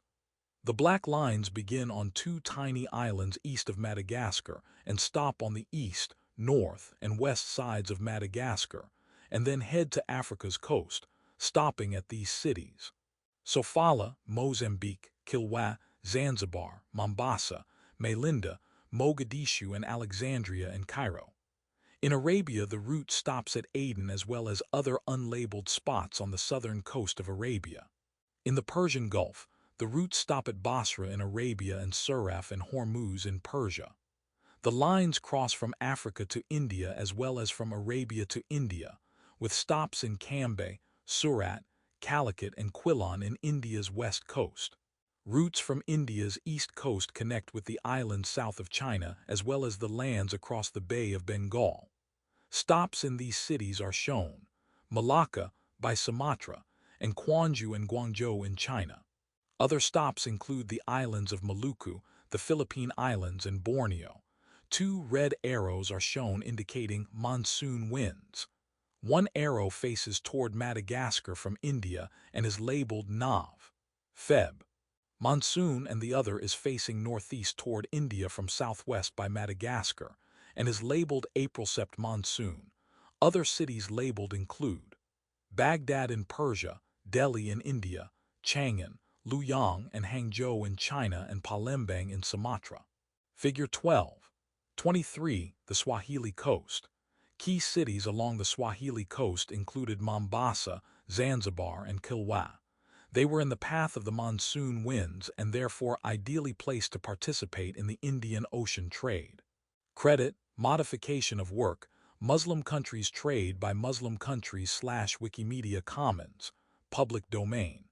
Yemeni traders began arriving along the coast in East Africa in the 8th century and settled in such important areas as Mogadishu, in modern-day Somalia, and the island of Zanzibar. Some of the earliest of these traders were the Kharijites, dissidents from Arabia who held very different opinions from the mainstream on the role of the caliph and the centralization of Muslim society. Many settled in Oman. There and in Eastern Africa, they developed complex networks of exchange with merchant families and villages and towns along the coast. Over time, the Muslim traders married into these families, mixing cultures and languages, particularly those of Arabs, Persians, and the Bantu speakers of East Africa, and produced the Swahili, from the Arabic for of the coast, civilization. Thanks to expanding trade with the Muslim world, coastal African traders and port cities from Mogadishu in the north to Sofala in the south adapted to long-distance trade and to Islamic civilization. This adaptation shaped what is known as the Swahili coast, a region of the East African coast dotted by dozens of city-states such as Zanzibar that date from the Middle Ages and served as centers of exchange, particularly of luxury goods. After 1050, a new wave of Muslim immigrants arrived from the Iranian capital city of Shiraz and pushed many of the previous settlers farther south along the coast. They retained their Islamic cultural heritage and adopted much of the Bantu language, adding Arabic words and creating the language of Kiswahili, which is today a main language of modern Tanzania. The newcomers were eager to trace their Persian heritage as a means of legitimating themselves in the eyes of the peoples of the area, to which end some even claimed descent from the Prophet Muhammad himself. In time, these Shirazi Muslims came to dominate trade along the coast, such as at Mombasa, Melinda, Lamu, and Sofala. Many chose to move onto the islands of the coast, particularly Pemba, Mafia, and Zanzibar. Those who dominated trade and claimed descent from the Middle East were known as patricians. About 40 new Muslim towns formed, many of them city-states independently ruled by their own sultans. A council of other patricians often served as advisors or sometimes simply ran the town without a sultan. In either case, they formed an elite, hereditary merchant class, speaking Arabic or Kiswahili, and trading with Africans in the interior for such items as ivory, furs, and gold. Gold came from Sofala, the southernmost settled point at that time, and was shipped to the northern part of the Swahili coast, where it was traded to the city-states, and from there to the Indian Ocean trade network. The merchants of the city-state of Kilwa sought to bypass intermediaries and purchase gold directly. They therefore established the trading colony of Sofala in the region of the same name. Mostly due to its domination of the gold trade, Kilwa became the most important of the Swahili towns, although Zanzibar proved nearly as powerful. For periods in the 14th century, in fact, Kilwa ruled over many other towns. The development of the Swahili city-states also had the effect of connecting the interior of central southern Africa with the wider trade of the Indian Ocean basin. Merchants from city-states such as Sofala, for example, traveled up the Zambezi and Limpopo rivers to the great fairs that took place on the Zimbabwean plateau, a region dominated by the Bantu peoples of Great Zimbabwe. Figure 12. 24. There they exchanged shells, ceramics, and coins from the East African coast for such high-value luxury goods as gold and ivory. Archaeologists have found everything from ancient Indian coins to 14th-century Algonquin Chinese ceramics in the region of the Zimbabwean plateau, testifying to the reach of Swahili-born oceanic trade in the African interior. An image of the remains of a stone structure is shown. A tall brick wall is shown in the background with tall trees in front. A broken, shorter brick wall is seen in 3 rows with a square dark gray stone tower at the left becoming thinner as it goes higher. Grass and gray stones are seen in the forefront. A dark slated object with a triangle top is shown in the bottom left. Figure 12. 24. Great Zimbabwe. Great Zimbabwe was an advanced trade-based civilization established by Bantu speakers between the Limpopo and Zambezi rivers in the south-central African interior. Shown here are the remains of one of the walls of Great Zimbabwe. Credit: Inside of the Great Enclosure, which is part of the Great Zimbabwe Ruins, by Jan Dirk / Wikimedia Commons, public domain. The Bantu societies of Eastern and South-Central Africa tended to be more matrilineal than Arabic or Persian societies were. Many Middle Eastern immigrants cemented their power by marrying the daughters of local ruling elites. But eventually, a culture began to form in which women in the city-states veiled themselves and lived in separate quarters. Even the smallest city-state had a mosque, and many of these can still be seen today. Many of the more powerful city-states, such as Kilwa, began to mint their own money in the form of copper and silver coins. Generally not used internationally, these coins were nonetheless useful among the coastal people themselves. If the merchant ruling class were the elite and upper class, The second class comprised the townspeople, the artisans, clerks, and other non-elite workers. They were generally non-elite because they could not trace their genealogy in a line of descent from Shirazi Muslims. Many non-Muslims also resided in the towns and were even lower in social status, such as servants or other manual laborers. The lowest class of all were the enslaved, people purchased from the mainland who performed much, if not all, the necessary agricultural labor. Slavery played as much of a role in East Africa at this time as it did in the Atlantic world later, following European colonization of the Americas. Enslaved people also became a key trade item in the Indian Ocean trade route, and remained long after the arrival of Portuguese sailors and other Europeans in the 16th century. Merchants purchased enslaved Bantu peoples from the interior through African intermediaries. They then shipped them to southern Iraq.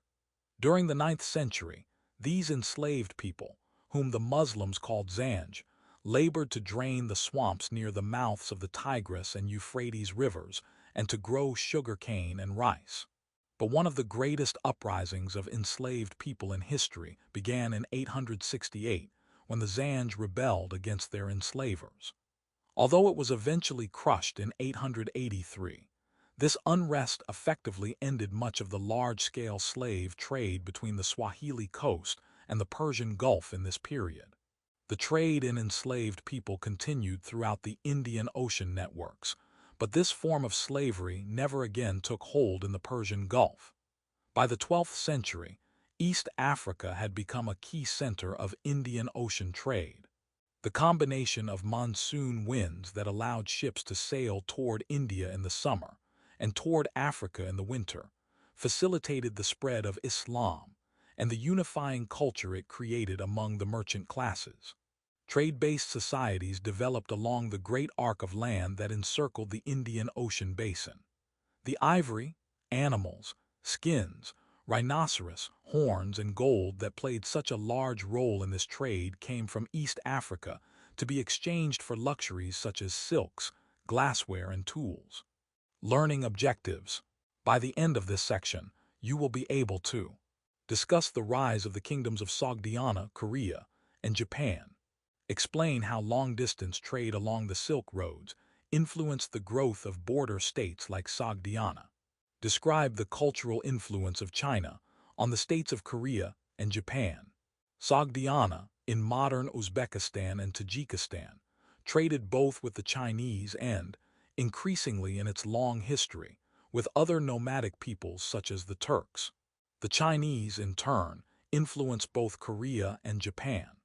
Both already participated in oceanic trade, but the additional benefits of the Silk Roads, interchange of ideas came to Korea and Japan through the Chinese, as Koreans studied writing, Confucianism, and Buddhism in China, and brought back the ideas and methods that suited them best. These innovations and ideas then spread to Japan, especially Buddhism. Sogdiana and Silk Road trade. East of the Sasanian Empire and west of Tang China, in what is now Uzbekistan and Tajikistan, lay the region of Sogdiana, a territory whose documented history stretches back to the 5th century BCE. Inhabited primarily by nomadic groups, Sogdiana was subject to the rule of a succession of empires and kingdoms throughout antiquity, from the Achaemenid Persians, Alexander the Great, and the Hellenistic successor kingdoms to the Kushan Empire. As a result, the region became a cultural melting pot. Indeed, under first the Seleucids and then the breakaway kingdoms of the Bactrian and Sogdian rulers, Greek learning flourished in Sogdiana, prompting later Islamic rulers to recruit scholars from the area. The Kushan Empire in Central Asia was key to stabilizing the heartland that connected the eastern and western ends of the Silk Roads. After Kushan's fall in 375 CE, the Sogdians came to control an array of vital oasis towns, including Bukhara and Samarkand, both in modern-day Uzbekistan, from which they dominated regional trade for hundreds of years. Although Sogdiana was never unified into a single polity and was almost always ruled by larger states, Its long exposure to so many different cultures produced a multilingual population of merchants and skilled craftspeople. The Sogdians were able to use these traits to dominate their portion of the Silk Roads from their city-states, such as Panjikent, in Tajikistan. So effective was their control that Sogdiana became the richest country in Central Asia. Archaeological excavations of the palace complex at Panjikent have revealed large and elaborate buildings, with interiors bearing frescoes of armored cavalry engaged in combat, clearly showing the influence on Sogdian culture of the warrior aristocracy of the Sassanids. Figure 12. 25. An image of a wall painting is shown. The top and bottom borders are a single row of gold circles. In the image, a gold figure in a long robe and no facial features is seen atop a red horse with no features. He has a sheathed sword at this belt, and he holds the reins in his left hand. Behind him is a figure with long black hair, an intricate gold headdress, jewelry, and no facial features. The figure stands behind a gold object and a blue sky shows behind all of them. Obscure objects are seen in the top left of the image. Figure 12. 25. A Sogdian fresco. This Sogdian fresco, wall painting, of the 6th or 7th century CE depicts a warrior on horseback.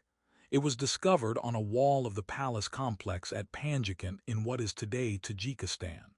Credit: Panjikent mural 6th-7th century CE by Panjikent/Wikimedia Commons, public domain. Link to learning. Visit this Smithsonian site to learn more about Sogdiana and the Sogdian people, including their religious and cultural diversity, the skills of their craftspeople, and their place in the history of the Silk Roads. Sogdiana reached the peak of its wealth and influence between the 4th and 8th centuries CE. Concentrated in a patchwork of oasis towns and city-states among larger kingdoms, the Sogdians traded frequently with Romans to the west and with nomadic peoples of the steppes and the Chinese to the east. Sogdian communities that exchanged leather and animal products for Chinese silk and manufactured goods were also found in thriving Chinese river ports like Dunhuang and Chang'an. The Sogdians were also keen agents of cultural transmission throughout this period. As early as the 4th century, for example, Sogdian merchants and traders helped spread Buddhism beyond the borders of South Asia. By the 6th century, Sogdians had followed the Silk Roads into Europe, bringing Nestorianism, the branch of Christianity from Asia Minor and Syria that believed Jesus had two separate natures. Sogdians also brought Manichaeism, a dualistic philosophy of good versus evil that emerged in the Sassanid Empire and blended Persian Zoroastrianism, Buddhism, and Christianity. Manichaeism was the chief competitor of Catholic Christianity in late antiquity until the arrival of Islam. Sogdian traders also established alliances with some of the peoples they encountered in the West, including groups of nomadic Turks who adopted not only Manichaeism, but also Sogdian, which was the language of the Silk Roads until the 7th century when it was replaced by Persian. By the 8th century, however, parts of Sogdiana including Samarkand were ruled by the expanding Islamic Caliphate, which saw the potential in monopolizing the Central Asian corridor of the Silk Roads. The diffusion of Muslim culture into Sogdiana prompted many Sogdian merchants and traders to convert, seeing benefits that included reliable contracts among believers to safeguard goods moving along the Silk Roads. By the middle of the century, the revolutionary Abbasid caliphs who overthrew their Umayyad predecessors had extended their Muslim empire all the way to Tang China, against whose forces they engaged in the Battle of Talas River in 751. For all its significance in ending Abbasid expansion eastward, the battle is also noteworthy in the story of Sogdiana for one unexpected reason: the response of the rebellious Tang general and Lushan. Although An's biological parentage is shrouded in mystery, the record suggests he was adopted by a Turkic-speaking mother and a Sogdian father, and swiftly rose to prominence in the Tang army as an interpreter in the military markets along the Silk Roads.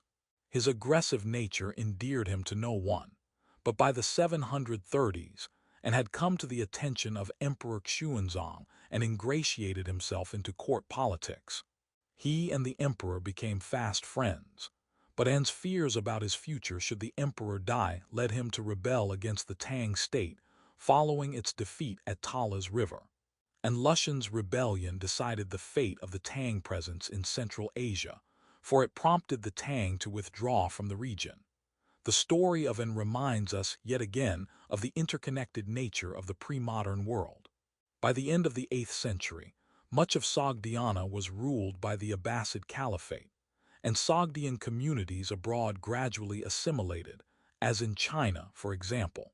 Still, Arab, Byzantine, Chinese, and Armenian sources refer to Sogdians as the great traders of Inner Asia, while caravanners, graffiti in India, and the presence of Sogdian loanwords in the Turkish vocabulary testify to the intensity and durability of their commercial interactions long after their absorption into the Islamic world. The dual Muslim-Chinese control of the Silk Roads that began in the 8th century was shaken by the coming of the Mongols in the 13th century. Genghis Khan's second son Chagatai and his descendants controlled Central Asia as the Chagatai Khanate from the mid-13th century onward, until the Turkic warlord Tamerlane took over in 1363 and made his capital at Samarkand, the old Sogdian center of the Silk Roads. Early Korea. The Korean peninsula is a mere 600 miles long, from the Yalu River in the north to the Korean Strait in the south. Manchuria is located north of it and has historically been home to many nomadic peoples. At times it was part of the kingdoms that made up the lands of Korea. Situated so close to China, and at the crossroads of much ocean-going traffic in East Asia, Korea and Manchuria have been influenced a great deal by Chinese culture, from landscape painting techniques to city planning, as well as by ideas such as Confucianism and Buddhism. Before the Common Era, an early Korean state was established in the northwest portion of the peninsula and part of Manchuria. This was the state of Gajosian, and its people founded their capital at the site of Pyongyang, the current capital of North Korea. During the period of the Han and China, 220 BCE, 220 CE, three separate kingdoms formed in the peninsula: Goguryeo in the north 37 BCE 668 CE, and in the south Beach 18 BCE 660 CE, and Silla 57 BCE 935 CE. The northern kingdom of Goguryeo had been overrun by the Han, but in 313 CE it was able to throw off the Chinese and re-establish independence. A fourth state, the Confederacy of Gaya, 42 532 CE, was also established in this period, but it remained relatively weak, and in 532 CE was absorbed by the Kingdom of Silla, figure 12. 26. A map is shown. The Yellow Sea is highlighted blue in the southwest, and unlabeled blue water is shown in the east. A large section of land in the north is highlighted orange and labeled Goguryeo. To the south are three smaller areas labeled Beach Green, Silla Pink, and Gaya Yellow. The Han River is labeled. Other land shown in the northwest, northeast, and southeast is highlighted gray. Figure 12. 26. The Three Kingdoms. This map shows Korea during the Three Kingdoms period. Note the locations of the three, Beach, Silla, and Goguryeo, which all vied to unify Korea under their own rule. Eventually, the Kingdom of Silla absorbed the Confederacy of Gaya in 532 and allied with the Tang to defeat Beach in 660, and then Goguryeo in 668. Credit. Modification of work Map of Goguryeo 476 by Solicitatia/Wikimedia Commons CC010. It was during this Three Kingdoms period that cultural influences such as Buddhism were being spread along the Silk Roads. One of the Chinese dynasties to succeed the Han, the Jin, sent Buddhist missionaries into Goguryeo in 372. Many elites soon converted, and the kingdoms of Basin and Silla followed suit. Other cultural innovations that influenced the three kingdoms were Confucian teachings and Chinese writing. Chinese became the official governmental language. The three kingdoms soon fell to quarreling among themselves, however. The southern two allied against Goguryeo in 550, though their victory was delayed for quite some time. When the Sui reunified China in 589, they also sought to regain control of Korea, finding themselves in conflict with Goguryeo but repeatedly defeated. In 612, for example, when the Sui attacked with 300,000 soldiers, only 2,700 were reported to have survived. This and other failed attempts to conquer Korea weakened the Sui and were among the key reasons for the dynasty's collapse and replacement by the Tang in 618. The second Tang emperor, Taizong, also attacked Goguryeo and was likewise defeated. The Tang therefore allied with the kingdom of Silla in their bid to dominate the peninsula. Together they defeated Basin in 660, and then Goguryeo in 668. By 668, Silla was the sole remaining kingdom in Korea. In exchange for victory, however, Korea was now a tributary state of the Tang, although it extended only as far as the city of Pyongyang. The new capital of Silla was located at Jumseong. Basing their city on the Tang capital of Chang'an, the Silla built many Confucian schools, and many Koreans traveled to China to acquire a solid Confucian education and learn more about Buddhism. The ideas of Confucianism and Buddhism slowly influenced and altered Korean culture. For example, Korea had been relatively matrilocal, with the husband joining the wife's family after marriage. But thanks to the influence of Confucianism and its patriarchal traditions, the opposite now began to occur. The Koreans did not adopt Chinese values wholesale. Although they accepted aspects of China's examination system, fulfilling the state bureaucracy based on merit. For instance, aristocratic control remained strong. High aristocrats were often given entire villages to govern and directly chose the local governing officers, and many of these nobles did what they could to protect their indigenous identities. And although China had few enslaved people, Korea had many. In 780, an uprising occurred in which the king of Silla was killed. This event marked the beginning of the kingdom's decline, and a number of additional revolts occurred over the following century. A general named Wang Jin overthrew the kingdom in 935 and established the Goryeo dynasty, from which modern Korea derives its name. The new capital was located where the city of Kaesong now stands, and its administration was based largely on the former Tang governmental system. Examination systems and Confucian education increased in importance. To guard against northern nomadic invaders, the Goryeo dynasty built a wall just south of the Yalu River, based on China's Great Wall. The new Korean state persisted for some 2 centuries until a military coup in 1170. Although the Goryeo dynasty remained on the throne, successor kings were figureheads. The army generals held real power and maintained a powerful hold on the military establishment.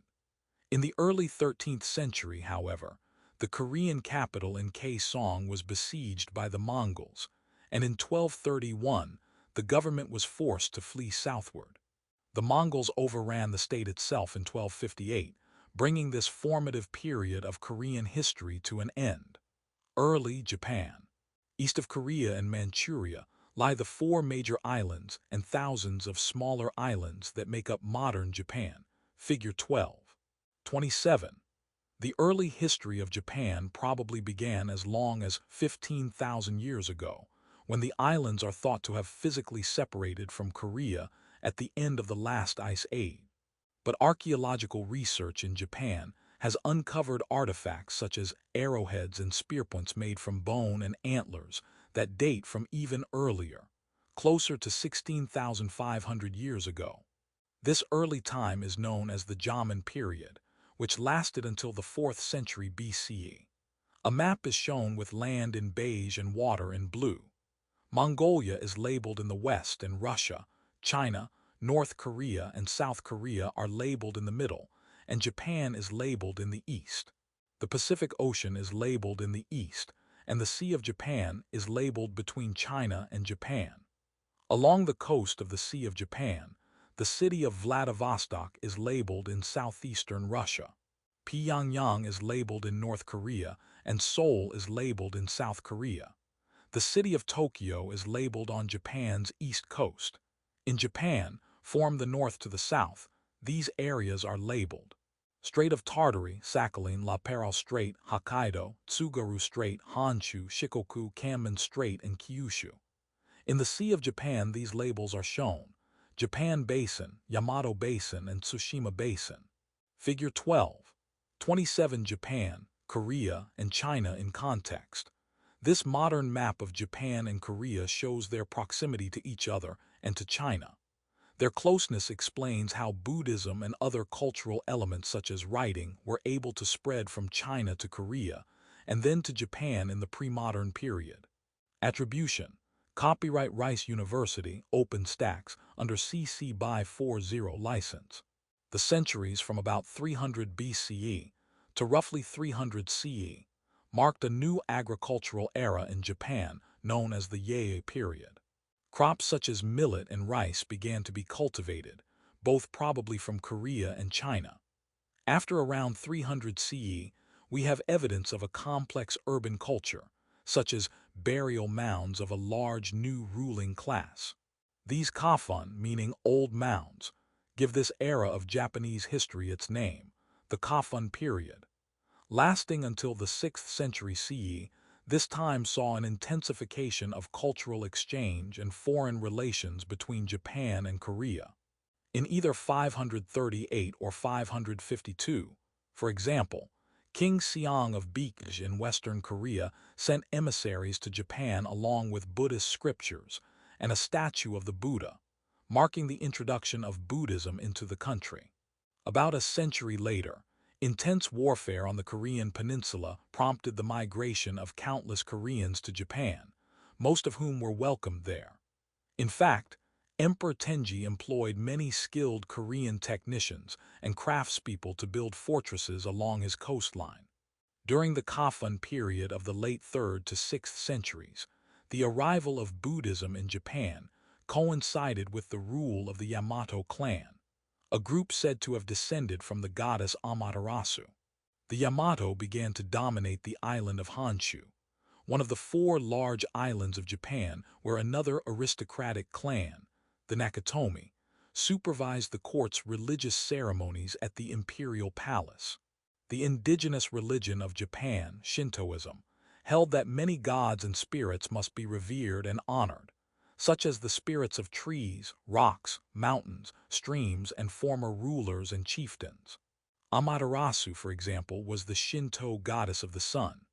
The Nakatomi clan, along with the Mononobe clan, opposed any religion, particularly foreign, that might threaten the dominance of tradition.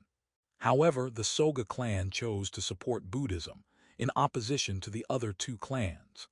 In the 7th century, the ruler of Japan was Empress Suiko, the daughter of a Soga mother who came to power in 593 after the assassination of her brother King Sushun.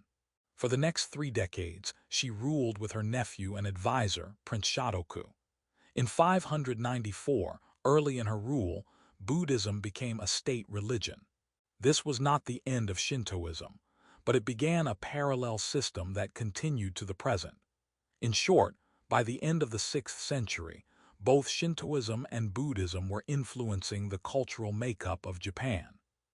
In keeping with the ancient East Asian tradition of embracing and borrowing from Chinese culture, the Soga rulers of Japan, like the Koreans in the 6th century, sent envoys to China. These envoys brought back Confucianism, which soon became a way to govern based on principles of appropriate and ethical behavior, as happened in China and Korea. An unusual feature of government in Japan at this time, however, was the adoption of a cap rank system, which marked an official's rank by the color of cap worn. Purple was the most prestigious. In 604, Prince Shotoku wrote a statement of 17 articles of government, sometimes referred to as Japan's first constitution. The state was then under great stress, divided among semi-autonomous clan-based units.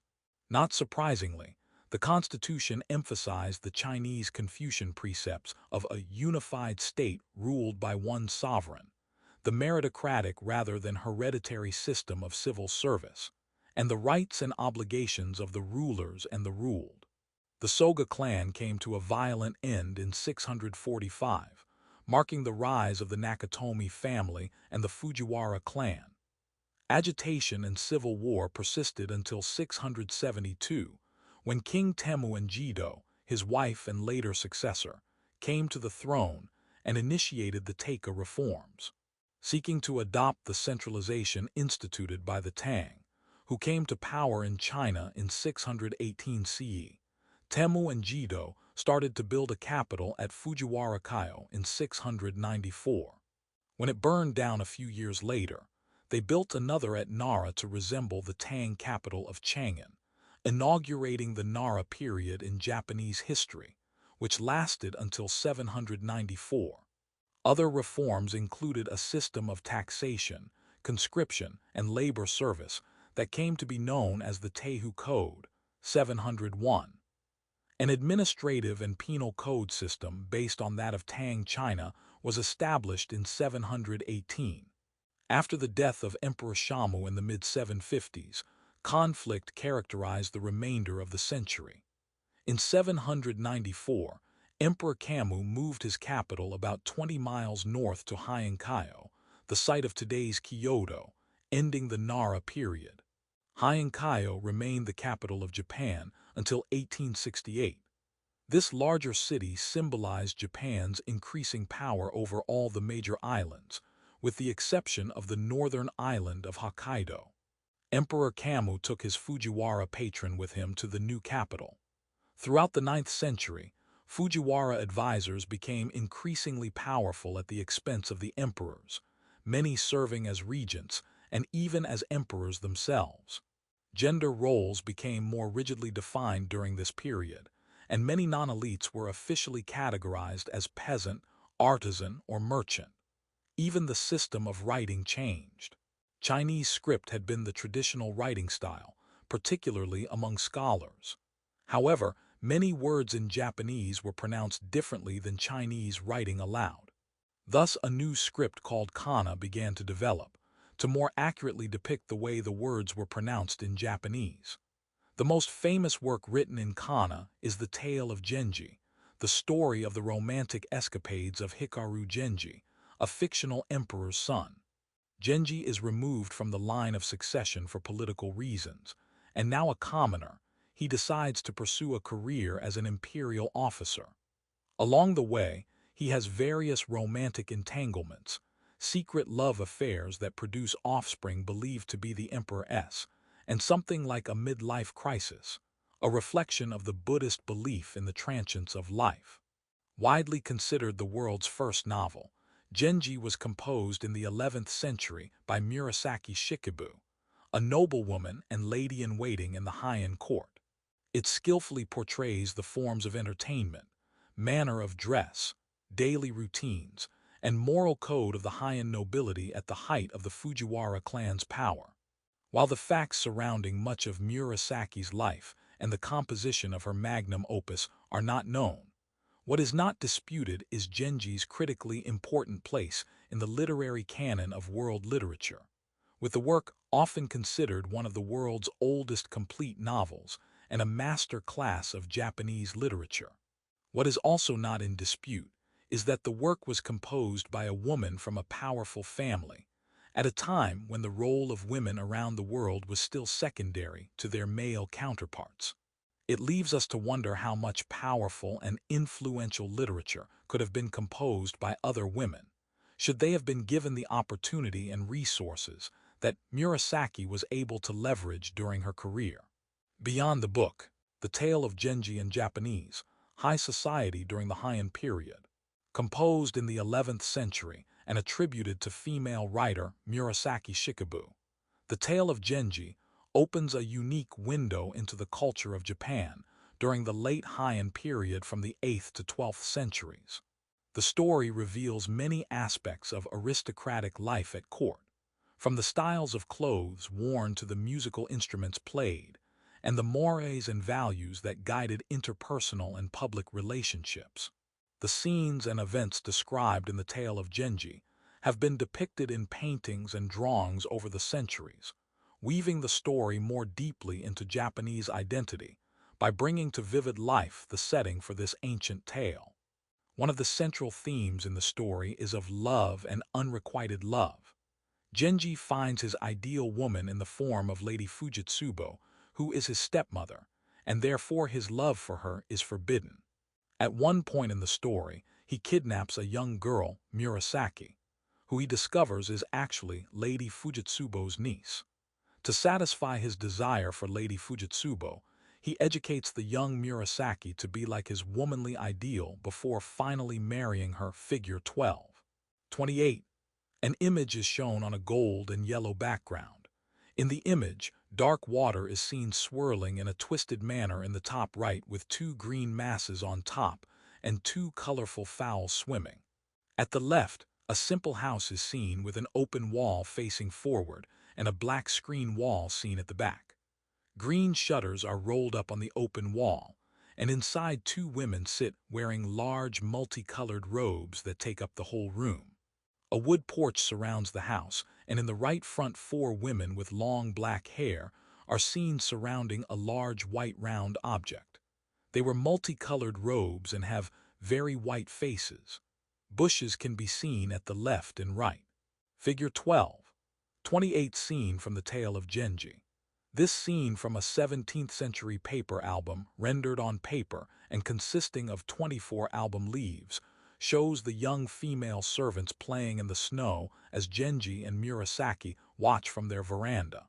This scene of childish play was likely intended by the artist to emphasize the youthfulness of Murasaki. Credit: The Tale of Genji, Genji Monogatari, by gift of Mary L. Castley, 1894, Metropolitan Museum of Art, public domain.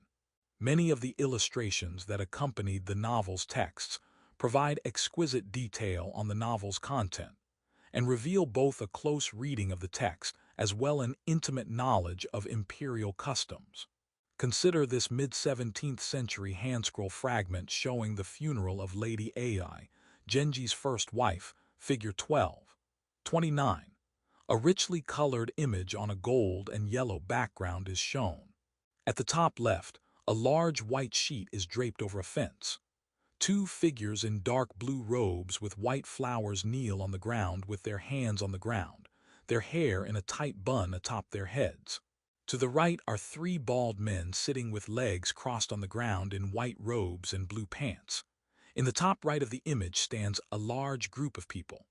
9 are bald and dressed in long black robes, one with a richly decorated shawl over the black robe in gold, red, and blue colors. 1 woman with a white face and pale pink robe stands at the front of the group with a fan in her hands. Another figure with a blue cloth on their head and multicolored robes stands next to her. In the far right corner are 3 men in white clothing and black hair piled tightly on top of their heads sitting on the ground. In front of them is a bald man in white pants and a long black shawl standing in front of a small table covered in a highly decorative tablecloth and gold bowl on top. In the middle of the image, a long rectangular table covered in a red and green richly decorated tablecloth holds many gold objects. A woman in a multicolored robe and head covered in a blue cloth bows with hands together in front of the table. Behind her 2 women with long black ponytails in red and white decorated robes stand, one with a gold fan in her hands. In the bottom forefront, the backs of many people can be seen, most wearing dark gray robes with black hair tightly wound on top of their heads. 2 people at the right wear multicolored robes. Black objects are seen in the left forefront and gold cloud-like images obscure some of the people. Figure 12. 29. The funeral of Lady Ai. This funeral scene from Chapter 9 of the tale of Genji dates to the mid-17th century CE and was rendered on a paper handscroll in ink and gold. Here, we see a high-ranking Tendai monk wearing orange and performing rituals in front of an ornamented altar, as many priests from various temples gather around. The attending monks are arranged hierarchically and are recognizable by their elaborate clothing. Credit: Leaves of Wild Ginger AI, from the Phantom Genji Scrolls Maboroshi no Genji Monogatari Amaki, by Metropolitan Museum of Art, Rogers Fund, 1912/Wikimedia Commons, public domain. The story of Genji was enormously popular in Japan, and illustrations of him and about the story continue to be made. In the 19th century, artists using woodblock printing often elaborated on the themes in the story by putting Genji in more modern scenes. Figure 12:30. An image in 3 panels is shown.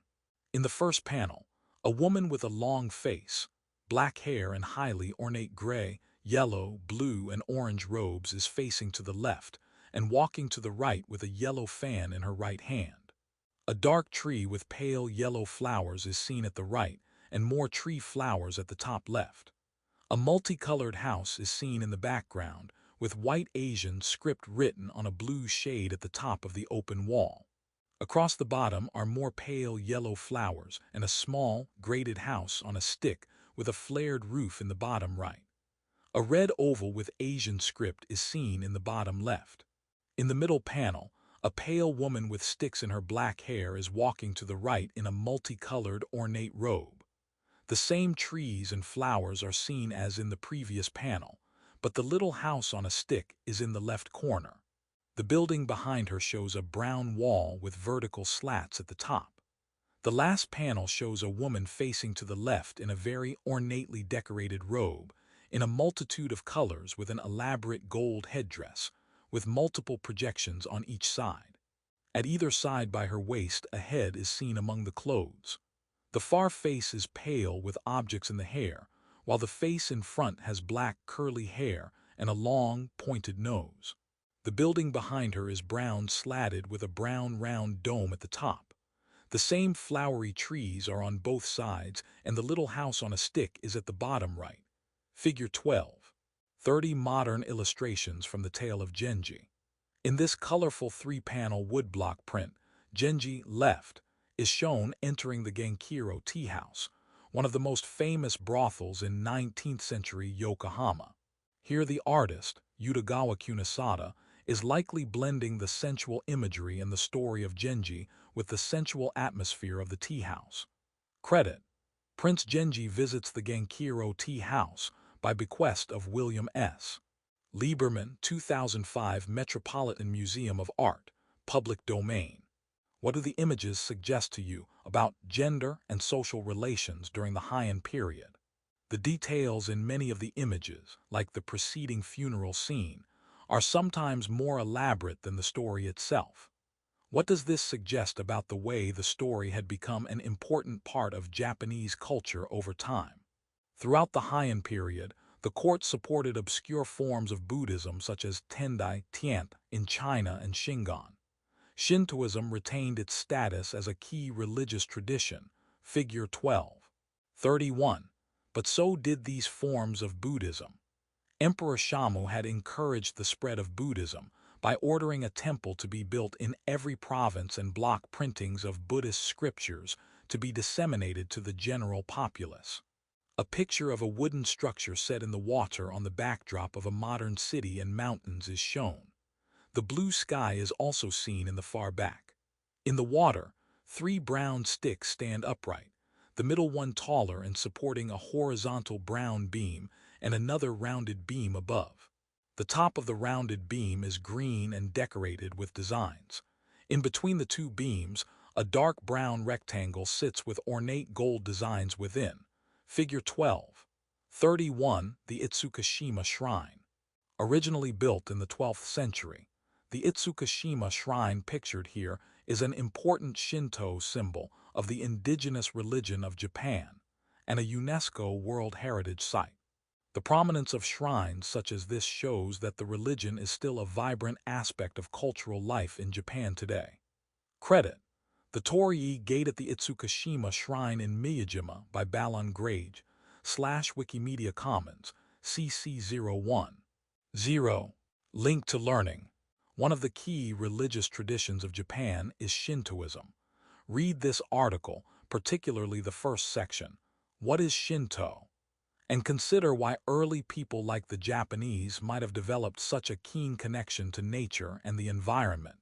What other religious traditions beyond those of Japan uphold the importance of nature?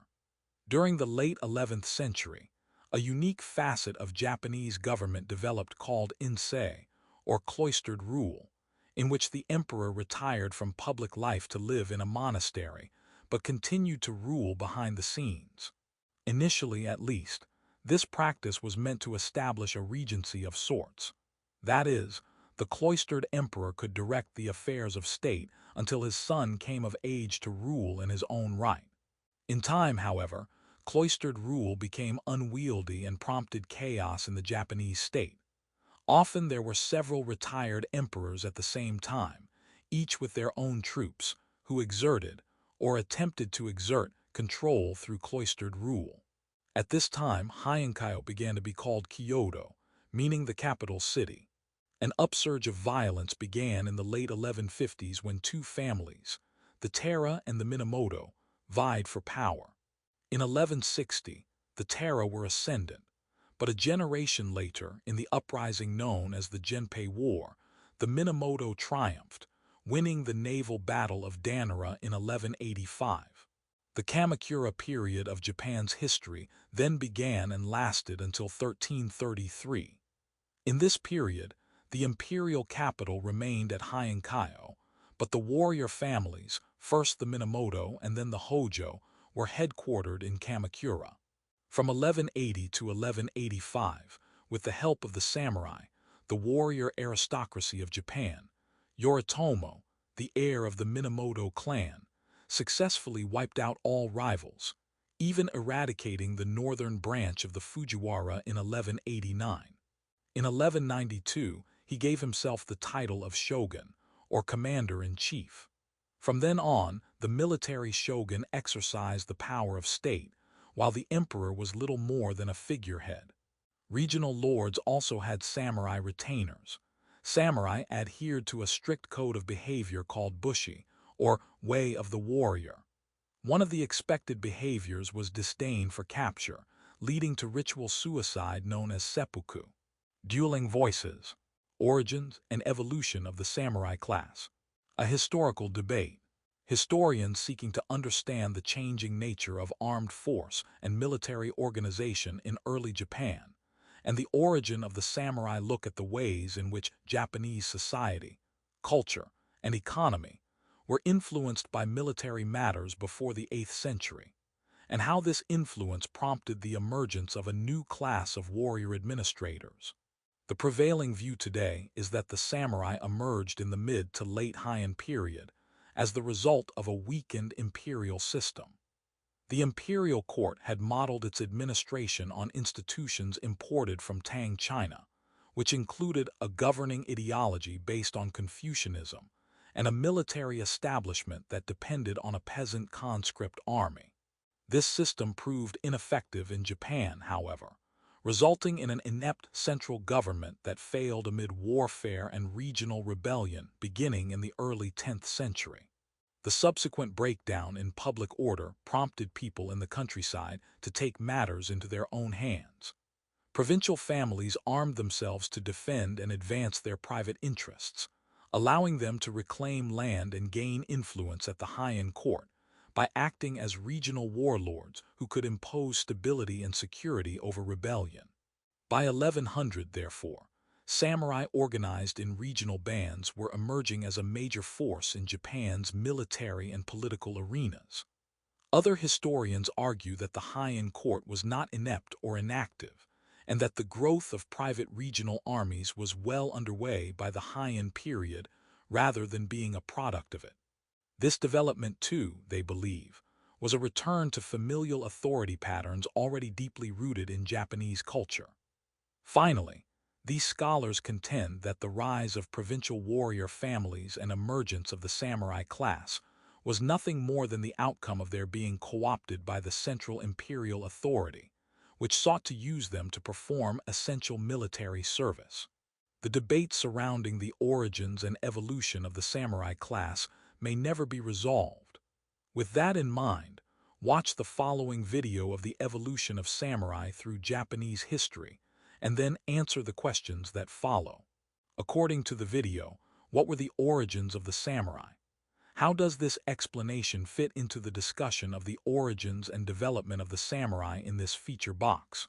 The video talks about some of the cultural influences that led to the development of the samurai. What were they? What were the symbols of the samurai class? What was the preferred philosophy of the samurai? In 1268, envoys arrived in Kamakura on behalf of some new rulers in Asia, the Mongols. Though they declared friendly intentions, these emissaries were ignored by the court. In response, the Mongols sailed to Japan and invaded in 1274, only to be repelled when a storm arose following bitter fighting, figure 12. 32. Knowing they would return, the ruling Hojo clan built several land and sea-based fortifications to halt any future invasion. When the Mongols did reappear in 1281, there was no clear victor, but a typhoon arose and scattered the Mongol ships, convincing many that divine winds, or kamikaze, were being sent by the gods to protect Japan. A faded image on a yellow cracked background is shown. At the left, two figures in orange robes with faces obscured are moving toward the left with bows and arrows and black sheathed swords at their belts. A figure in a green robe and winged gold helmet stands next holding a thin spear with a black sword at his belt.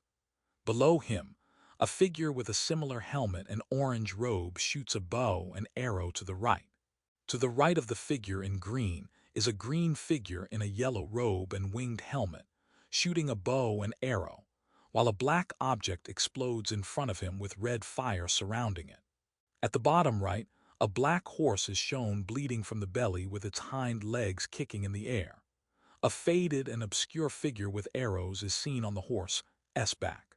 A brown branch with a few green leaves is shown behind the horse. Arrows are drawn throughout the image.